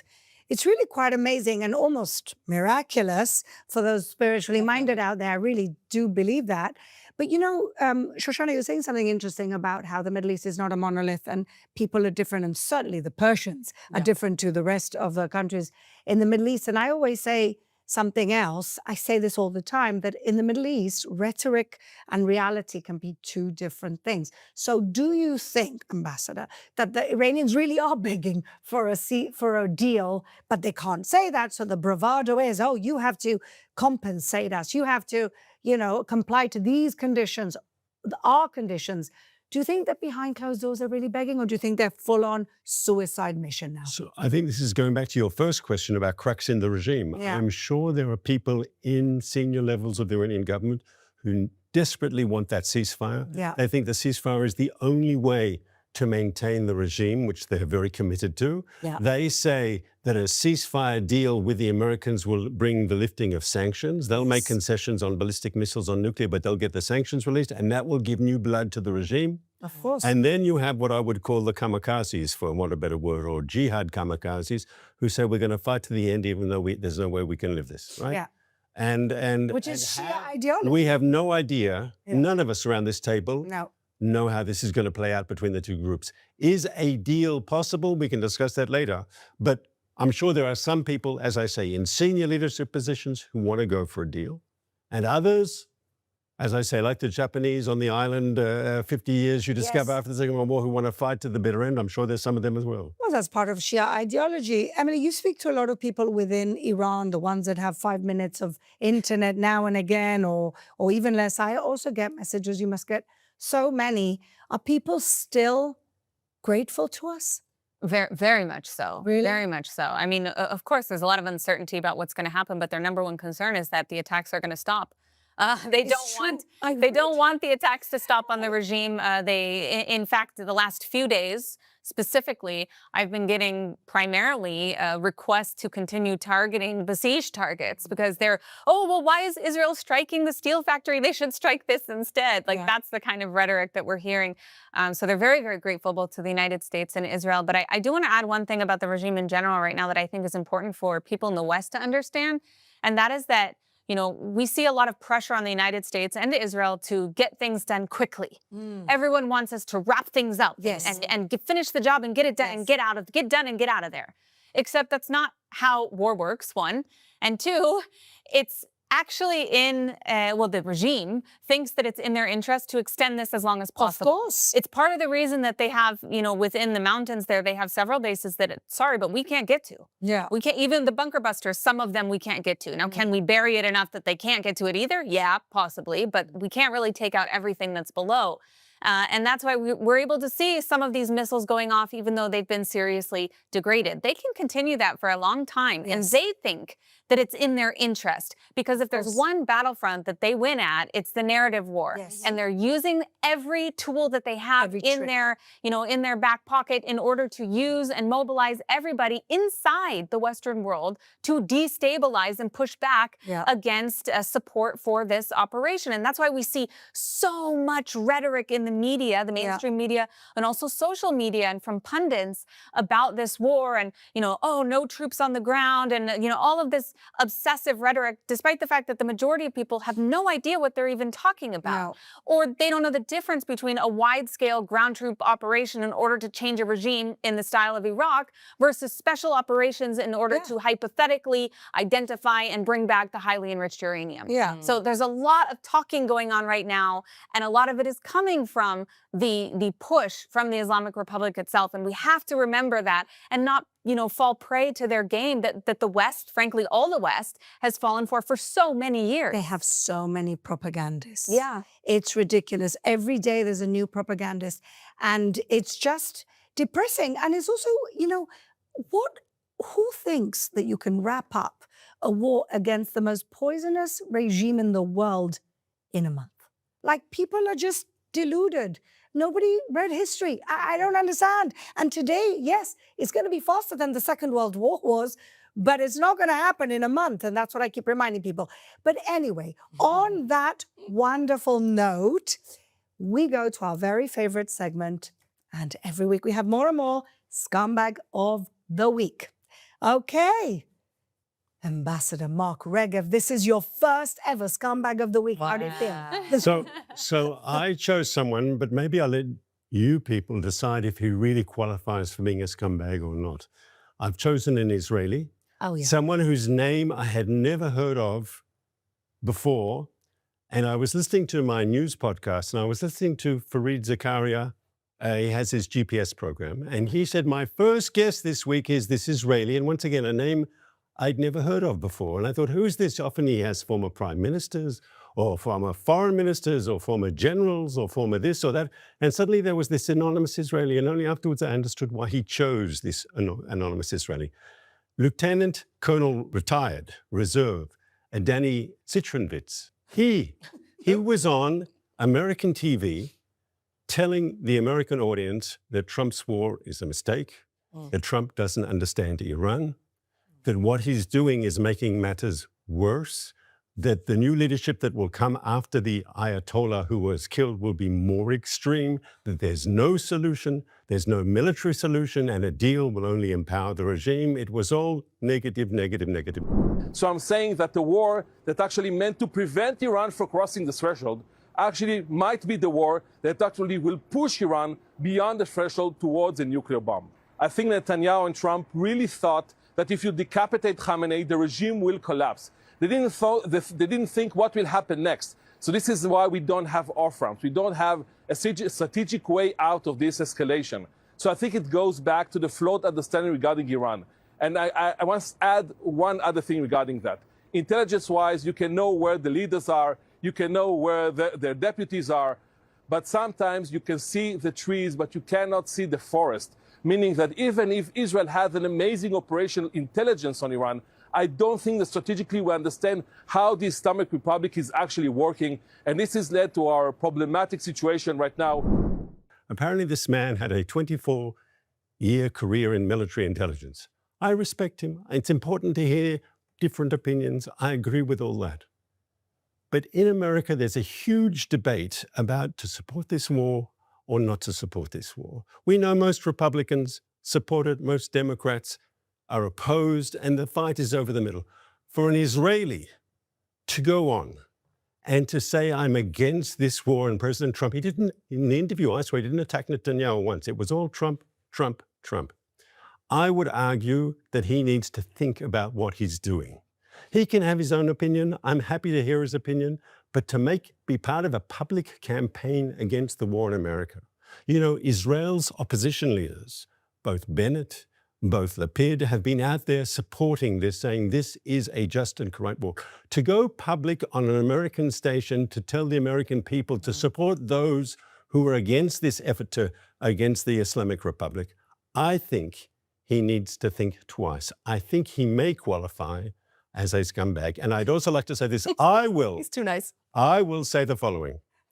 He has the right as an Israeli to say whatever he wants.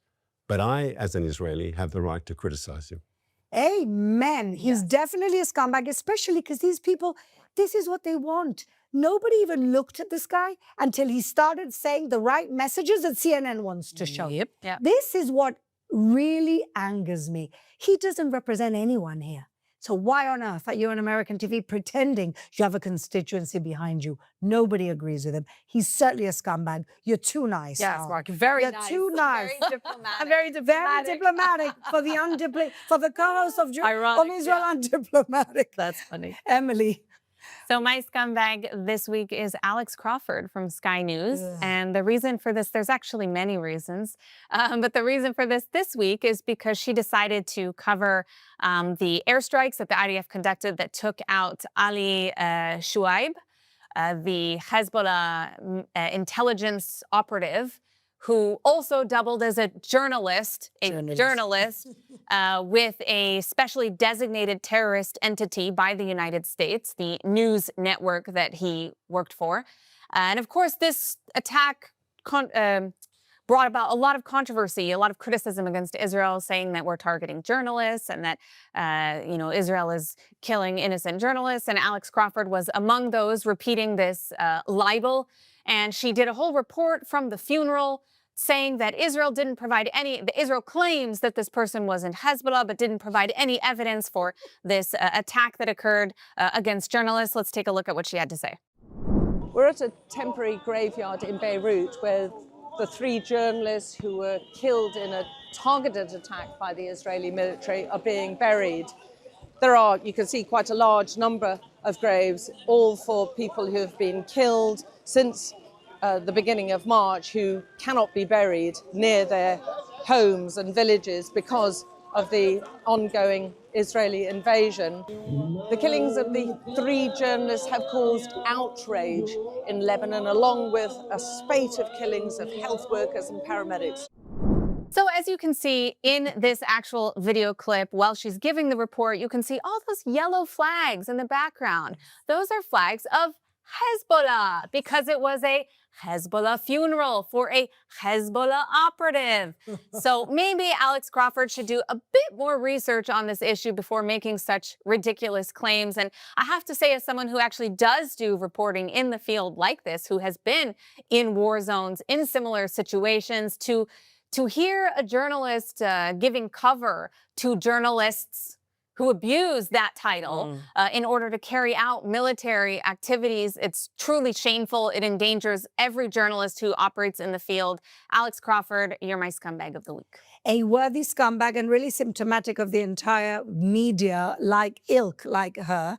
They've been terrible. But you know what? Also, Alex, if you are going to lie, pick a better background that doesn't contradict what you're saying. Yes, Yeah. It's 101 of being a propagandist, which is what Sky News is worse. I think Sky News is getting worse and worse and worse. The worst thing that they did this week is that they put out this thing about that little boy who the IDF found, and they perpetuated the lie that the IDF had abused this 2-year-old boy in Gaza. They put it up. They did not take it down. Yeah. Even when it was debunked by the Red Cross, they did not take it down because they're not reporting the news. They're just putting it all out there, the theater for their wicked agenda. So yes, she is indeed a great scumbag, and she represents all of these journalists who are just doing their own propaganda. Yep. Okay, Shoshana. Well, Fleur, this one's for you. Oh, thank you. The scumbag this week, again, is Megyn Kelly. Because Megyn Kelly came after my girl Fleur. Because Fleur said very simply, maybe Tucker Carlson should be tried for treason because Tucker Carlson is talking to the Iranians and standing in the White House. So obviously there's some funny business going on, and Fleur's saying, maybe somebody should investigate this guy. And Megyn goes all kinds of crazy. You can watch. We've got now the former deputy mayor of Jerusalem, Fleur Hassan Nahum, tweeting out Tucker Carlson should be arrested and tried for treason. You know what the penalty is for treason? It's death. This is crazy. So this woman thinks that he should be arrested and tried for treason. That's what she wants to see happen. And she's like, do you know what the penalty is for treason? It's the death penalty. Basically saying that Fleur is calling on Tucker Carlson to be killed. Now, Megyn, in America, you get a trial and you are presumed innocent until proven guilty, blah, blah. You know how this works. I think you should know how this works. But yeah, there are consequences to your actions. And so if you're going to, let's say, talk to the Iranians, or you're going to insinuate yourself into the White House and try to get the ear of people in the White House, and you're talking to our enemy, there should be some sort of consequences for your behavior, or at least somebody should look into it. That's the way America works, Megyn. It's not just a podcast, okay? It's not just people getting clicks. It's an actual country that has rules and laws, and you don't run it, thank the good Lord. Okay, you accusing everybody else of having dual loyalties and all these things that you actually have, my dear, because your loyalty is to the money and to the clicks. Exactly. So stay away from us. Oh, thank you, Shoshana. I always like it when my girls back me up. And, Anna Kasparian came after Emily also a few weeks ago. And so I think we're doing something right. I think we're doing, Not even paying attention. I think we're doing something right when the worst of the people there.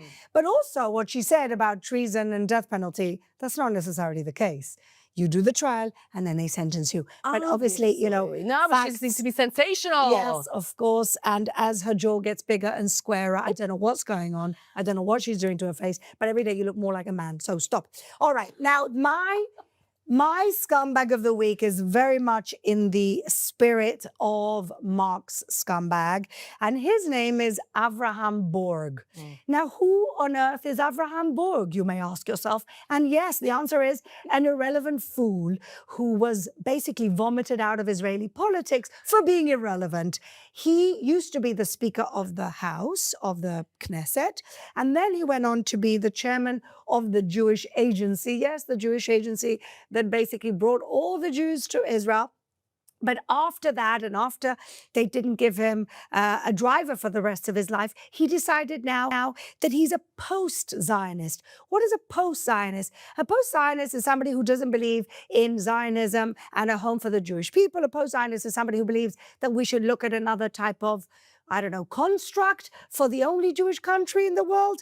But he's my scumbag this week because he decided to crawl out of his irrelevancy and go on Goebbels TV, yes, the Tucker Carlson network, and do an interview with Tucker Carlson where he explained to Tucker why Israel is wrong about everything, why we shouldn't be in a war, why we're a racist country. Everything that Tucker's wet dream was to expose Avraham Borg, the ex-speaker of the Israeli Knesset and the ex-chairman of the Jewish Agency and the most irrelevant guy in the country, decided to go on that network that also works apparently for the Iranian regime. And so there are not enough words for me to talk about this man. And again, there's all these Israeli irrelevant people who are looking for a little bit of attention because nobody in the country either listens to them or even remembers who they are. And how do they get attention? By fighting the people that hate Israel and going on that channel. And that is what Avraham Borg, I want to say that Avraham Borg's father was one of the chief rabbis of Israel. He was one of the leaders of the religious Zionist community in the establishment of this country. He would be turning in his grave to see his son shilling for the haters of the country that he helped build. So Avraham Borg, you are my scumbag of the week. Whew. All right. Hate those people. What do you think? You're looking at me like I'm crazy. No, I agree. I had a question about my army officer because I thought maybe he's so unimportant he can't be qualified as a scumbag. But Avraham Borg does, I think, qualify. No, he's definitely a scumbag. Oh, you think so? He's been spewing this nonsense about the Islamic Republic for a minute. The way he talks is as if he supports the Islamic Republic. Exactly. Yeah. It's ridiculous. Or the people who go around just saying that Bibi is worse than the Islamic Republic. And that happens all the time with these crazy fringe left-wing Israelis who, by the way, don't represent anyone in this country. They could organize a rally in a phone booth. That's who they have with them. Okay. We need to go on to heroes because otherwise I'm just going to tailspin. We're so colorful today. Yes. Okay, let's go to heroes. Shoshana, I start with you. Who's your hero? This makes me so happy. The hero segment, really just it's so good for my soul. And good. State of mind. Okay, my hero this week is Michael Bouchard. I think that's how you say his name. He's the police chief/sheriff of Oakland County. And we have a video of him speaking after the Michigan synagogue attack. Let's take a look for a second. I think the message is clear that we all stand united, stand together, whether it's federal, state, county, or local. We're committed to keeping this community safe. If you think you can target the Jewish community in this county or anywhere in this state, you're wrong. We're going to not only stand in front of them to protect them, we're coming for you.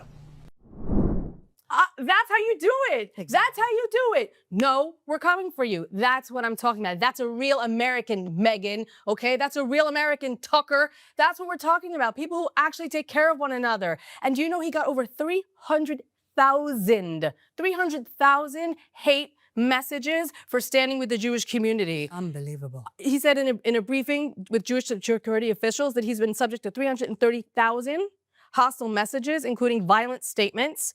And he actually played a call where he was called a Jew lover. You cannot divide real Americans. You cannot divide real Americans by race or religion or gender. Real Americans understand that freedom is for everybody. And that is a hero And that's why he's my hero this week. Amen. With more, I mean, if England even had half of this, the police are working in England with the Islamists. You can't make it up. It's clear. Just right and wrong, morals. Exactly. That's it. Right and wrong. Yeah. Say hating on Jews and trying to kill them is wrong. It's not a big thing to say. But apparently, because of the shills that we have for the regime and the haters and the mainstream media basically stoking the fire, that is a controversial thing to say. Emily, who's your hero this week? And so my hero is the Iranian people who are submitting that information about which things to target. And this isn't an example of that specifically, but I do want to mention because it's very sad.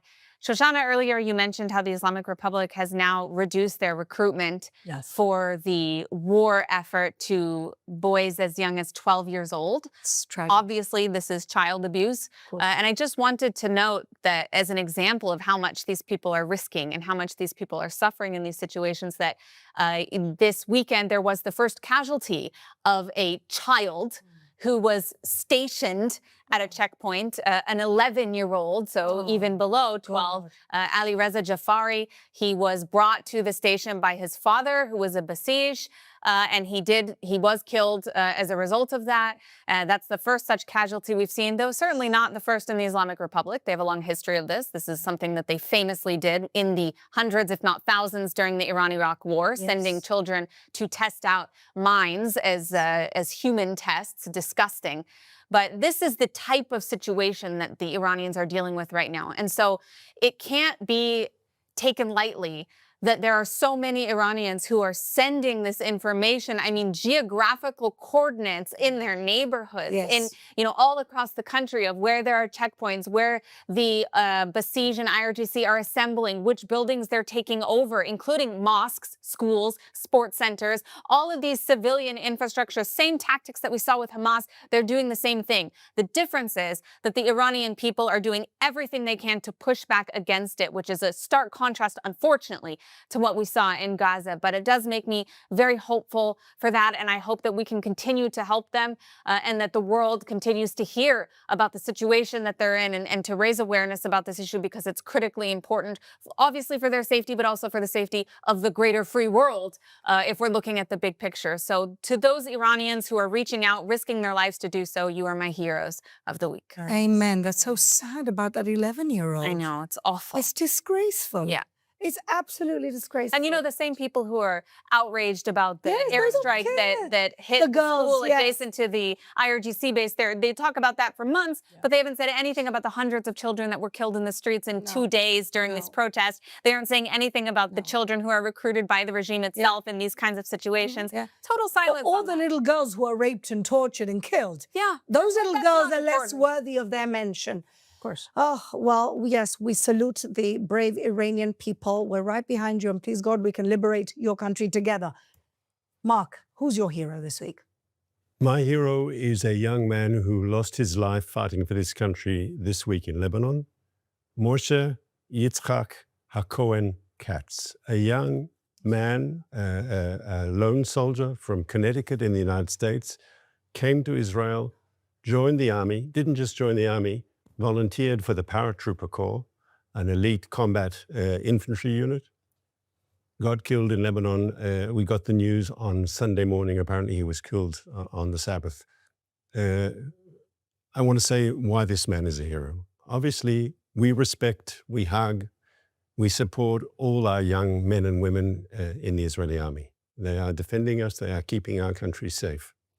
Those who volunteer for combat service, like the paratroopers, like the Golani Brigade, like the fighter pilots, like Givati, I could go on. Those who volunteer to put their lives on the line, I respect them even more.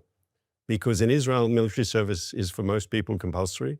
But to be in a combat unit, you have to volunteer. I mean, it's easy to get out of. You just say you've got a sore knee or you've got psychological problems. Everyone in a combat unit is there because they understand that that is what they have to do. But to come from overseas, to come from Connecticut in the United States and to volunteer for combat duty, I think that's a very special person. And he is a hero. He deserves our respect. His family deserves our support.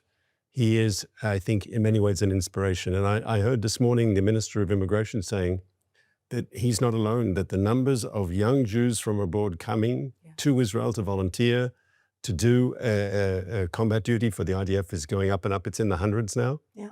And let's be clear here. For an Israeli to go into a combat unit, so he had an older brother, he had a father, they talked about it in high school. When someone comes from abroad, they didn't have the same support network, they didn't have the same, it's a difficult choice to make, and they deserve our respect. This man is a hero. And one more thing, this particular person, Moshe Yitzchak HaKohen Capps, he was a Chabad Chassid. Yeah. He showed that you can be in the IDF and be an Orthodox, pious, religious Jew. And I think he put some other people to shame. Amen. I know, Beautiful. the lone soldier thing is very close to my heart because we're immigrants. And so I know I have a child in the army. I know what I do for her when she comes home on the weekend. My other kids also, you do their laundry and you give them a good meal. And I think these kids have no parents in Israel. And yes, many of us adopt lone soldiers and bring them over for Shabbat, but it's not the same. They're heroes, but we're seeing a whole generation of Jewish heroes that you can only compare to those biblical moments of King David and King Saul. And it's just amazing. These are the bravest young people in the world. And it just, every soldier's loss is very much felt in this country like it's everybody's loss. And we feel that every day. But when it's a lone soldier because who chose to serve, it's on another level. Yeah. I completely agree with you. Wonderful hero. My hero, I don't know what his name is. I'm sure his name is out there. There's an incredible man whose house got destroyed by a missile. And he comes out of that destroyed house from his shelter with a beer, saying, and a gun, and a gun. He's like Rambo. No, his name was Dudu. Dudu Aziz. Obviously, his name was Dudu. We all need a Dudu in our lives. Dudu comes out from his destroyed house from the shelter with a gun and a beer, no shoes, and smiling and saying, I'm alive. Okay, so my house is destroyed. We're strong. We're resilient. We're going to win. Yeah. And to me, Dudu represents that resilience of the Israelis. Yeah. That in our worst moments, we can just say, thank you, Lord. We're still here. We're still fighting. And even though my house is destroyed, we're going to be okay. Please watch this. ערב טוב, חבר'ה. אל תיפול רוחכם. עם ישראל חי, אנחנו בסדר, שמי דודו, זה הבית שלנו. אנחנו נבנה אותו מחדש, טוב יותר, חזק יותר, על פי כל התקנים כמו שעשינו עד כה, ונשפר אותו. אנחנו עם של משפרים. עם ישראל חי. Okay. I sent that around to some people, and my friend's husband writes full-on man crush. This is like a real man. This is a given, yeah. Literally things exploding in the back, destroyed house when he comes out. He's got his cold beer. Oh my God, he's got his beer. To me, this is, this. I'm envious of him because he's become this macho symbol of what Israeli manhood is all about. There you go. Correct. We could do a photo shoot, you coming out of a bombed building. I think he's even in like a tank top too. It's like no shoes. Possibly scripted this in better. Israel, there's an expression, gever, which means like a real man. That's a real man. And on that wonderful note of the heroes, we pray that we have a quiet Passover, quiet Easter, that we are able to bring peace, tranquility, prosperity to this region by getting rid of the worst perpetrators of human rights violations in the world, which is the Islamic Republic of Iran and all their horrible proxies, and that by the time that Pesach, Passover, and Easter is over, maybe we'll wake up to a brand new world. God protect our soldiers, God protect the American army and their soldiers, and see you after the Chag, see you after Pesach.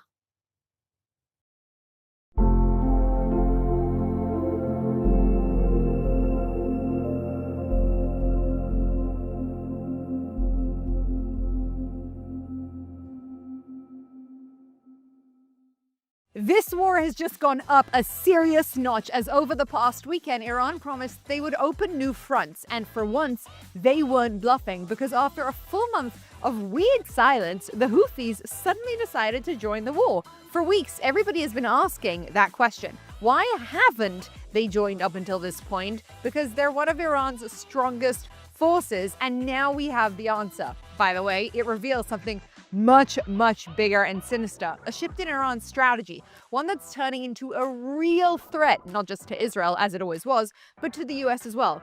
Because what's happening right now isn't just one war, there's a second war happening underneath it, and almost no one is talking about it, but it's quickly becoming the main one. Let's be honest, it's easy to underestimate the IRGC, but this didn't start now. They have been planning this for years, and they've got some serious tricks up their sleeves, and the Houthis didn't suddenly wake up and decide to react to the aggression of the Zionists. They're part of a plan Iran has quietly been building since 2009, and the craziest part is that most people didn't even realize it was happening until all the pieces were in place. Welcome to the Mira K Show on JNS TV. Here is that plan.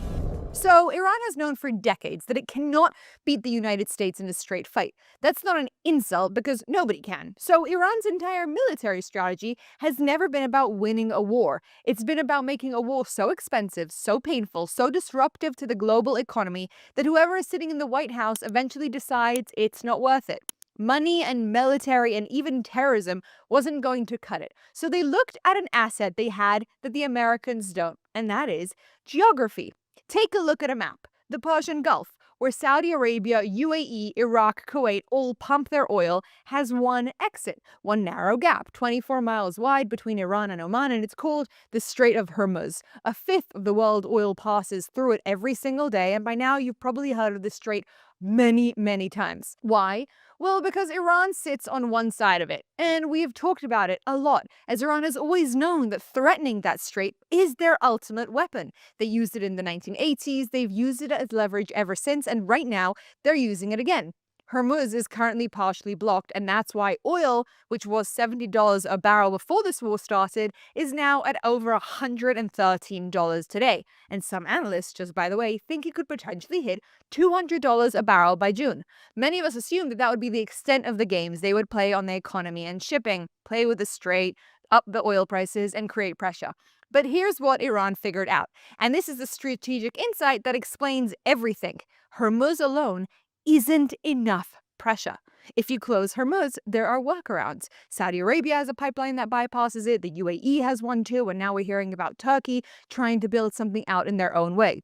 They can't handle full capacity, but they do exist. And so the threat is real, but still partially manageable. And so Iran realized we need the other end too. And this other end is a place called Bab al-Mandeb. It's Arabic for Gate of Grief. It's a 20-mile wide strait at the southern tip of the Red Sea between Yemen and the Horn of Africa.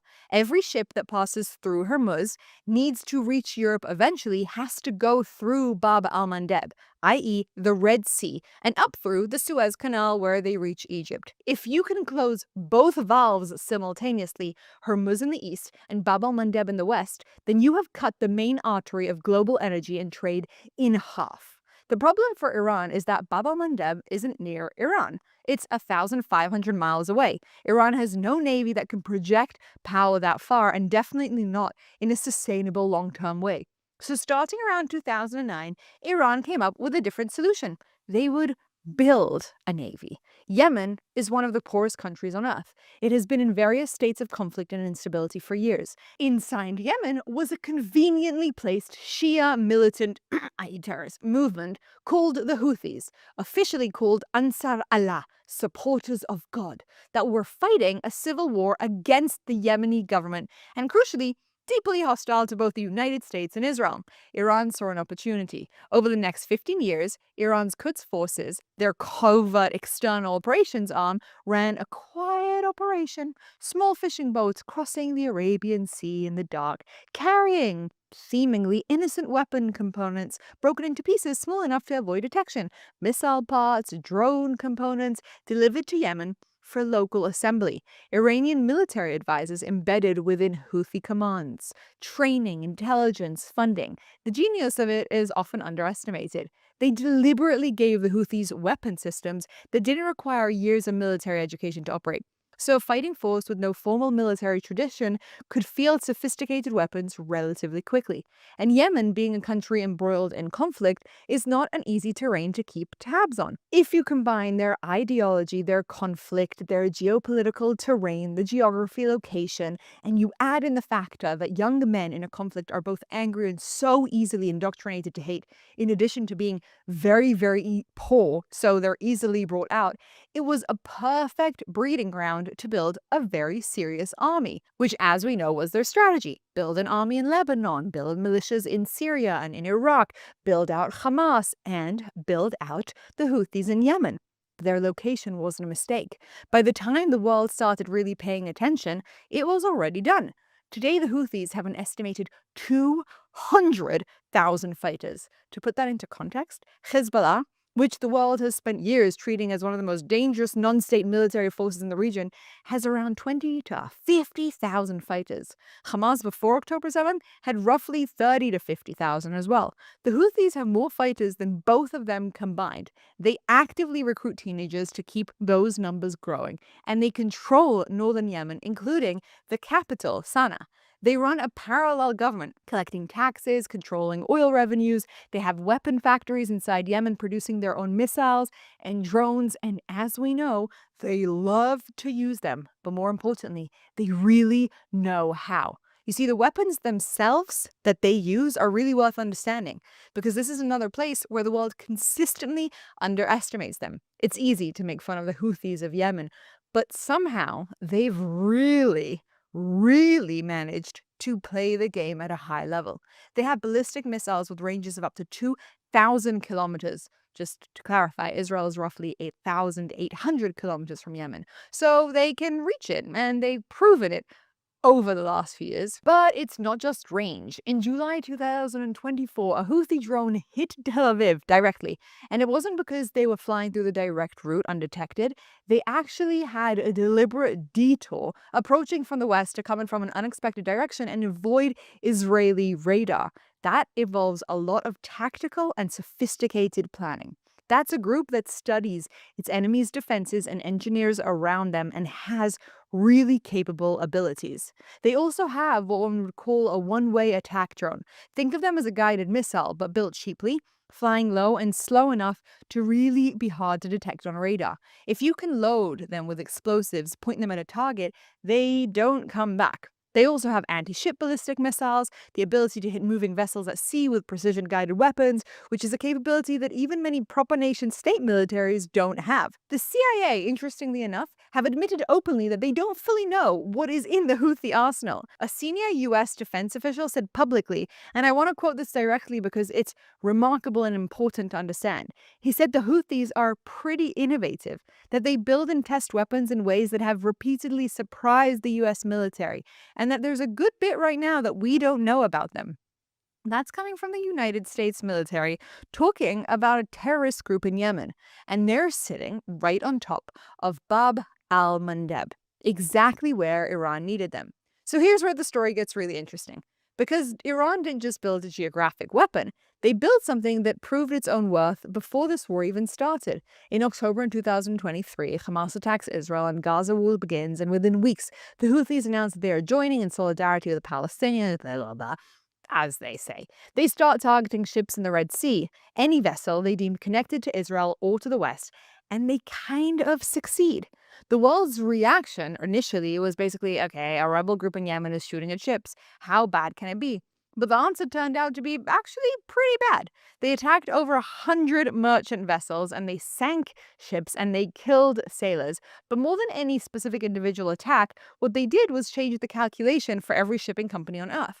Why? Well, you don't need to sink every ship to close a trade route. You just need to make it that it's such a high danger that the insurance doesn't want to cover it. The risk is so high that companies just stop sending ships through voluntarily.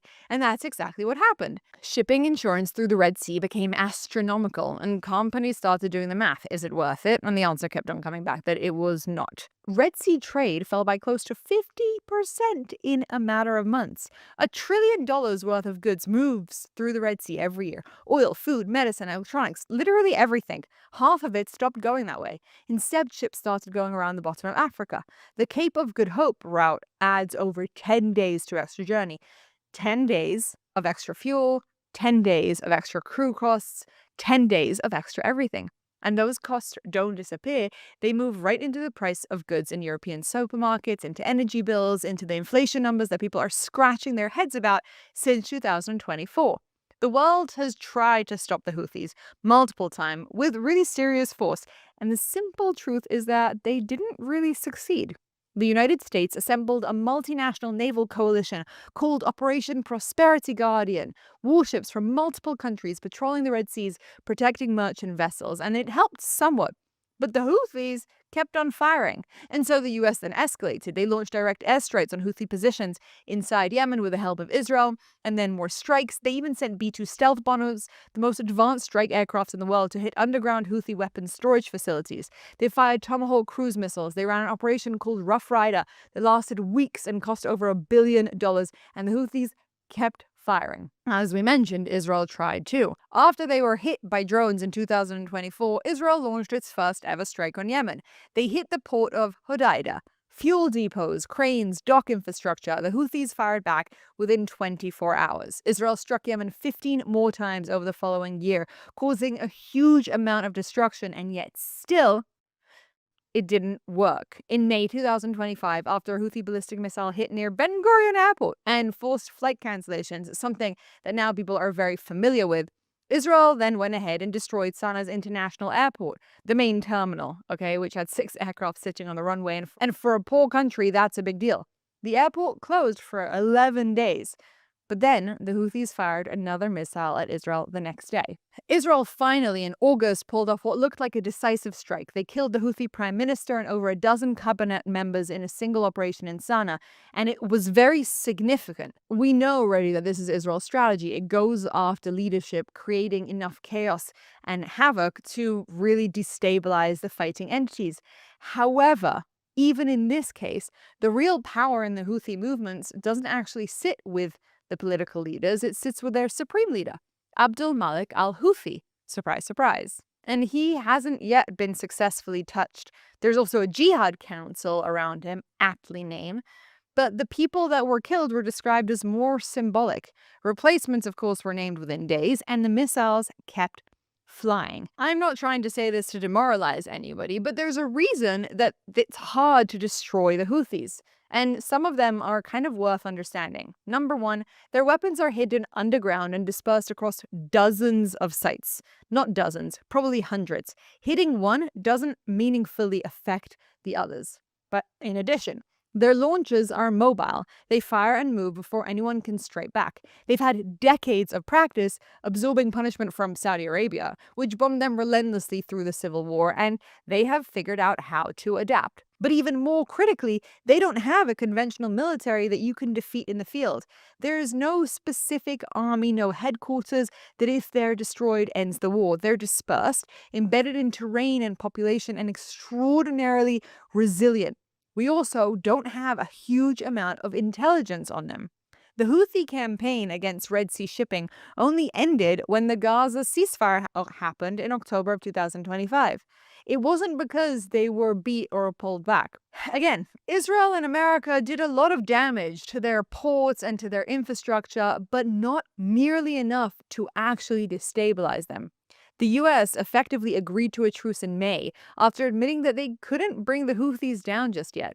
By the way, also nuts, administration officials speaking to the New York Times, which we don't particularly trust, but it's an important indicator, said Trump agreed to the ceasefire because the airstrikes were not achieving their objectives, and the US didn't succeed in achieving air superiority against the Houthis. That's a big deal. With this truce, the US stopped bombing the Houthis in exchange for them stopping attacks on American ships. The Houthis walked away from 2 years of the world's most powerful militaries trying to stop them.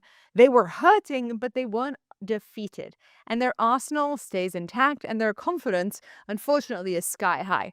Which brings us to the question as to why they have been sitting on the sidelines since this war started on February 28th. Hezbollah joined on day 2. Iraq's Iran-backed militias joined within the first week, but the Houthis were quiet. Almost every single one of the tentacles of terror that Iran has built out have been hit hard, Hezbollah, Hamas. But the Houthis are still strong. So why didn't they join? I mean, they had their reasons to hold back. Namely, they're not actually as stupid as people make them out to be. Their main port, Hodeidah, is their economic lifeline, the way food and fuel gets to the population they control. They know that entering the war meant risking it being destroyed.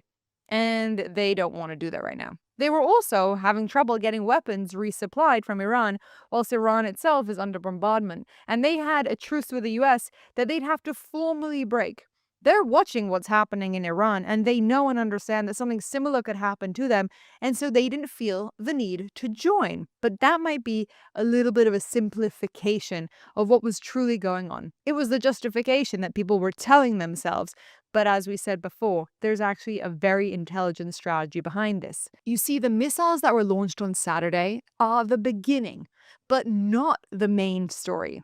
This is what the Houthis are now threatening by virtue of being in this war, because Iran's 15-year plan is now basically activated for the first time.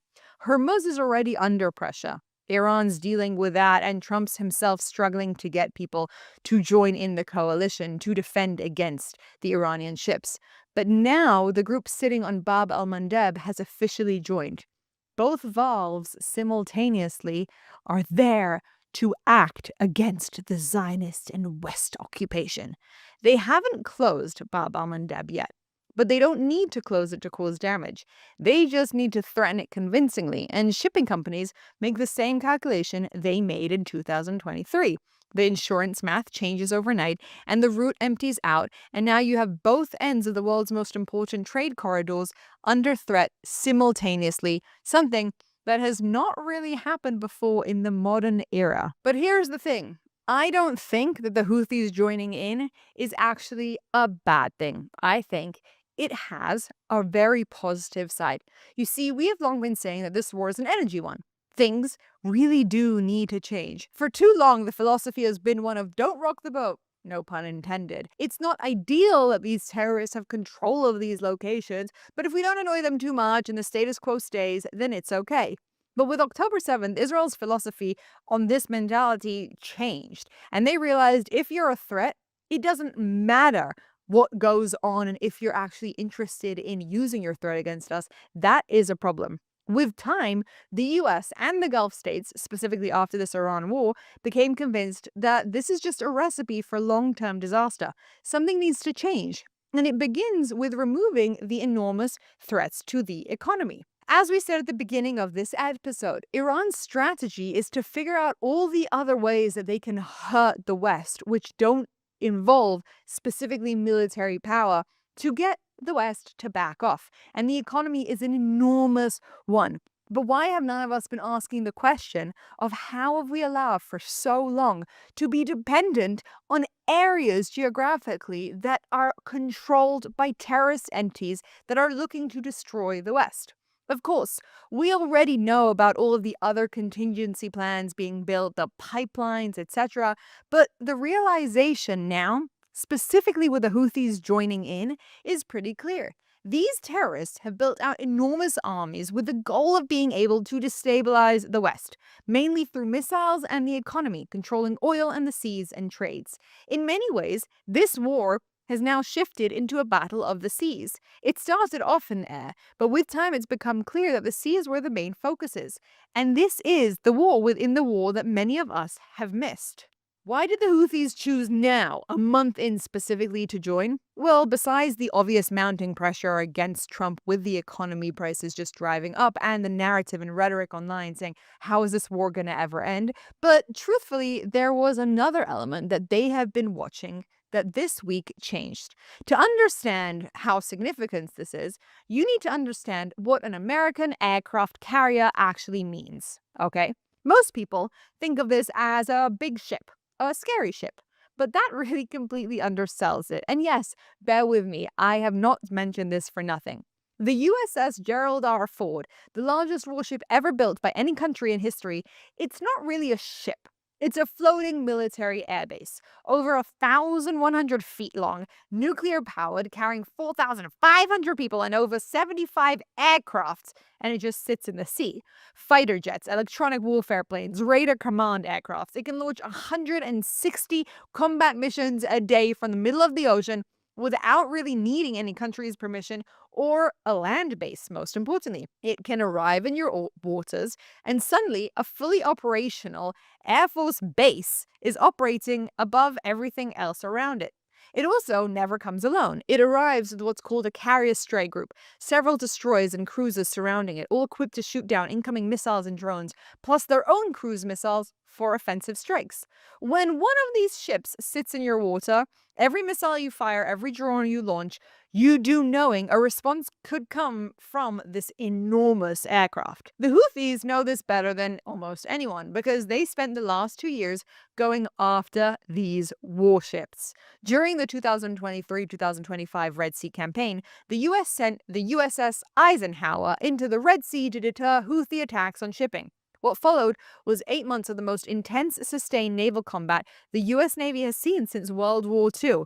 That's not an exaggeration, and it's safe to bet that you haven't really even heard about it. This is, by the way, how the Pentagon-owned commanders described it. The Houthis launched constant waves of drones and anti-ship ballistic missiles directly at the carrier and its escorts. They did not manage to sink it. That would be an unprecedented feat, but they did come shockingly close. A Houthi missile missed the Eisenhower by approximately 200 meters, coming in at such a low trajectory with such low warning that there was no time to intercept it. It actually just splashed into the water next to the carrier. Think about it. The Houthis managed to fire 200 meters from a nuclear-powered aircraft carrier. One of its own escorts had a Houthi cruise missile pass within less than a mile, intercepted again at the last possible second. The Eisenhower's deployment was extended twice during that period, and when it finally came home after 8 months, the Navy described it simply as the most intense combat deployment since World War II. And the USS Truman replaced it and went through something similar. Now, whilst this is very intense battles in the sea, there's also the economics of the fight that are working against the US the entire time. Shooting down one Houthi drone costs around $2 million in interceptor missiles, and the drones cost the Houthis maybe $20,000. A group in Yemen is pushing for a war of attrition on cost against the United States Navy. All of these different factors brought to a ceasefire, which of course, for some reason, did not apply to Israel, and as the Houthis put it, in any way, shape, or form, meaning they continued to attack Israel as they wished. Within 2 months, the Houthis had violated even limited terms that did apply to them, sinking 2 more vessels. Okay, so the US spent over $1 billion, ran nearly 1,000 airstrikes, exhausted 2 carrier deployments, and ended up with a ceasefire that excluded Israel and lasted 2 months. The Houthis walked away with a lot of their arsenal intact and a deeper strategic understanding of the US Navy. Okay, Mira, why are you sharing all of this? Well, it brings us back to today and why the Houthis have now joined. Right now, the US has 1 aircraft carrier actively running this war, the USS Abraham Lincoln, operating in the Arabian Sea on the eastern side of the conflict, hitting targets in Iran. But that's on the Gulf side, like we explained. The new strategy demands control of both sides of the sea, the Red Sea side as well, where the Houthis are, and that is an entirely different theater. But the carrier that was located near there is not there at the moment. You see, the Gerald R. Ford was the Red Sea carrier. It entered through the Suez Canal on March 5th, ran strikes against Iran from the south, and was the most visibly symbol of the American power in this war. But on March 12th, a fire broke out in its laundry room. Nearly 200 sailors were treated for smoke, and 9 months into its deployment, it sailed to Croatia for repairs. It docked there conveniently at the same time that the Houthis entered the war, and there was no coincidence in this. To get back to the Red Sea, this enormous Ford has to sail through the Suez Canal and back down through the Red Sea, the same waters the Houthis just declared a war zone. The same group that spent 2 years targeting American carriers and came within 200 meters of hitting one now have somewhat of an upper hand of this location. Its return journey now runs directly through their threat zone, and this is why the timing is so perfect. A replacement carrier, by the way, is on its way, and as of yesterday, I think there are another 4,000 soldiers who have arrived in the area. But right now, on the days that the Houthis are entering this war, the Red Sea doesn't have the American carrier in it, and the Houthis knew that because they have been watching ship movements. They were waiting for them to get out to get the upper hand, or maybe that's overthinking it, but it's very conveniently timed. It's easy to mock these Houthis, but they're sophisticated, and this is an example of that. But let's zoom out for a second, because this is what Iran is actually trying to achieve, and it's important to understand it clearly. Iran has been fighting this war on 2 tracks simultaneously. Track 1 is military, missiles, drones, proxies doing damage across the region. Track 2 is economic, make the war painful and expensive enough that the political will to continue collapses in the West before Iran breaks. And track 2 is working in a way that track 1 isn't. As we've said, oil prices are hiking. A Hormuz coalition that took weeks to assemble isn't still fully operational, and Trump has proven some of the cracks with Europe. Anti-war voices in America and Europe are growing louder because they don't want to be dragged into a long, expensive war with no clear end, and Iran is playing on that to no end because they're seeing the polls and they're seeing the economic numbers, and they're watching Trump struggled publicly to get allies to send ships.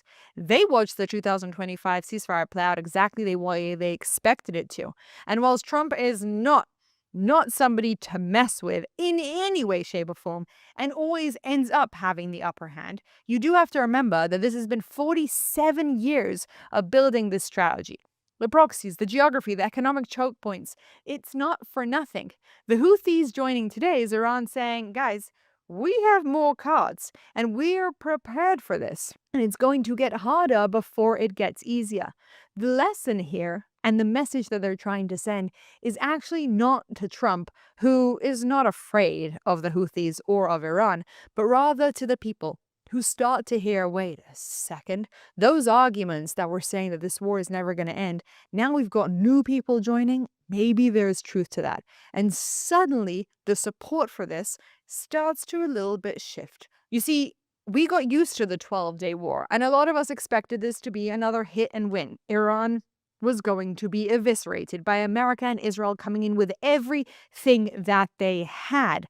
But again, 20 days, 30 days is not a lot of time against 47 years. It's safe to assume that Israel and the U.S. have some very sophisticated tricks up their sleeves as well that we haven't yet seen, but they're going to come quite soon.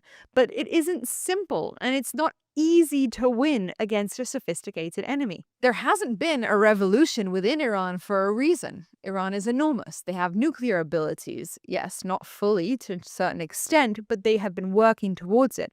Terrorist entities across the Middle East, control of their country and others, and now control of many elements in the sea. Not to mention media manipulation to boot, and the ability to wreak economic havoc. But here's what I want to leave you with, because this show has never been about doom. Wars take turns and changes all the time. The Houthis, like Hezbollah and Iran and Hamas, are an enormous threat. Right now, however, we need to get into long-term thinking. Yes, it's frustrating that they have joined. It's more attacks. It complicates the sea. But at the same time, it now forces us to deal with their threat. We wouldn't have had justification to attack the Houthis before this, but now that they've joined, we can do something about them.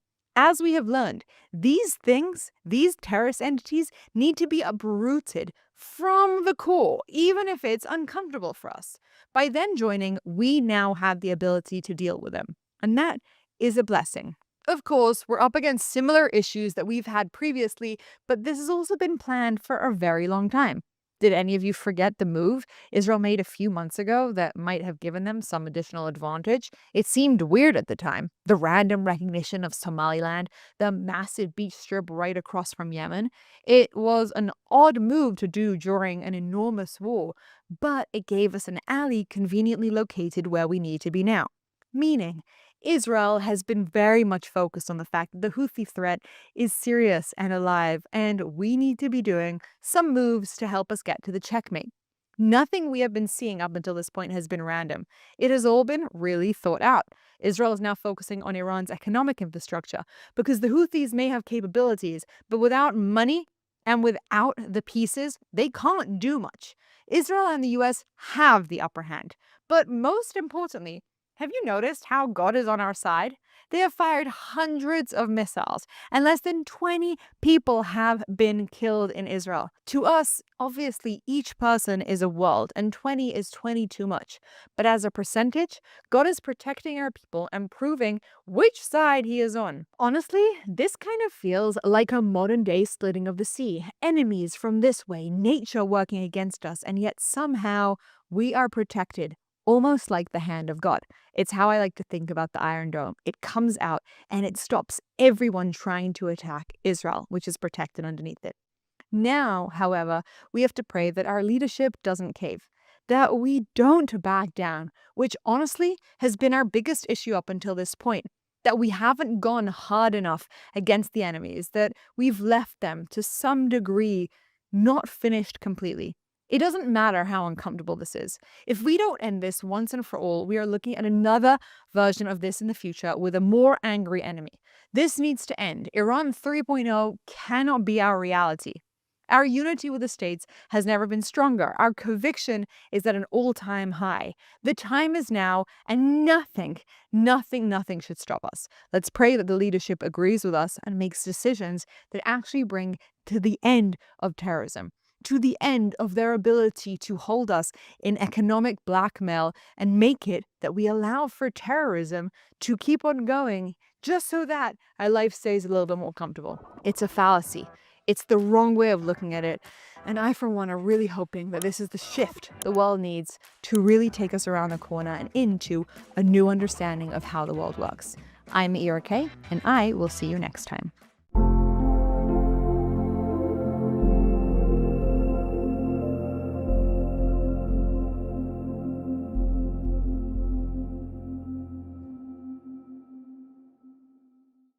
Iran has opened another front, this time not 2,000 miles away, actually on Israel's northern border. Hezbollah, a well-equipped, well-trained arm of Iran, is sitting on Israel's northern border. It's been a year and a half since President Biden brokered a ceasefire and demanded Israel withdraw from southern Lebanon. It's been 18 months. 18 months to think, to plan, and to prepare. So I think the question is simple. What is different this time? And even more importantly, what is the strategy to change the reality for the long term, not the short term? Because if this ends again with the illusion of quiet, well, it doesn't look like we've learned anything. In order to unpack this, I am honored to introduce and to bring onto this podcast my friend, Brigadier General in Reserves, Amir Avivi. He's the founder and chairman of one of Israel's most important organizations, the Israel Defense and Security Forum. Amongst many other positions, he was also the former deputy commander of the Gaza Division. He was the director of the Chief of Staff's office and a commander at multiple levels in combat engineering. Amir, it's great to have you. Great to be here. Thanks for having me. Of course, absolutely. Thank you for making the time. While there are wars on multiple fronts, we know that you're busy. And we'll talk about both your civilian role and a lot of your military knowledge as well. So, Amir, we're talking about Lebanon today. You know, for whoever remembers, after October 7th, there was almost an October 8th in Lebanon, right? And I've spoken to you. I want to hear more about this from you. And we're lucky that there wasn't an October 8th in Lebanon. But Lebanon did enter the war. And when I say Lebanon, of course, I mean Hezbollah. Let's be very specific. Hezbollah entered the war on October 8th with a barrage of thousands of rockets on Israel, reminiscent of what's happening now. In September of 2024, Israel launched a ground invasion. I was also in Lebanon during that time to root out Hezbollah. We were pushing forward. And then before the November elections in 2024, President Biden insisted, in fact, threatened Israel that we had to pull out. Otherwise, he was going to cap and not send us any of the munitions, which actually he was required to do so. And we pulled out. So it's been 18 months. My question to you is, what's different in Lebanon, both from October 8th and from 18 months ago? Okay, so, when we look at the big picture, and maybe years from now, when they will research, this war, talk about it many years from now, I think they will divide the war into 3 different stages. The first stage was at the very beginning, we were caught, not ready, not enough munitions, not enough forces, 7 different fronts.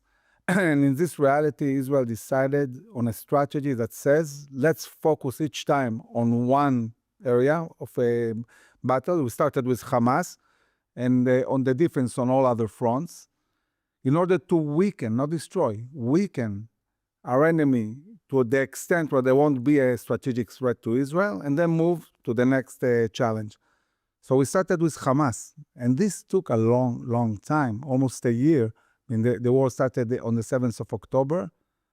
We shifted our center of gravity to Lebanon in September the next year. It took a long time for many reasons. It was a very complex environment of war with multiple hostages, but also an American administration that was withholding munitions from us. This slowed us down a lot. But at a certain point, we went into Rafah, we took over Philadelphia, we surrounded Hamas from all sides. And basically at that moment, Hamas wasn't anymore a strategic threat. It's still a threat, even now, but not a strategic threat. And then we said, okay, this is the moment we have to bring back our citizens, who were taken out of their homes in order to be safe, and we needed to bring them back. In the north of Israel. In the north. So wait, they were taken out. When were they taken out? On the 8th of October, Israel basically moved more than 100,000 people from their homes along the border, including a whole city, the city of Kiryat Shmona, which, by the way, hasn't recovered until now. Out of 25,000 citizens of the city, only 10,000 came back. Wow. That's a huge problem. But at that moment, we shifted the center of gravity from Gaza to Lebanon. We launched a very surprising and decisive attack with the pagers, we all remember, and attacking the strategic assets and killing Nasrallah. And indeed, at that time, the pressure on Israel not to go further, to stop was really, really serious. I experienced it myself, meeting at that time the ambassador of the U.S. here in Israel. I remember coming to his office, and while waiting for the meeting, I was admiring outside of his room the symbol of the U.S., the eagle, this mighty eagle. And when I went to the meeting and we started talking, the whole talk, he was saying to me, we need to de-escalate.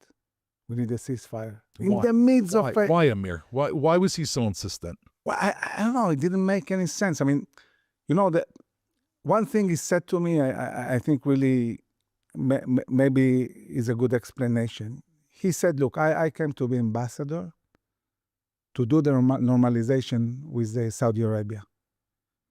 And this war is disrupting this mission, He felt like, this is like a noise that is disrupting the main issue. The main issue is normalization. But the war started because of, this process and the attempt of Iran to stop this normalization. So as he was talking about de-escalating and, a ceasefire, at a certain point I looked at him, I said to him, Mr. Ambassador, I was sitting outside admiring this mighty eagle. When did you become doves? Do you really think you can be, a world power being a dove? It's not by chance. How did he react? He started laughing, But at the end of the meeting, he looked at me very seriously and he said, look, if you continue attacking in Lebanon, there will be a daylight between Israel and the U.S. Wow. It's an open threat. It was an open threat. Yeah, it was an open threat. And Basically, it was obvious that Israel was under a lot of pressure from the administration. But I can tell you that a few hours later, 80 bombs on the bunker of Nasrallah. We took out Nasrallah. And I think that talking to the people of Biden much later on, they admitted, that Israel did the right thing. But the issue is we didn't stop or didn't do this ceasefire because of American pressure. That was not the issue. The issue was that we knew Iran is starting to move towards weaponizing, a nuclear weapon. And we needed to really shift our center of gravity from Lebanon to Iran. And indeed, what happened is at the moment we signed this ceasefire agreement, which, by the way, let Israel continue attacking on a daily basis. Correct, from the air. From the air. Which we've been doing. And by the way, we also stayed inside Lebanon in several positions, at least in 5 different places, crucial places for us inside Lebanon. So the ceasefire was very favorable to Israel. But that day we signed the ceasefire, the Prime Minister said, we're shifting our center of gravity from Lebanon to Iran. So this is interesting. I mean, you're saying that the ceasefire actually, at that point in time, served Israeli interests. Definitely, definitely, because at that time also there was a collapse of the Syrian regime. And we shifted, a lot of attention to destroying the Syrian army, to taking over the top of the Hermon mountain, going into Syria. We also had to deal with the Houthis, and they operate there. But the day we did the ceasefire, I had a chance to meet with the Minister of Defense, at the time Yoav Gallant. And we were discussing the fact that the moment Iran lost its strategic depths, meaning Hamas, Hezbollah, as main forces, and also the Houthis, were weakened, it was obvious that in the Iranian eyes, the way for them to safeguard the regime is move fast towards nuclear capabilities. So we knew we started a race.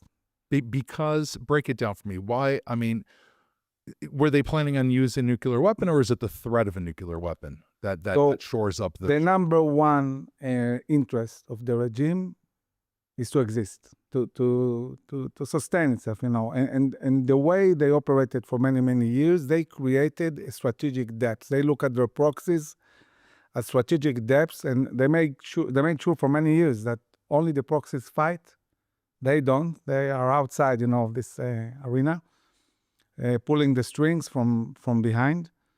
And the moment they lost the strategic depths, it's like somebody his clothes was taken off, they felt naked. And they felt the only thing that can save them now is nuclear weapons. So they started really moving towards weaponizing the enriched uranium and integrating it into a bomb. And Israel understood that we have to focus all our energy, everything, on getting ready to stop them in attacking in Iran. Probably the biggest historical attack, in the history of Israel. Nobody knew what would happen when we'll actually, do it. Do you think that did we decide to do that even if Biden was president of the United States and had won the election? Do you think Israel still was planning on moving forward with this? Definitely. Obviously, it's much easier having a president, that is supportive and helps. But when we started preparing, it was already after the elections in the U.S. It was obvious that President Trump, won. And the whole Israeli defense establishment and our military industries and the army started working around the clock with the Mossad, preparing for this decisive attack on the nuclear capabilities of Iran. And in the months between November, when we did the ceasefire, to June, when we attacked, Israel, in this period of time, developed technologies that are beyond imagination, that bend the rules of physics and chemistry. Technologies that not only enable us to, reach our missions in 12 days and really inflict a serious blow to this nuclear program and to the ballistic missile program, but it's technologies that are going to impact a decade ahead. Including technologies that we're not aware of in the public sphere. Definitely. And what we did in Iran is beyond imagination. And you know, when Prime Minister Netanyahu said to President Trump, we are attacking, the president said, look, this is your national security. You do whatever you need to do to safeguard Israel, but we, the U.S., we're not going to participate. The U.S. was under the impression of their attempt to deal with the Houthis, which was not very successful. So, the president was thinking, okay, if we tried to deal with the Houthis, not Iran, and we didn't have much success, what will happen, when Israel attacks Iran itself, 90 times the size of Israel, it's just important. Right. And the chief of staff told me that when the attack started, like after a day and a half, commander of CENTCOM calls and asks him, how is it going? How many planes did you lose? How many drones? He said, none.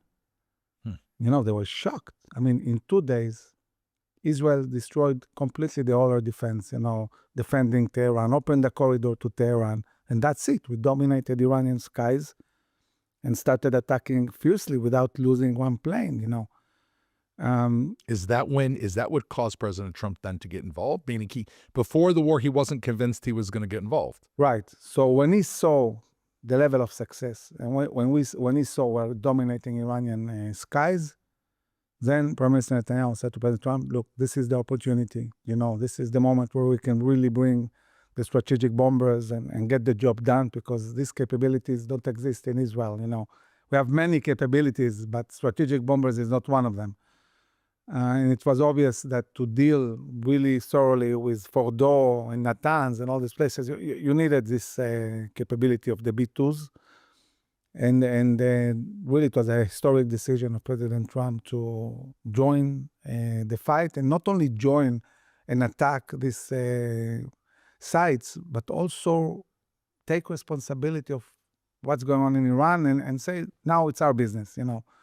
We are going to make sure that you'll never have nuclear capabilities or so develop what changed, Amir? Meaning, if what changed at that moment? Like, why is now this entire war being led by the United States, and actually Israel, even if it's in our national interest, is joining the U.S.?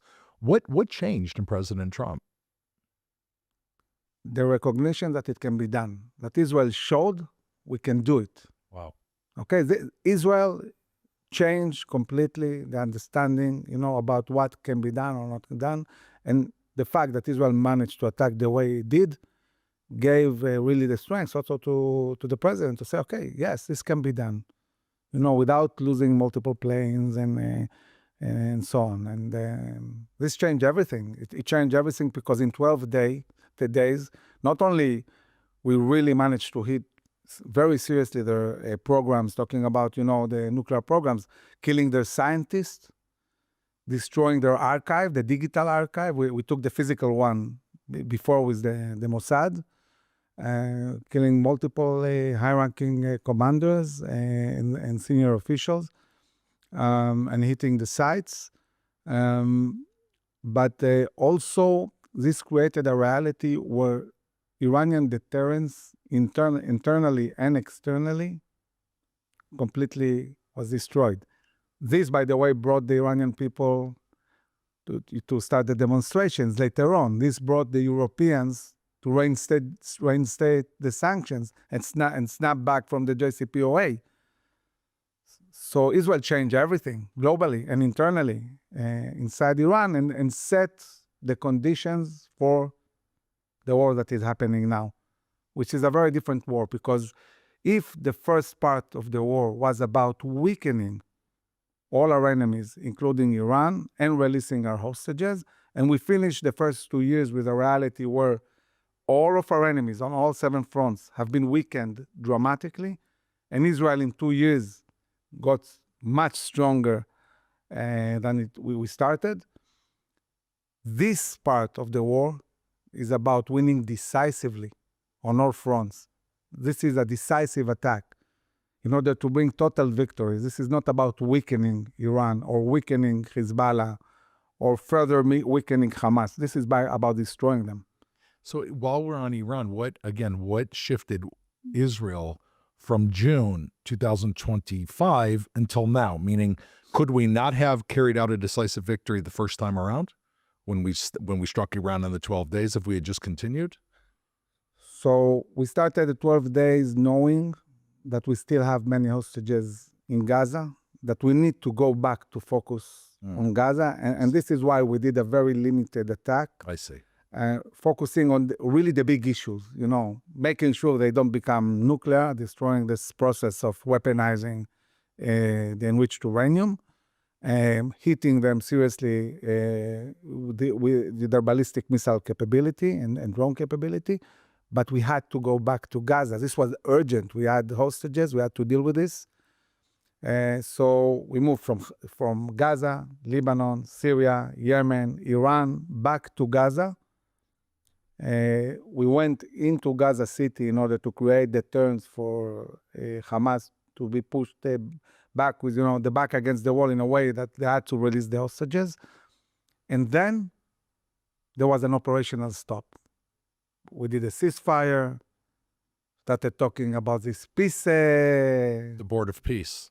Committee and so on, and the Board of Peace. And there was a sense in the public, okay, that's it. The war has ended. And I wrote an article in January, beginning of January, in Ynet, and also in the Jerusalem Post, saying the first half of 2026 will go back to a full-scale war on all fronts, all of them. And the second half of 2026 will be about normalization, peace agreements, and of course, upcoming elections, both in Israel and the U.S. And how did you know that, Amir? Meaning, you're correct. We were all under the impression, right, publicly, and even the government was speaking about the fact. I mean, there was very little chatter for those months. How did you know? Because we saw that Iran, instead of saying, okay, you know what, we didn't assess rightly the strengths of Israel and the resolve also of the U.S. to fight. The U.S. for many, many years had amazing capabilities, zero willingness to fight. But President Trump went in and fought. He decided to use power. So instead of the Iranians saying, you know what, maybe we should wait for a few years, let's wait until Netanyahu and Trump finish their terms, and then we'll go back doing what we do. No, they started building, again, all these capabilities very, very, very fast. And also they took a strategic decision. They are going to take revenge. They're going to attack. In Israel, there was a clear understanding that if we wait, Iran will become nuclear, and they're going to shoot a nuclear weapon on us. That was the understanding. That was a real understanding. Yeah, and also that they are moving towards, again, a massive production of ballistic missiles, and they are going to overwhelm us with thousands and thousands of ballistic missiles. It was obvious it's a strategic threat for Israel, and it was obvious that Israel is going to attack one way or another.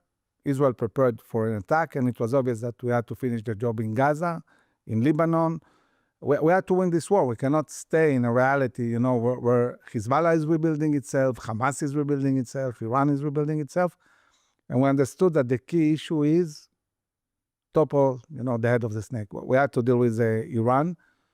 And well, let me ask you, if again, this is a question I get in the news a lot. I got it yesterday. If the word obliteration is a word they often put in our mouths, right? I'm not sure if the president did, I think, maybe use that word once. I don't remember Prime Minister Netanyahu saying we obliterated, but how were they able to threaten Israel with a nuclear weapon so quickly if we carried out such a decisive attack in June? So it's not that they really could have moved so quickly to assemble a bomb, but what they decided to do is find a site that is deep underground in a way that even the U.S. cannot hit it, and there try to take the enriched uranium and create even a very basic nuclear bomb, but create a bomb, that they will try to use one way or another. And With we had to stop the them. uranium they'd already enriched. Right, and we had to stop them before they go underground. We didn't have a lot of time. Now, the big challenge of Prime Minister Netanyahu was how to get the U.S. on board and understand that this is not just a threat to Israel. This is a threat to the whole civilization. This is an apocalyptic regime that is not afraid to use nuclear weapons. And they can bring a third world war, but nuclear one, after which there will be no civilization. So it was obvious that, we needed to deal with this. And President Trump tried to deal with this diplomatically, demanding, that they give all the enriched uranium and dismantle all the enrichment capability. But, this regime, they think in an apocalyptic way.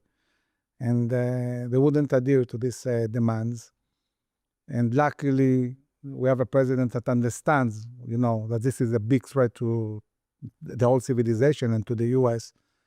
And this is how we got to the point where, we launched an attack together with a clear goal to completely dismantle Iranian capabilities, to make sure they'll never have nuclear capabilities, to destroy completely, entirely their ability to produce ballistic missiles and dismantle this capability, and also to disconnect Iran from the proxies and make sure they are not able to sustain, all this octopus they created, these many proxies. And this is exactly what we're doing. So I'm curious to your assessment now that we're about a month in to this current campaign against Iran. Where are we holding, and how much longer do you think it will take to achieve those objectives? So militarily, they're pretty much destroyed. I mean, now we are focusing on destroying every single factory and industry that produces capabilities for Iran. It's being destroyed systematically. And most of their ballistic missile capability was destroyed, the drone factories and drone capabilities, and we've seen them shooting less and less. No navy, almost no air defense. So obviously, militarily, they're being destroyed. So they're still able to get off a missile here and there, but is there a command and control structure in place there amongst their army still? In the Revolutionary Guards, there is some kind of command and control, but there are some units where you see massive defection. They understand, that Israel and the U.S. are completely controlling Iranian skies. Israel and the U.S. together have attacked more than 14,000 targets. Each target might be a few bombs. And it's all very precise. This is not their ballistic missiles that are being shot randomly. It's very, very precise and decisive attacks, which they cannot stop. They have an air force, by the way. They do have an air force. Where is it? Destroyed. Most of it was destroyed, but they relied much more on ballistic missiles than airplanes. And I think there is a growing understanding that if you really want to bring this regime on its knees, you need to take from them their economy. So now we're talking about the U.S. taking over Hormuz Strait. We're talking about the island of Kharg, which has which controls really 90% of the oil which is distributed from the island to the tankers. And if you take over this island, that's it. There is no Iranian economy really. And obviously, if you control the strait, same thing. I mean, you can let any ship that you want to let get out of the strait, and those you don't want, you control. Why is that so important? Meaning, it's going to affect all of Iran. Obviously, the people are very poor anyway, but it's going to affect them, and it's going to affect the regime. Are we hoping that that's going to cause defection, unrest? I mean, life is already hell for the protesters. What's the plan here? So, you cannot kill 1 million Revolutionary Guard members, but you can make sure they cannot get paid. You want to bring the regime to the point where they cannot sustain their forces anymore. And once you don't pay them, it's game over. Then they'll defect or they'll... Yeah, so, if they don't have money, that's it. They cannot sustain anymore these forces. So when President Trump, is contemplating shooting their main energy site, or taking Hag Island or controlling Hormuz, this is the point where I understand that we really need to control their economy, not only destroy their military capabilities in order to really dismantle the regime or make it completely non-factionable in a way that create the terms for the Iranian people to rise and take over the country with Israeli and American help. There will be no boots on the ground inside Iran. I mean, I'm not talking about Hormuz or islands, I'm talking about mainland Iran. The boots on the ground is the Iranian people. They're boots on the ground, but right now they're not armed for the most part, at least Right. as far as I know, right? The Kurds, maybe the Azeris. How do we change that paradigm? Because without arms, there may be some type of reaction to, by the IRGC, whoever's left, to protect the. So yeah, I'm hoping there is a plan to arm, the different groups, and you have to focus on two areas. One is Tehran itself. This is the capital, but then also the more rural areas where you have the Kurds and the Baluchis and the Azaris and all the different groups. Iran is composed of multiple groups. We have 12 different groups. Only 50% of Iran is Persians. And even among the Persians, many are not supportive of this regime. So I'm optimistic. I think that this regime will not stay. And I think that the ambitions or the goals of the US are much bigger than Israel. Israel is fine with an Iran that cannot threat Israel. No ballistic missiles, no nuclear weapons, no support for the proxies. This is not enough for the US. The US needs Iran to move its alliance from China, Russia, to the US. The US needs Iranian oil to be traded in petrodollars back to the SWIFT and not in the black market the way it has been done for a long time. Explain that a little bit more for our audience. So, we know that China controls 90% of the rare minerals. The minerals needed for AI industry, for electric cars. And China lately has disrupted the chain, of this rare minerals moving to Europe or to the US. US is very concerned about this control. And the way the US is dealing with this is saying, okay, you control most of these, rare capabilities, we'll control the oil. You Chinese, you need oil. Now, US took the Venezuelan oil. Now it's going to take, Iranian oil. Furthermore, if the US controls Hormuz strain, that's it. In any moment, the US can close itself the strain and say to China, no oil, that's it. So interesting. This is a real it's very surgical analysis. So it's more than just Taiwan and the semiconductors. It's also the rare minerals inside of China itself. Of course. And obviously, when the US shows willingness to fight, but it also shows the technological superiority, of the US over Russian and Chinese technologies, because Iran is fighting with Russian and Chinese technologies, and it's being destroyed. 100-0, it's like complete dominance of American Israeli technology.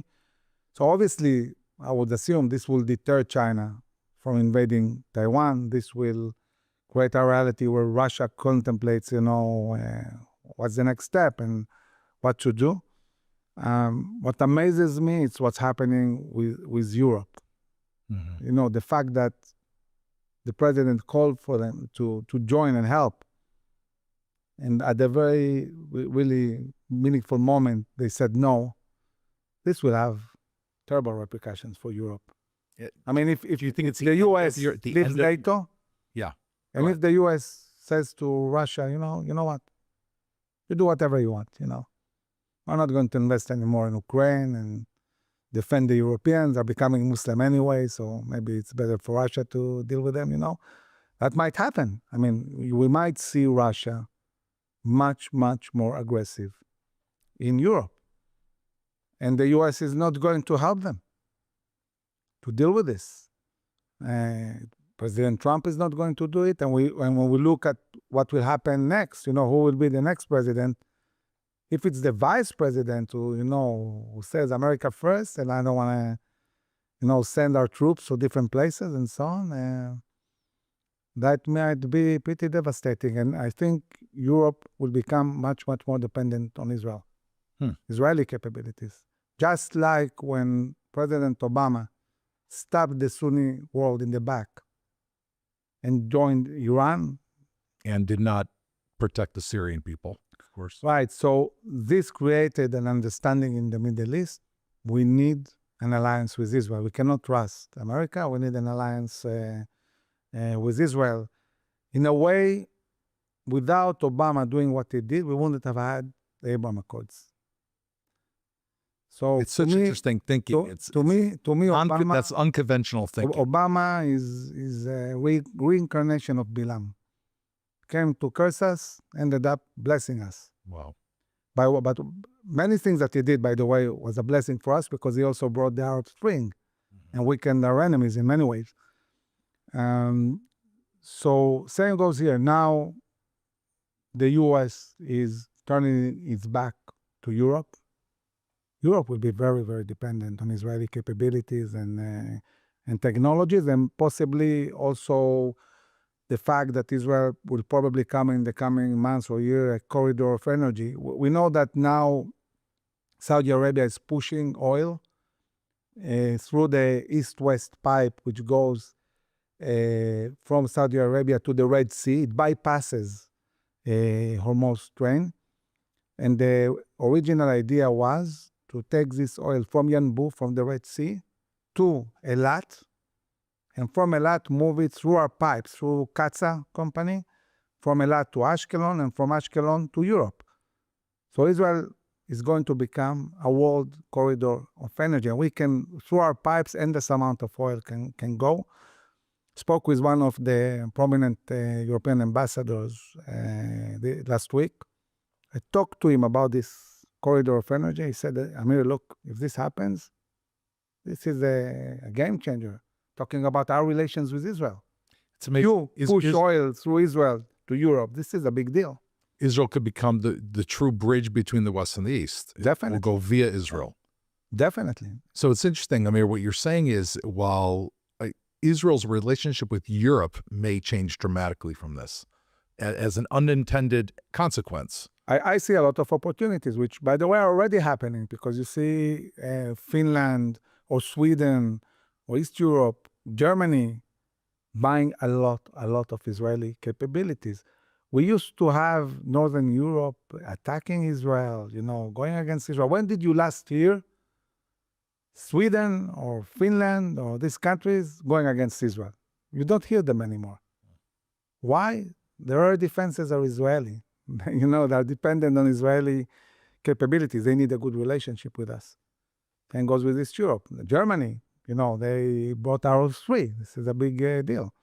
It's a big change. Now, the more countries are on the west of Europe and the further they are from Russia, then they, allow themselves to not behave nicely with Israel.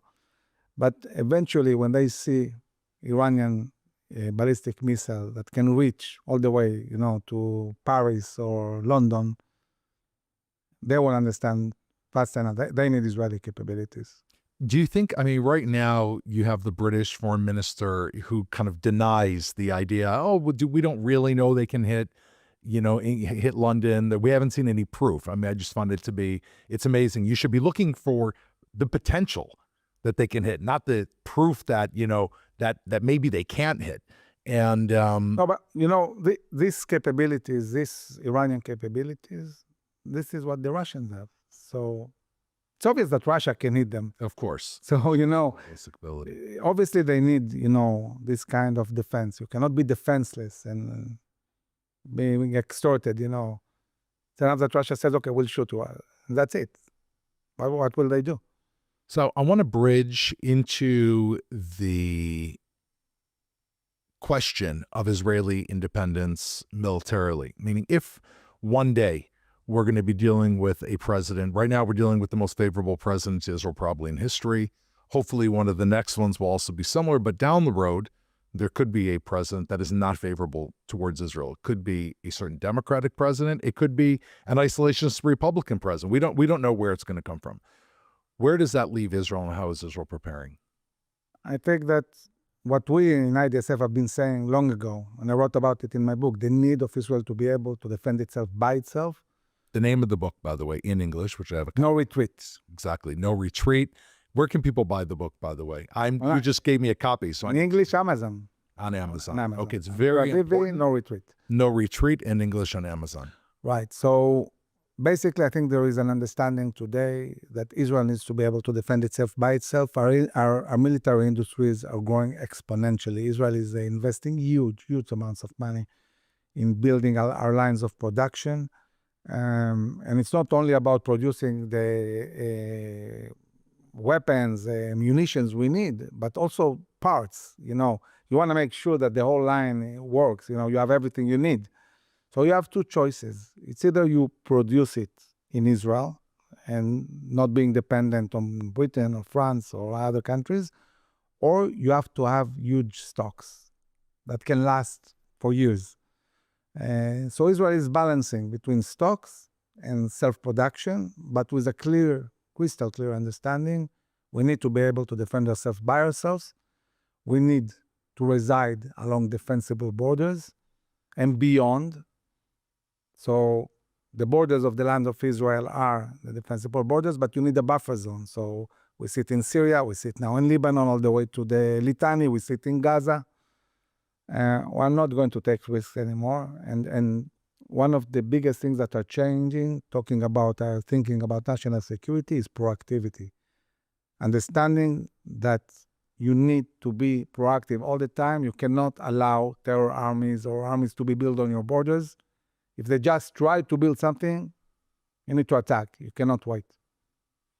On that point, going back to October 7th, 2023, when there was the conception, right? This kind of, it wasn't only a security failure, it was an ideological failure. I think is very important. I want to spend the next few minutes talking about your organization and your insight into it. I want you to explain your organization for our listeners, and how is that affecting the current and future leadership of the IDF? So everything that happened to us in the last, I would say, 30 years before the war was in a way due to the existence of an elite of generals that have been dominating Israeli public sphere for many, many years on the research, media, policy, and so on.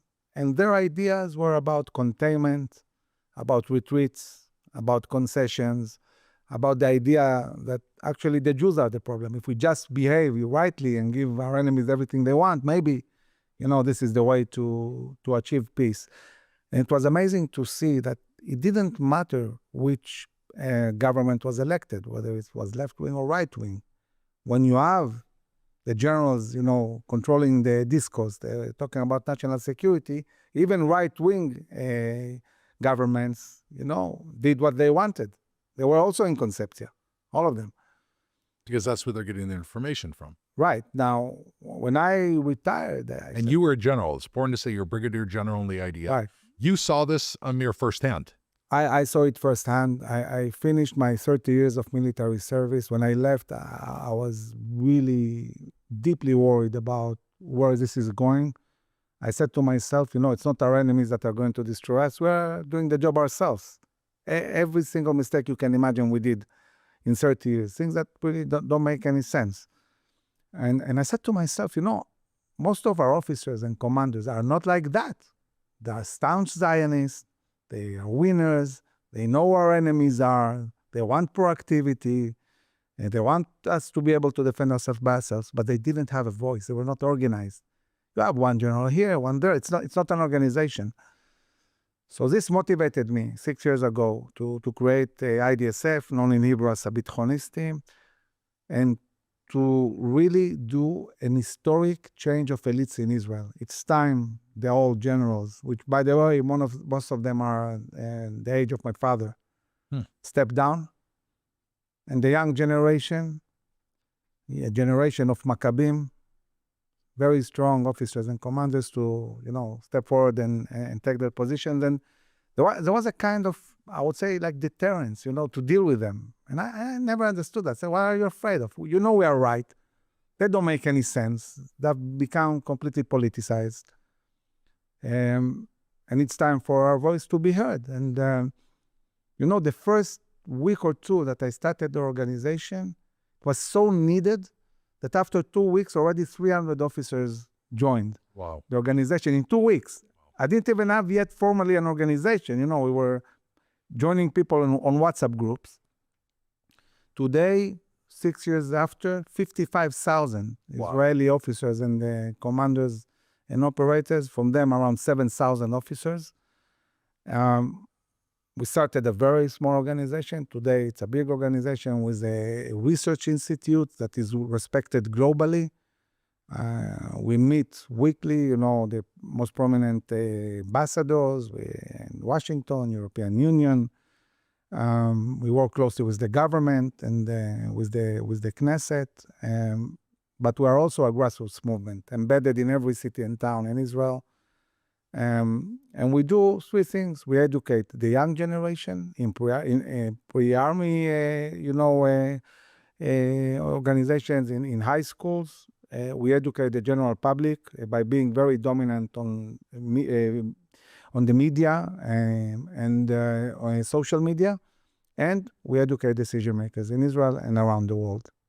Do you see, it's awesome, by the way, your organization. I mean, I've had the pleasure of seeing it grow over the last few years. It's tremendous what you've done. Are you seeing on the upper level? By the way, when we met years ago and, we were thinking about how to define, who we are, what's special about us, one of the verses used was voice of reason. Yeah. Finally, generals that speak the voice of reason from an authoritative, point of view, because anybody can talk about security and comment about it, but you need an authoritative voice. You need people who actually have, the experience, but have common sense, something that is missing globally, I would say. I don't know what happened with common sense, Well, it's remarkable. Israel seems to have it, and President Trump seems to have it. And I think that's why we feel so much pushback, because it really forces people almost to make a decision. You can either hate it and try to ignore it or join it. With regards to Bitronistim, are you seeing already the work that you're doing affecting some of the upper echelons of Israel's security apparatus? Definitely. I mean, I think that today, both the army and the government have adopted, I would say, almost fully our ideas, and the fact that they hear it all the time on the media and social media and the research and so on, this gives them the tools, and they are being emboldened, to say, okay, yeah, this is the voice we hear. This is the right thing that should be done. It's impacting everything. It's impacting even what officers are being promoted now in the army or the Shin Bet or even the Mossad. The whole public sphere changed end to end. It's really an historic moment where you see this change of elite. The old generation is stepping down, a new generation is taking over. But this is a generation that will really, really secure Israel for generations to come. And this is what we're all about, securing Israel for generations to come. It's incredible, Amir, in this conversation, hearing for you how you so clearly explain the emergence of Israel in the day after. People ask about what's the day after going to look? You're really talking about the day after the day after, of Israel emerging as not only a regional leader, you added this entire dimension of perhaps the dependence or the opening of a relationship with Europe and how Israel is positioning itself. And as we know, it's almost like the generation of the desert. They had their role, but they had to go. And you're also seeding the new generation that hopefully will understand this viewpoint you're talking about and lead us there. And I think the Jewish people, the Israeli people, many of our audience are also non-Jews who support Israel. We take off our hats to you. We really do. Moridim et hakova, as we say in Hebrew. And before we wrap, I just want to get your insight. We have Passover in, 2 or 3 nights, right? So we're kind of balancing between podcast, cleaning your home. Any Passover thought for us as we close? Sure.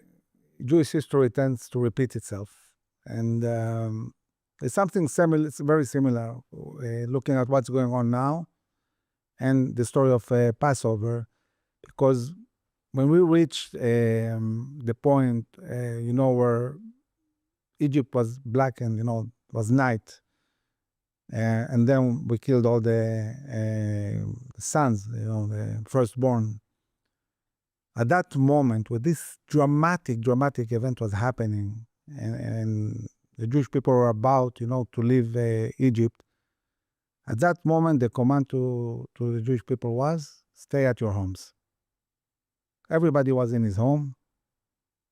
And I'm thinking, when they were inside the home, not really knowing what's going on outside, not understanding the magnitude of what is happening and what will happen next when they will leave Egypt, and come to the land of Israel, it's very similar to what's happening now. Most of the Israelis are at home. You sit in, I drive a lot. You don't see many cars in the streets during the war, and people are mostly at home. And of course, when they're being shot, they are, taking cover inside their houses. Around them, the world is changing end to end. When they will get out of their homes, it's a whole different world. And I've been saying it for a very long time, and now I think it's much easier to understand. The bigger the win will be, the more decisive the win will be in this war, the greater the golden age of Israel will be the day after. And Israel is moving towards a golden age. It's not that we don't have challenges. We will have challenges also afterwards. We have to deal with the sovereignty inside the land. The Negev, in the Galil, in Judea and Samaria. We're dealing with rising anti-Semitism. We have many challenges. But we're going to a golden age. After this war, the economy is going to boom. It's already booming. It's going to be much bigger than that. And there will be massive aliyah to Israel. And it's going to be baby boom. We spend a lot of time in the shelters. So that's right. A lot of babies on the way. I think that really I said to the Jewish people, look, the future is here.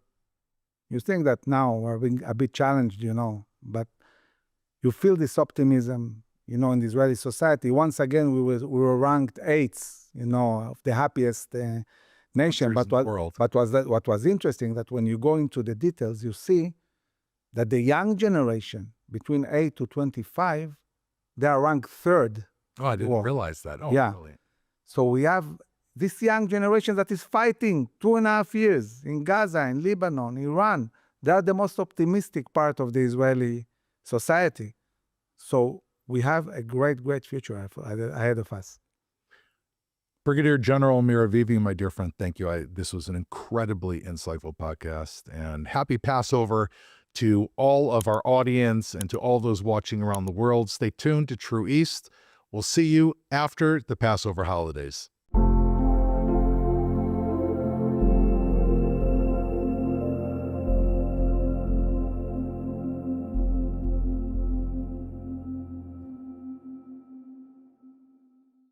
But what about the emotional and the personal sides? How are stress, fear, and constant sirens affecting our relationships, our intimacy?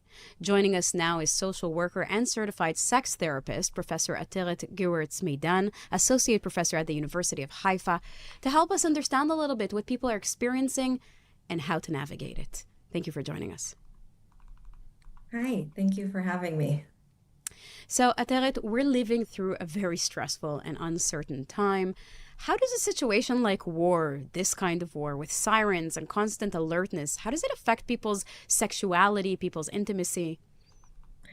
So first of all, there's this big question I'm always being asked, like with all this going on, why are we even talking about sex, right? Why are we even talking about intimacy? And I just want to stress and say that in the midset of this situation and crisis and loss and grief, we instinctively, we seek life. And sex is not relationships, intimacy. It's not just about enjoying and stuff like that. It's about restoration and vitality and repair and connection and safety. And I think it's just important to reframe it first and just say, we're not looking at this from like a hedonistic perspective, but the importance of connection and attachment within this situation, which we all really need that. Absolutely. Now, some so- people, yeah, go ahead. So we started when October 7th actually started, we started a longitudinal study looking into sexuality, intimacy, relationships of couples, and how is it being affected during the war.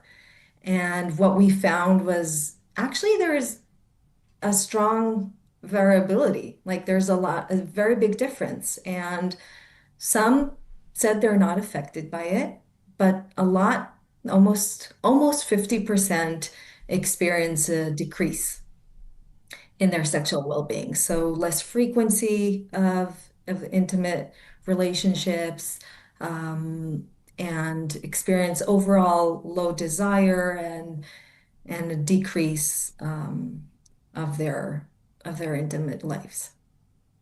So I assume when your body is in constant fight or flight mode, is it even possible to feel desire, or does that shut down completely? So that's the straightforward explanation, right? So really people are stressed, anxious, and obviously it affects their intimacy. But I also want to say that there's some couples that it doesn't, and there's some couples that even said they even had more sexual desire. And again, if we reframe that and say, people in this time of uncertainty and stress, sometimes people need more intimacy, and we have to normalize that as well. So that is also acceptable and normal in times that everything is not normal. And the war affects everything. It affects our sleep. It affects our eating habits. It affects our emotional states. It obviously affects our intimate lives too. So many families are now home more than ever with children who are out of schools, sometimes all sleeping in the same rooms or running to shelters together or sleeping underground together. How can couples even navigate privacy and intimacy in that kind of reality? So first I want to calm down and say, we don't have to navigate. Right. So the most amazing thing that we saw is because it's a longitudinal study and we followed couples. So we saw, yes, at first and in the time of the most crisis. So there's also a lot of practical reasons. People are running to shelters. People are sleeping with their kids in the mamad, and there's sirens going on. But what we saw most interestingly in the second wave is that actually of course, people did not go back to levels as before the war, but we do see that there is an improvement. So just to normalize and calm people down and say, right, maybe we don't have to navigate and have all these things in the right places all the time. And things will get better once all these practical reasons and conditions are actually, calmed down a bit. Because people did mention that. We asked a lot of people, what are they experiencing? And the reasons we got were just feeling anxious and depressed, and we're in this running to the shelter and we sleeping everyone in the same room, or a lot of people, their partner's not even home, right? They're in miluim or they're in miluim. And that is also, there's a lot of practical reasons again, and those will hopefully, get resolved once things calm down.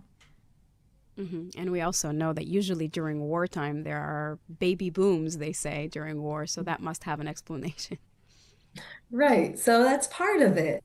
So baby boom is part of understanding that sexuality, we like to reframe it as a very taboo and maybe like, this is for, I got a lot of backlash for even looking and researching sexuality during wartime, right? Because Israel is a very small country. And people also felt it's inappropriate to engage in sexuality or discuss that. And we all have to be eyes focused on war, and we all have to, like, this strong sense of solidarity, right? So, but then again, if we understand sexuality as a form of connection and attachment and vitality and life. So it also explains baby boom, right? And it explains why some people even have more sexual desire at these times and why people still engage in intimate relationships in these times. We strive and we want to live and we want connection and we want the sense of safety and we need that. So some advice. What's one practical thing that couples can do right now to stay connected? So first of all, I just want to normalize and say I would be in a very self-compassionate, I would have a lot of self-compassion towards ourselves because again, we saw different profiles of people, some experience a decrease, some even an increase. So whatever you're experiencing, it's okay. And I would accept that and not get stressed over that and not try to fight that, but kind of like accept that. And also evidence-based, because we saw an improvement, I also want to calm down couples and say, whatever you're experiencing, it will get better. We see that in research. So just calm. So just quickly in 20 seconds, one tip, because we're about to Calm finish our down. broadcast. Everything is normal. Every reaction is normal in this non-normal situation. And whatever you're experiencing, just accept it and it's okay. Any You will tip get on how to through this. connect? Try to avoid the sirens. I heard there's this app, right? When to go into the shower, maybe they can make So one you're for saying their they should make an app for when to be intimate. maybe that's a startup. I want my name on that. Well, in the land of startups and tech, they may take you up on this idea. Thank you so much. Well, Professor Ateret Gewirtz-Meidan, thank you very much. Thank you. Moving now to the south, where a community in Arad suffered severe damages after an Islamic regime's ballistic missile struck a residential block. The community living in that area identifies as Hasidic Gur, an ultra-Orthodox sect that engages in humility and quiet living, showing that even the simplest of communities can be targeted in this ongoing war, and highlighting that even they need our help to rebuild. Sarah Friedman of the World Jewish Congress was on the ground. Take a look. We're here in the southern Israeli city of Arad, a quiet desert community that just days ago was shattered by the reality of war. On Saturday night, Iranian ballistic missiles struck directly into a civilian neighborhood here, hitting homes and leaving dozens wounded. Many of them children, as entire residential buildings were torn apart in an instant. This is not just any neighborhood. The areas struck were homes to members of the Gur Hasidic community, a close-knit, deeply rooted sect within the ultra-Orthodox world, where life revolves around faith, family, and unshakable sense of communal responsibility. I myself come from this group. There are families who built their lives and routine around prayer, around raising children in safety and tradition, and in a single moment, that sense of security was ripped away. We are here with those families, listening to their stories, witnessing their resilience, and standing with a community now forced to navigate trauma while holding on to faith. Most of the people that live in the community are innocent citizens who work hard for their living, families with a lot of children, and everything just ended in 1 second. Now they're left with nothing. They're left with no house, no furniture, no clothes, no games, no books, no money. They have nothing. They can't work because and then we've got Pesach next week, and everybody was all organized. Their houses were clean, more or less, and they had matzot and food all ready for them to start their Yontif. Now they don't know where to go, they don't know what to do, and they can't just pack into anyone's houses because everybody here in Israel has got the same thing. We're all living in this situation that we don't know what's going to happen any second, and whoever has got bomb shelters in their house is not made for 30 people. It's made for just the family people who are there. So they all need help. Everybody needs help to get back to what they need. Most people here have kids, 5, 6 kids, large families, and they're looking for a place, a roof over their head where to live. And one of the solutions is to find in the south of the country, not in the center of Israel, a quiet neighborhood which is modest, simple, and homes for people to live.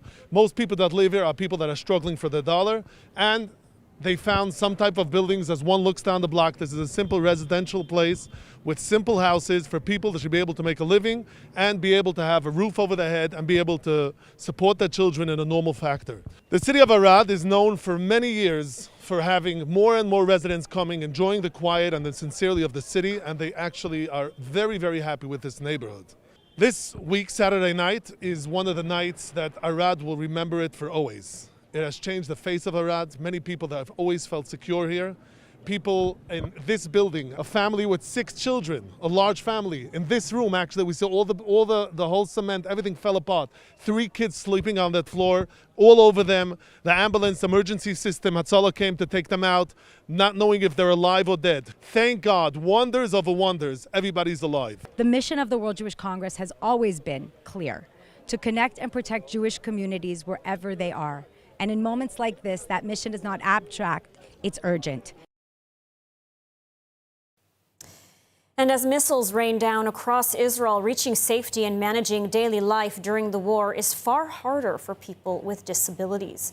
During this war, mobility challenges leave some families living almost entirely inside their bomb shelters, unable to reach food, medicine, or essential care. For 35 years, Chimes Israel has helped children and adults with disabilities through therapy, essential care, and employment support.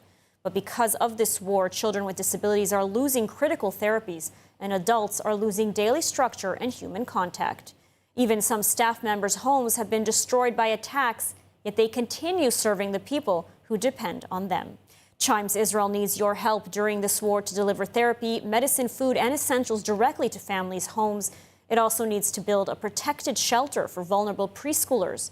In times like these, we are called to stand with the most vulnerable among us. So please do not forget the children and adults with disabilities in Israel during this war. And if you want, you can help today to make the difference.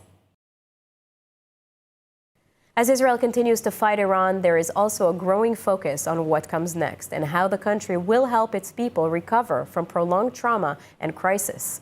More from ILTV's Mayan Hoffman. A new initiative from the Israel Innovation Authority and the Tecuma Directorate is investing approximately 5 million shekels to establish a first-of-its-kind national living lab in the southern city of Sderot. The lab will focus on human resilience, collecting long-term, real-world data on how people respond to stress, trauma, and uncertainty. That includes everything from sleep patterns and emotional responses to behavior and environmental conditions during emergencies. Officials say the goal is to turn years of hardship into actionable insight, building technologies that can better support individuals and communities during and after crises. Wartime environments creates an urgent, well-funded demand for technologies that protect human performance. We are able, with R&D laboratories, to help both the people and the startups companies which are able to develop those services and to treat those people. The urgency accelerates adaptation, shortens sales cycles, and provides startups with access to defense budgets and multi-year contracts. Sderot, which has lived under constant security threats for years, has been deeply impacted since October 7th. It offers a unique environment for this kind of research. The data collected there will create a large-scale, multi-dimensional repository that does not currently exist anywhere else in the world. That information will be used by startups, researchers, healthcare systems, and government agencies to develop new tools in areas like mental health, community resilience, and human-centered artificial intelligence. Beyond the research itself, the project is also expected to help rebuild the region, creating jobs in engineering, data, and AI, while attracting scientists and entrepreneurs back to southern Israel. Leaders behind the initiative say the vision is not just recovery, but transformation, turning one of the country's most challenged regions into a global hub for resilience research and innovation. At a time of ongoing war, Israel is not only defending itself, but also laying the groundwork for how its society heals and moves forward.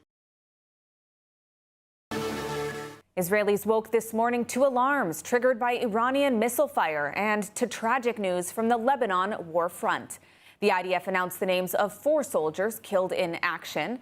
4 of the slain were identified as Captain Noam Madmani, 22 years old, from Sderot, Staff Sergeant Ben Cohen, 21 years old, from Lechavim, Staff Sergeant Maxim Entis, 21, from Bat Yam, and Staff Sergeant Gilad Harel, 21, from Modi'in.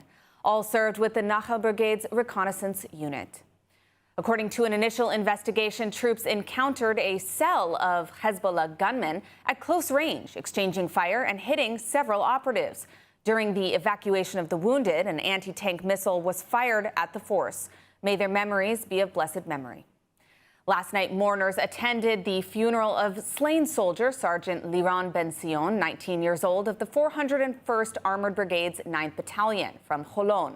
According to an IDF probe, Ben Sion was killed this week when an anti-tank missile struck his armored vehicle, killing Ben Sion and seriously injuring his officer. The IDF continues advancing in southern Lebanon and is pounding Hezbollah targets in Beirut. Israel is now signaling that it will maintain what defensive sources describe as effective control over southern Lebanon, even after the current war. ILTV's Devo Klein has the latest. The Army says that over the past 24 hours, during continued operations in South Lebanon, the 36th Division forces killed dozens of Hezbollah operatives who attempted to carry out ambushes against Israeli troops and also discovered multiple weapon stockpiles across southern Lebanon. In one incident, soldiers identified an RPG-armed operative and opened fire, eliminating him before he was able to discharge his weapon. Soldiers captured a Hezbollah operative who was conducting surveillance on forces when he was detained by troops and transferred into Israel for interrogation. The latest wave of IDF airstrikes in Beirut targeted and killed senior Hezbollah commanders responsible for coordination with Palestinian terror groups. Separately, the military says it also struck additional Hezbollah headquarters and command towers in Beirut as part of ongoing operations targeting the group's leadership infrastructure. Israeli defense officials are now signaling it will maintain what defense sources describe as effective control over southern Lebanon even after the current war, with operations against Hezbollah expected to continue beyond the active fighting phase. The IDF says that during the 32 days of warfare, some 100 high-rise Hezbollah terror towers in Beirut have been struck. Defense Minister Israel Katz says the IDF will maintain permanent security control over those large parts of southern Lebanon following the current campaign. Let's take a listen to his recent comments on the issue. כוחות צה"ל פועלים בלבנון כדי להגן על תושבי הצפון ולהרחיק מעליהם איומים ישירים. החיילים נלחמים בגבורה ומתוך מודעות גבוהה לחשיבות המשימה, וכל העם חייב לחבק את הלוחמים הגיבורים ואת משפחותיהם ולאמץ אותם חזק אל ליבו. בסיומה של הפעולה, צה"ל יתייצב במרחב ביטחון בתוך לבנון, בקו הגנה מול טילי הנ"ט, וישלוט ביטחונית בכל המרחב עד הליטני, כולל גשרי הליטני שנשארו, תוך חיסול כוחות רדואן שחדרו למרחב והשמדת כל אמצעי הלחימה שנמצאים שם.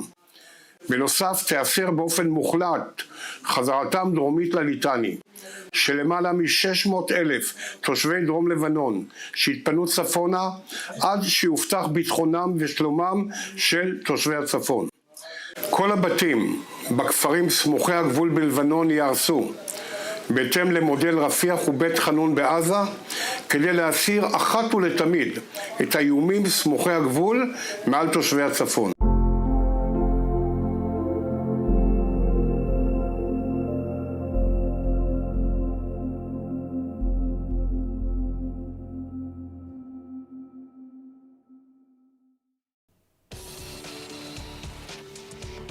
Welcome to ILTV's Israel Daily. I'm Emily Schrader, and coming up in today's newscast, U.S. Special Forces conduct historic rescue mission of U.S. Air Force navigator downed in Iran. IDF expands offensive in Lebanon to degrade Hezbollah as missiles continue to hit Israeli communities. Despite war, Israeli communities celebrate Passover under fire.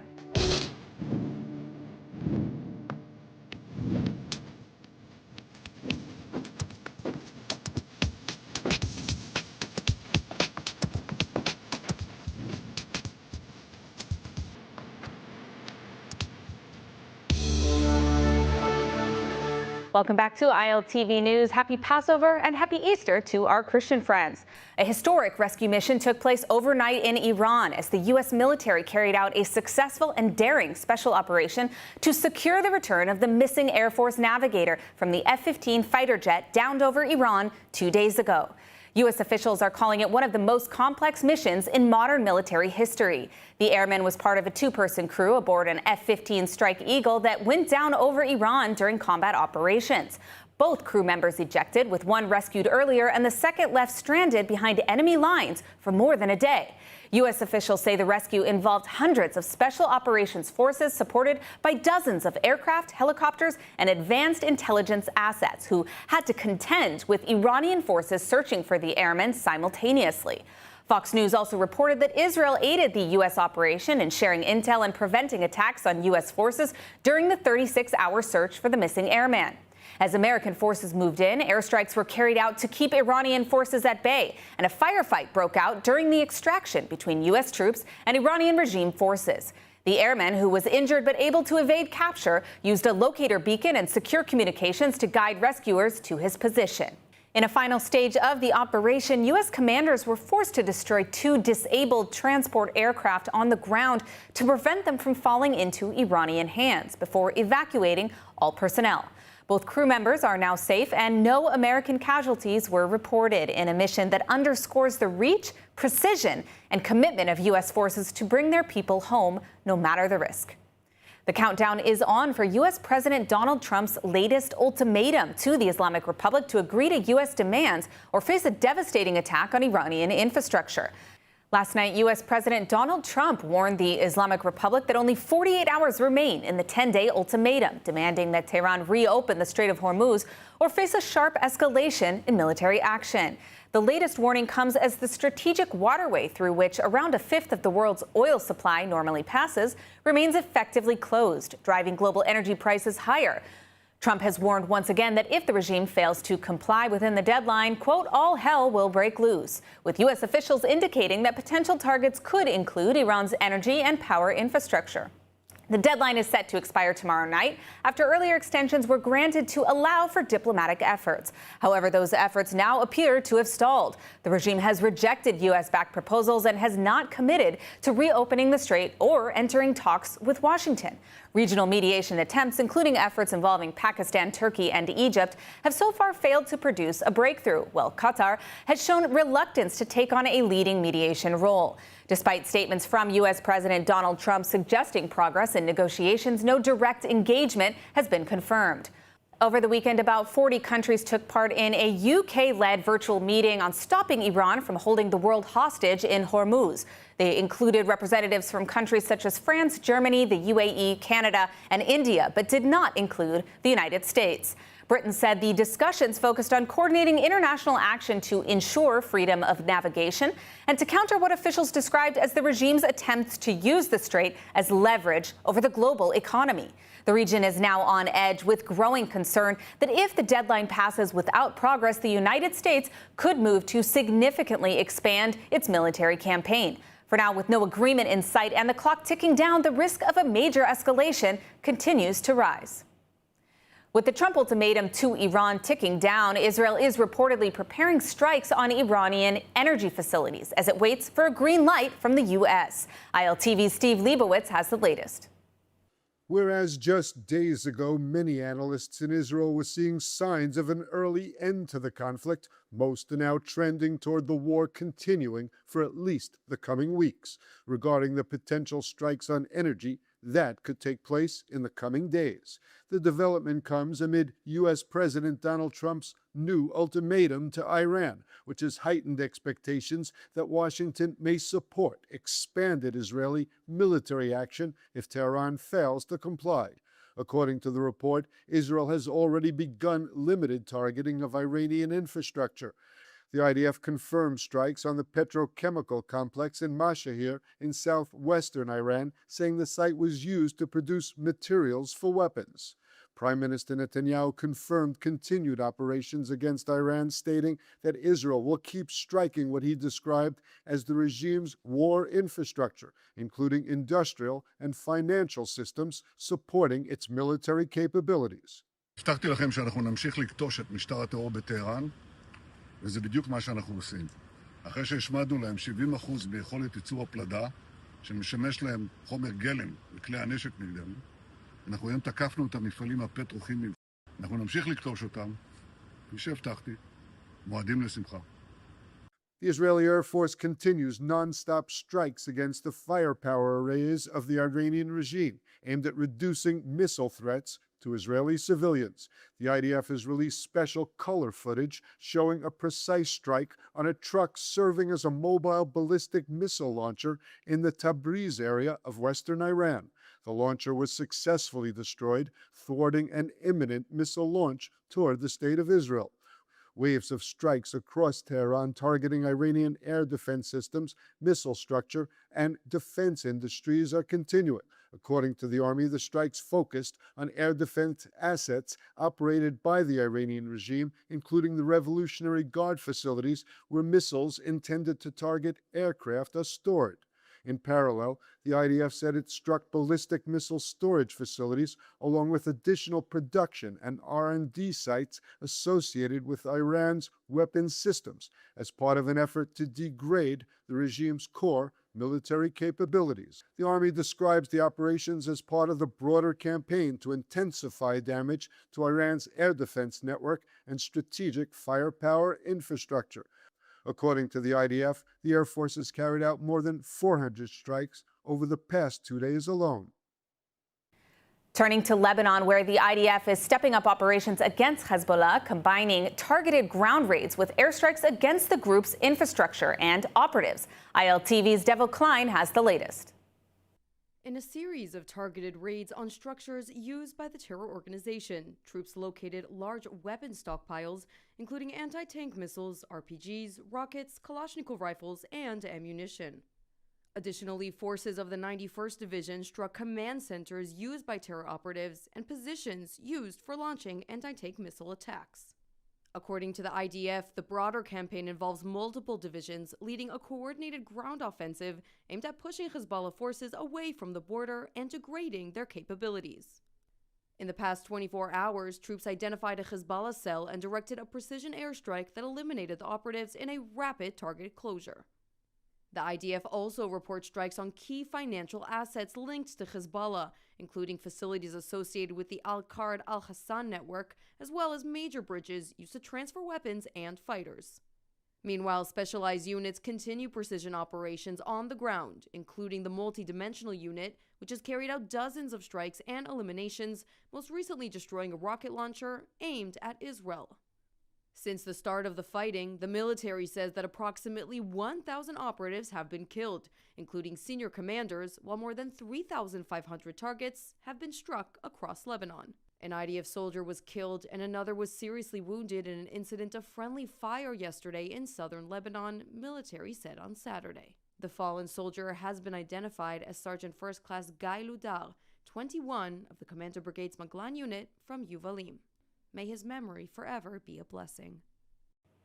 Well, now joining us to discuss the latest developments on the war in Iran, as well as the IDF's operations in Lebanon, is Colonel Miri Eisen, a senior fellow at the International Institute for Counterterrorism.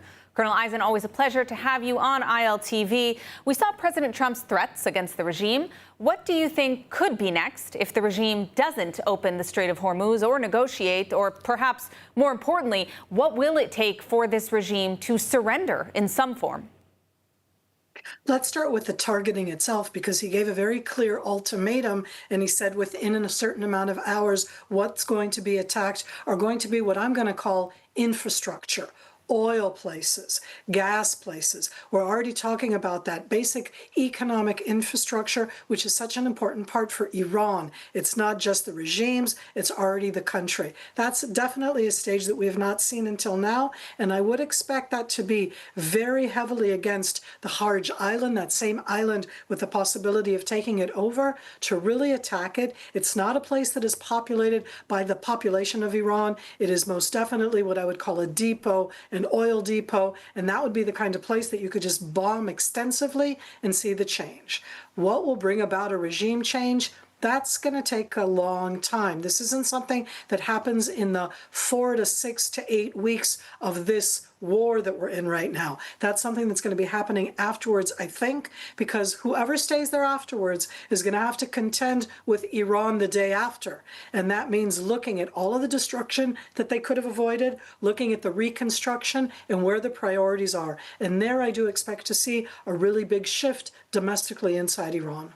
Well, hopefully for the people of Iran, we see something like that, some kind of change. But I have to ask for Israel, I mean, what is the end game at this point? What does success look like for Israel?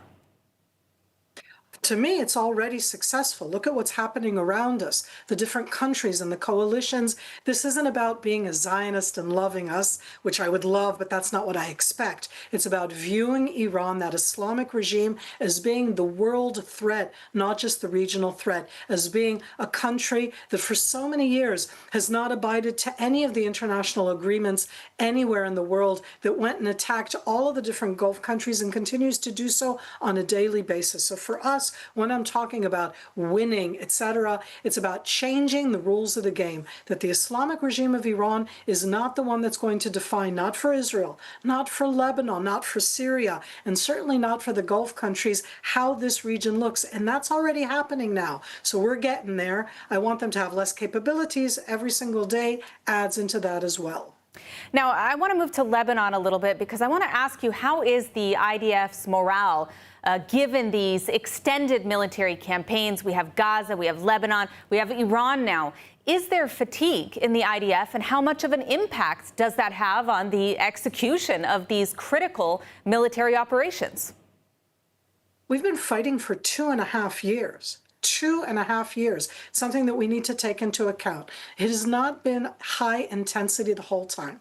When we're talking about high intensity in the real clashes, if it was against Hamas in the Gaza Strip, if it was both before against Hezbollah and again now against Hezbollah inside Lebanon, I wouldn't call it fatigue. What you do is you change and rotate between the different units. I think it's much more difficult for the reserve units, because the reserve units, can you imagine you're going home, you're working in your regular job, you're called up for reserves, you do 6 weeks of reserve duty if it's against Hamas in the Gaza Strip or against Hezbollah in Lebanon, and then you go back to your civilian life. So there's certainly the challenge of both PTSD and fatigue, but I think that the military builds itself in a way to rotate it. Can we keep on doing this forever? None of us want to be in a forever war. Every single person understands that we want this war to end, both against Hamas and Hezbollah and the Islamic regime of Iran, where the rules of the game have changed, where it isn't the terror organizations, the terror armies, and the terror regimes that define the rules of the game in our area. Now, I want to ask, before I let you go, I mean, we have to talk about this historic rescue mission that we saw the United States primarily conduct. What do we know about Israel's involvement in this rescue mission, if anything, yet? I know we're still in the early stages, but we did see a historic event, a historic success for the United States. Was there any Israeli involvement that we know of in that? Prime Minister Netanyahu already went out and spoke about how magnificent it is, and what he used in his terms was the word joint. We have been in a joint mission from February 28th. That's very unique. In a joint mission, you're sharing the intelligence, you're sharing the capabilities, you're sharing both the good and the bad. And I would say in that sense, it's joint. That means that we were there, we were looking, we're helping in any way. Obviously, it's a U.S. front mission, but we would have been there at every step along the way to help, especially with intelligence, perhaps even more, any way we can. Joint mission. Now, I want to ask you one more thing really quickly, because we did start by talking about how the next targets inside of Iran are the infrastructure, which invariably also affects some of those Iranian people that have been under this regime's thumb for so long. What is your message, if any, as an Israeli to the people of Iran who will likely face, at this point, some degree of significant strikes on that infrastructure? I mean, how can they remain with high morale as much as they can in a difficult situation like this? think that every Israeli stands with the Iranian people. It's something that we've said every stage along the way. We are there with you. We understand both what it's like to be under the bombardments. We're under the Islamic regime, missiles and drones and terrorism. And our heart is not just with you. We're there to try and enable a different future for you. And my hope is that they will be able to last and to get through this just as we are, so that in the future we're going to build a different future. We are there with you. This is not against the Iranian people. It's against the terror Islamic regime, and that's the one that needs to go. All right. Thank you, Colonel Miri Eisen, for your insights today. Thank you so much. IDF intelligence assessments indicate that despite 37 days of conflict and extensive damage, Iran still maintains a significant ballistic missile arsenal capable of reaching Israel. Separately, the head of the IDF Northern Command says Israel overestimated damages to Hezbollah after the 2024 war. The sobering estimates come amid sustained incoming rocket fire from Iran and Hezbollah. ILTV's Devil Klein has the report. An Israeli Air Force intelligence officer, identified as Lieutenant Colonel TET, who heads research on Iranian missiles and drones within the Air Intelligence Group, told Channel 12 News that Iran is believed to still possess more than 1,000 ballistic missiles. According to the IDF estimates, Iran entered the conflict with approximately 2,500 ballistic missiles. Since then, more than 500 have been fired at Israel, while others are believed to have been destroyed in Israeli airstrikes. While intelligence assessments also indicate a decline in the rate of fire from as many as 90 missiles on the first day of the war to a current estimate of around 10 to 15 missiles per day, the IDF believes Iran retains the ability to sustain missile launches over time, with officials warning that fire rates may fluctuate and are unlikely to drop to zero while the conflict continues. U.S. intelligence reports indicate that Iranian personnel are working to excavate and reactivate underground missile bunkers and silos that have been struck by U.S. and Israeli forces, sometimes restoring them to operational status within hours. Even when underground facilities appear damaged, U.S. officials say launchers may be recovered from the rubble and returned to service, allowing Iran to maintain opportunity and continuity in its missile operations. Turning to the north, where the chief of the IDF's Northern Command, Major General Rafi Milo, said that security officials overestimated the damages inflicted on Hezbollah's military capabilities following Israel's 2024 ground offensive in southern Lebanon. According to Channel 12, Milo acknowledged a, quote, gap between the IDF's initial assessment of Hezbollah's degradation and the group's continued ability to carry out attacks against Israeli communities in the north. Over the Passover holiday weekend, Israel came under repeated missile fire from both Iran and Hezbollah, but also the Houthis. Iran fired multiple salvos at Israel using ballistic missiles, including cluster munitions that spread over wide areas in central Israel and the Haifa region, causing massive damage and light injuries. Emergency services report impact sites in Ramat Gan, Givat Shmuel, Petach Tikva, and near Haifa, with homes, roads, and vehicles all damaged. One person was lightly wounded near Haifa by shockwave debris. And the Bnei Brak home of Knesset member Moshe Gafni was damaged by a cluster bomb during an Iranian ballistic missile attack on central Israel early yesterday morning, breaking windows but causing no injuries.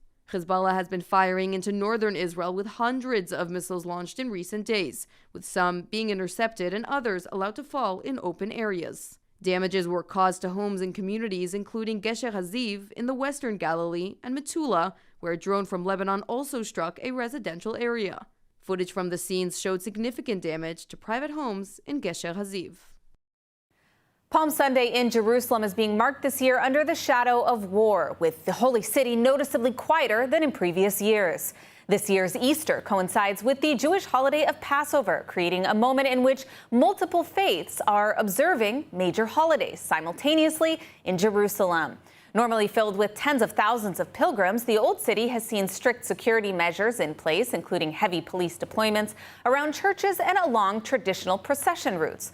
The Western Wall, normally packed with Jewish visitors during Passover, is largely closed. At the Church of the Holy Sepulchre, Christians gathered to celebrate services commemorating the resurrection of Jesus, but attendance was limited and traditional processions were scaled back or canceled due to security concerns and regulations. The ongoing war with Iran and regional tensions have prevented most international pilgrims from traveling this year, leaving local Christian communities to mark the occasion, religious leaders say.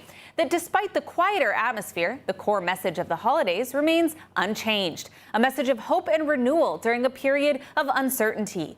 Christians in Jerusalem marked Good Friday under similarly restricted conditions. The Via Dolorosa, traditionally filled with pilgrims, was largely quiet, with only small groups able to participate in processions due to the security measures during war. Several key holy sites, including the Church of the Holy Sepulchre, have been closed to the general public since early March, with many services moved to live stream or held in limited formats. The impact of this war has been felt across the region, with reduced pilgrimages due to safety concerns and continuing missile threats. The IDF Homefront Command has extended its current wartime guidelines through tomorrow night as security restrictions remain in place. Authorities say a further assessment will be held by tomorrow evening to determine whether the restrictions can be eased. Under the current directives, educational activity is permitted only in the limited areas of the north, south, and Judea and Samaria, and only where shelters are readily accessible. In the rest of the country, schools remain closed and large parts of daily routine continue under limitations. Gatherings are also restricted, with up to 50 people allowed indoors and outdoors in most areas, provided a protected space can be reached in time.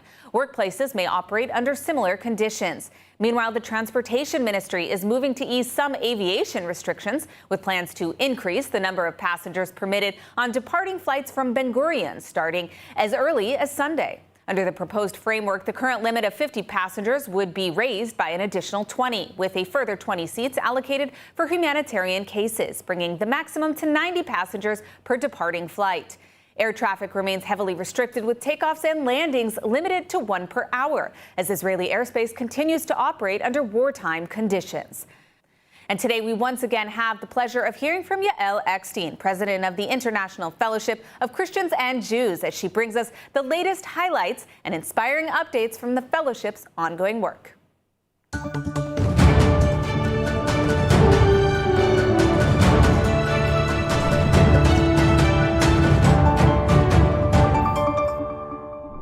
Shalom from here in Israel, and here are 2 fellowship projects that you should know about this week, and I'm actually telling you about them from inside of a bomb shelter. Number 1. Before the war with Iran broke out, the fellowship was preparing many projects to be able to respond immediately during times of crisis. One of the things that we prepared were thousands of emergency cards with money on them that we can distribute to people whose homes have been hit. People who have lost everything in the war and have nowhere to turn. In every single city in Israel that's in need, and especially those that are most affected by the war, the fellowship is on the ground helping the people. Number 2, the fellowship recently went to go deliver food to elderly Holocaust survivors in Petach Tikva. And so the fellowship went to go deliver food to Nahum, the Holocaust survivor. And right before we went in, the siren sounded. We ran to the shelter. Immediately after, we went up to Nahum's apartment, and he was shaken, but thank God alive. And what was so heartbreaking was when we were in the shelter, the only thing these elderly were asking for was, "Do you have my food? Because my cupboard is empty." There you have it. From here in a shelter, you now know about 2 more projects of the fellowship. Join me next week, same place, same time, for more updates on what's happening on the ground. Hello.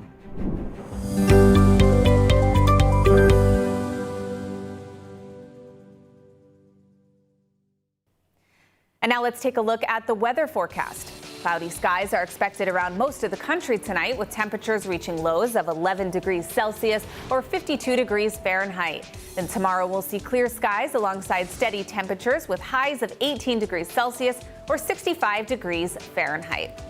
And that's a wrap for today's news. For the latest updates from Israel on all your devices, be sure to follow our ILTV channels and keep up with us on social media. You can also catch us on Screen IL with 24/7 live coverage. Stay informed with the latest news straight from the heart of Israel. I'm Emily Schrader. Chag Sameach. Happy Easter to our Christian friends, and thank you for watching.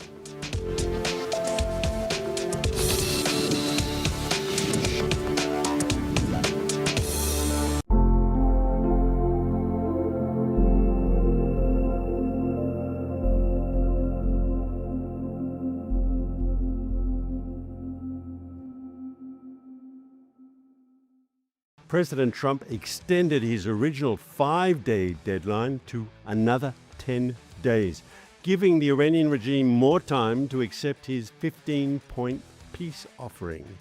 But it's very confusing for many because while the peace offering is out there, the fighting continues. Well, that's right. But before we get started, let me say that today we are taping on Sunday, March 29th. And it's important to say the date because every 24 hours, some big news breaks. To answer your question about this extension that President Trump gave the Iranian regime, well, some people in Israel said, oh no, this is terrible. And some people in the United States, I heard, said he's backing out, he's backing down, Taco, Trump always chickens out, etc. But I actually thought this is a great thing. First of all, we know that the Iranian regime is not going to accept the 15-point plan because what it really means is that it won't be what it is. It'll be dead, a dead regime. Not just dead leaders, but I mean a dead regime because it won't have nuclear weapons or ballistic missiles or proxies in the region and all of these other things that, of course, that's its whole reason for being. That's one thing. But the interesting part about this is he said the deadline is not, okay, we're giving you a ceasefire for all these days, giving them time, of course, to rearm and do all those things that happen in Gaza, by the way. On the contrary, what he's saying is, I'm giving you all these days, and if you don't agree to open the Strait of Hormuz, which, by the way, this week he called jokingly the Strait of Trump, and maybe not so jokingly, and if you don't open the Strait of Hormuz, and if you don't agree to our proposal, then we're just going to blitz the crap out of you, basically is what he said. He didn't use those exact words, but I got to tell you, in some of his interviews, he came close. So he's put this 15-point plan on the table, and the war continues, but he says unless they accept my proposals, negotiate seriously, then he's going to, up it a bit. And if you say beat the crap out of them or whatever, however you want to put it, but he's threatened to take out their energy infrastructure, and that would mean no Iranians would have electricity. Though people who follow Iran very closely know many of them don't have electricity for a long time, even before the war, because the regime's, like in Cuba, the regime can't govern the country. They're going broke and electricity infrastructure is lousy anyway. But Trump is threatening to escalate if they don't agree to his 15-point proposal, or at least I don't think they have to sign on the bottom line. He hasn't said that, but he says they have to negotiate seriously, and these are the principles. And the 15 points from an Israeli perspective, especially Ruthie Bloom, but Israelis as a whole are very skeptical about any deal with Iran. But the 15 points that the Americans have put on the table are actually very good for Israel. There's a total dismantling of the nuclear program. Fordow and the other nuclear sites, Isfahan, and the other one, I've forgotten the name. They have to actually be dismantled. And the enriched uranium in Iran that is there has to be taken out. And their ability to enrich more has to be destroyed. In other words, and the ballistic missile program has to be limited in a very, very extreme way. And they have to stop their connections with their proxy armies. All the terrible things that this regime has done over the last 2 to 3 decades, they have to stop doing it. Now, most people, like you, I think that there's no chance of them doing that. And so in that case, the 10 days will come and Trump will escalate. Is it possible? Is there a small chance that the Iranians are being beaten so toughly by the United States and their leaders are being killed and their infrastructure, their military infrastructure is being destroyed, and we're destroying their nuclear sites, and we're destroying their ballistic sites, and we're destroying their military industries, and we're hitting them hard, the besieged and the Revolutionary Guards, and all these bad actors, yes? Is it possible? I'm not saying probable, but is it possible there'll be someone in the regime who will say, okay, let's go for the deal, and at least the regime will stay in power, and we won't be totally obliterated? Is that possible? It's possible. Is it probable? I'm not sure. Well, first of all, it's possible, but such a figure would be killed by the Revolutionary Guards, for example. But even if he weren't, okay, here's the thing is this. It's possible that they'll say it. Would they do it? Impossible. It's possible that, yes, they're getting beaten very, very badly. And we know that because even though Millions of Israelis all day and all night are running to bomb shelters. Like us, It's on the way here. On the way we here. nearly had a siren, Ruthie. we were looking for places to and where I we could run go. into a bomb shelter all day and all night. Yeah. However, and like millions of Israelis, but over very few missiles in number. A month ago, there were many more launched. And here's the beauty of this war. We've taken out, when I say we, I mean combination of the Speaking like United Trump, if I can States. interrupt you, he has a beautiful Armada and a beautiful B-2 bomber, and now you're saying beautiful war. Most people, except for Trump and now Ruthie Bloom, don't use those adjectives when describing destruction. Am I allowed to call the B-2 bomber beautiful? I think I will. I mean, people are wearing jewelry with that on it. Okay. Okay. What's beautiful about it is that the reason that we're seeing fewer missiles is they have a stockpile. We don't know exactly how many left. We know that they have some long range and medium range and short range. But this is what we know. We've taken out most of their launchers. We've taken out most of their ability even to develop new missiles. We've taken out basically, in other words, everything they're using up right now, if they use it up, it's gone. And that is what I meant by beautiful. And anybody who says there's no strategy and all that is baloney. There is great strategy about the targets of the leaders, the targets of the infrastructure, and all the military infrastructure. And also, I would say you can see it's both tactical and strategic. And Israel and the United States are working in tandem and on different aspects of taking down the regime, degrading it very, very seriously. That doesn't mean the threat is eliminated, and also the Strait of Hormuz issue. But that's the only card left in the regime's deck is the Strait of Hormuz. Now, here's the thing: why should they be able to hold that strategic asset for ransom?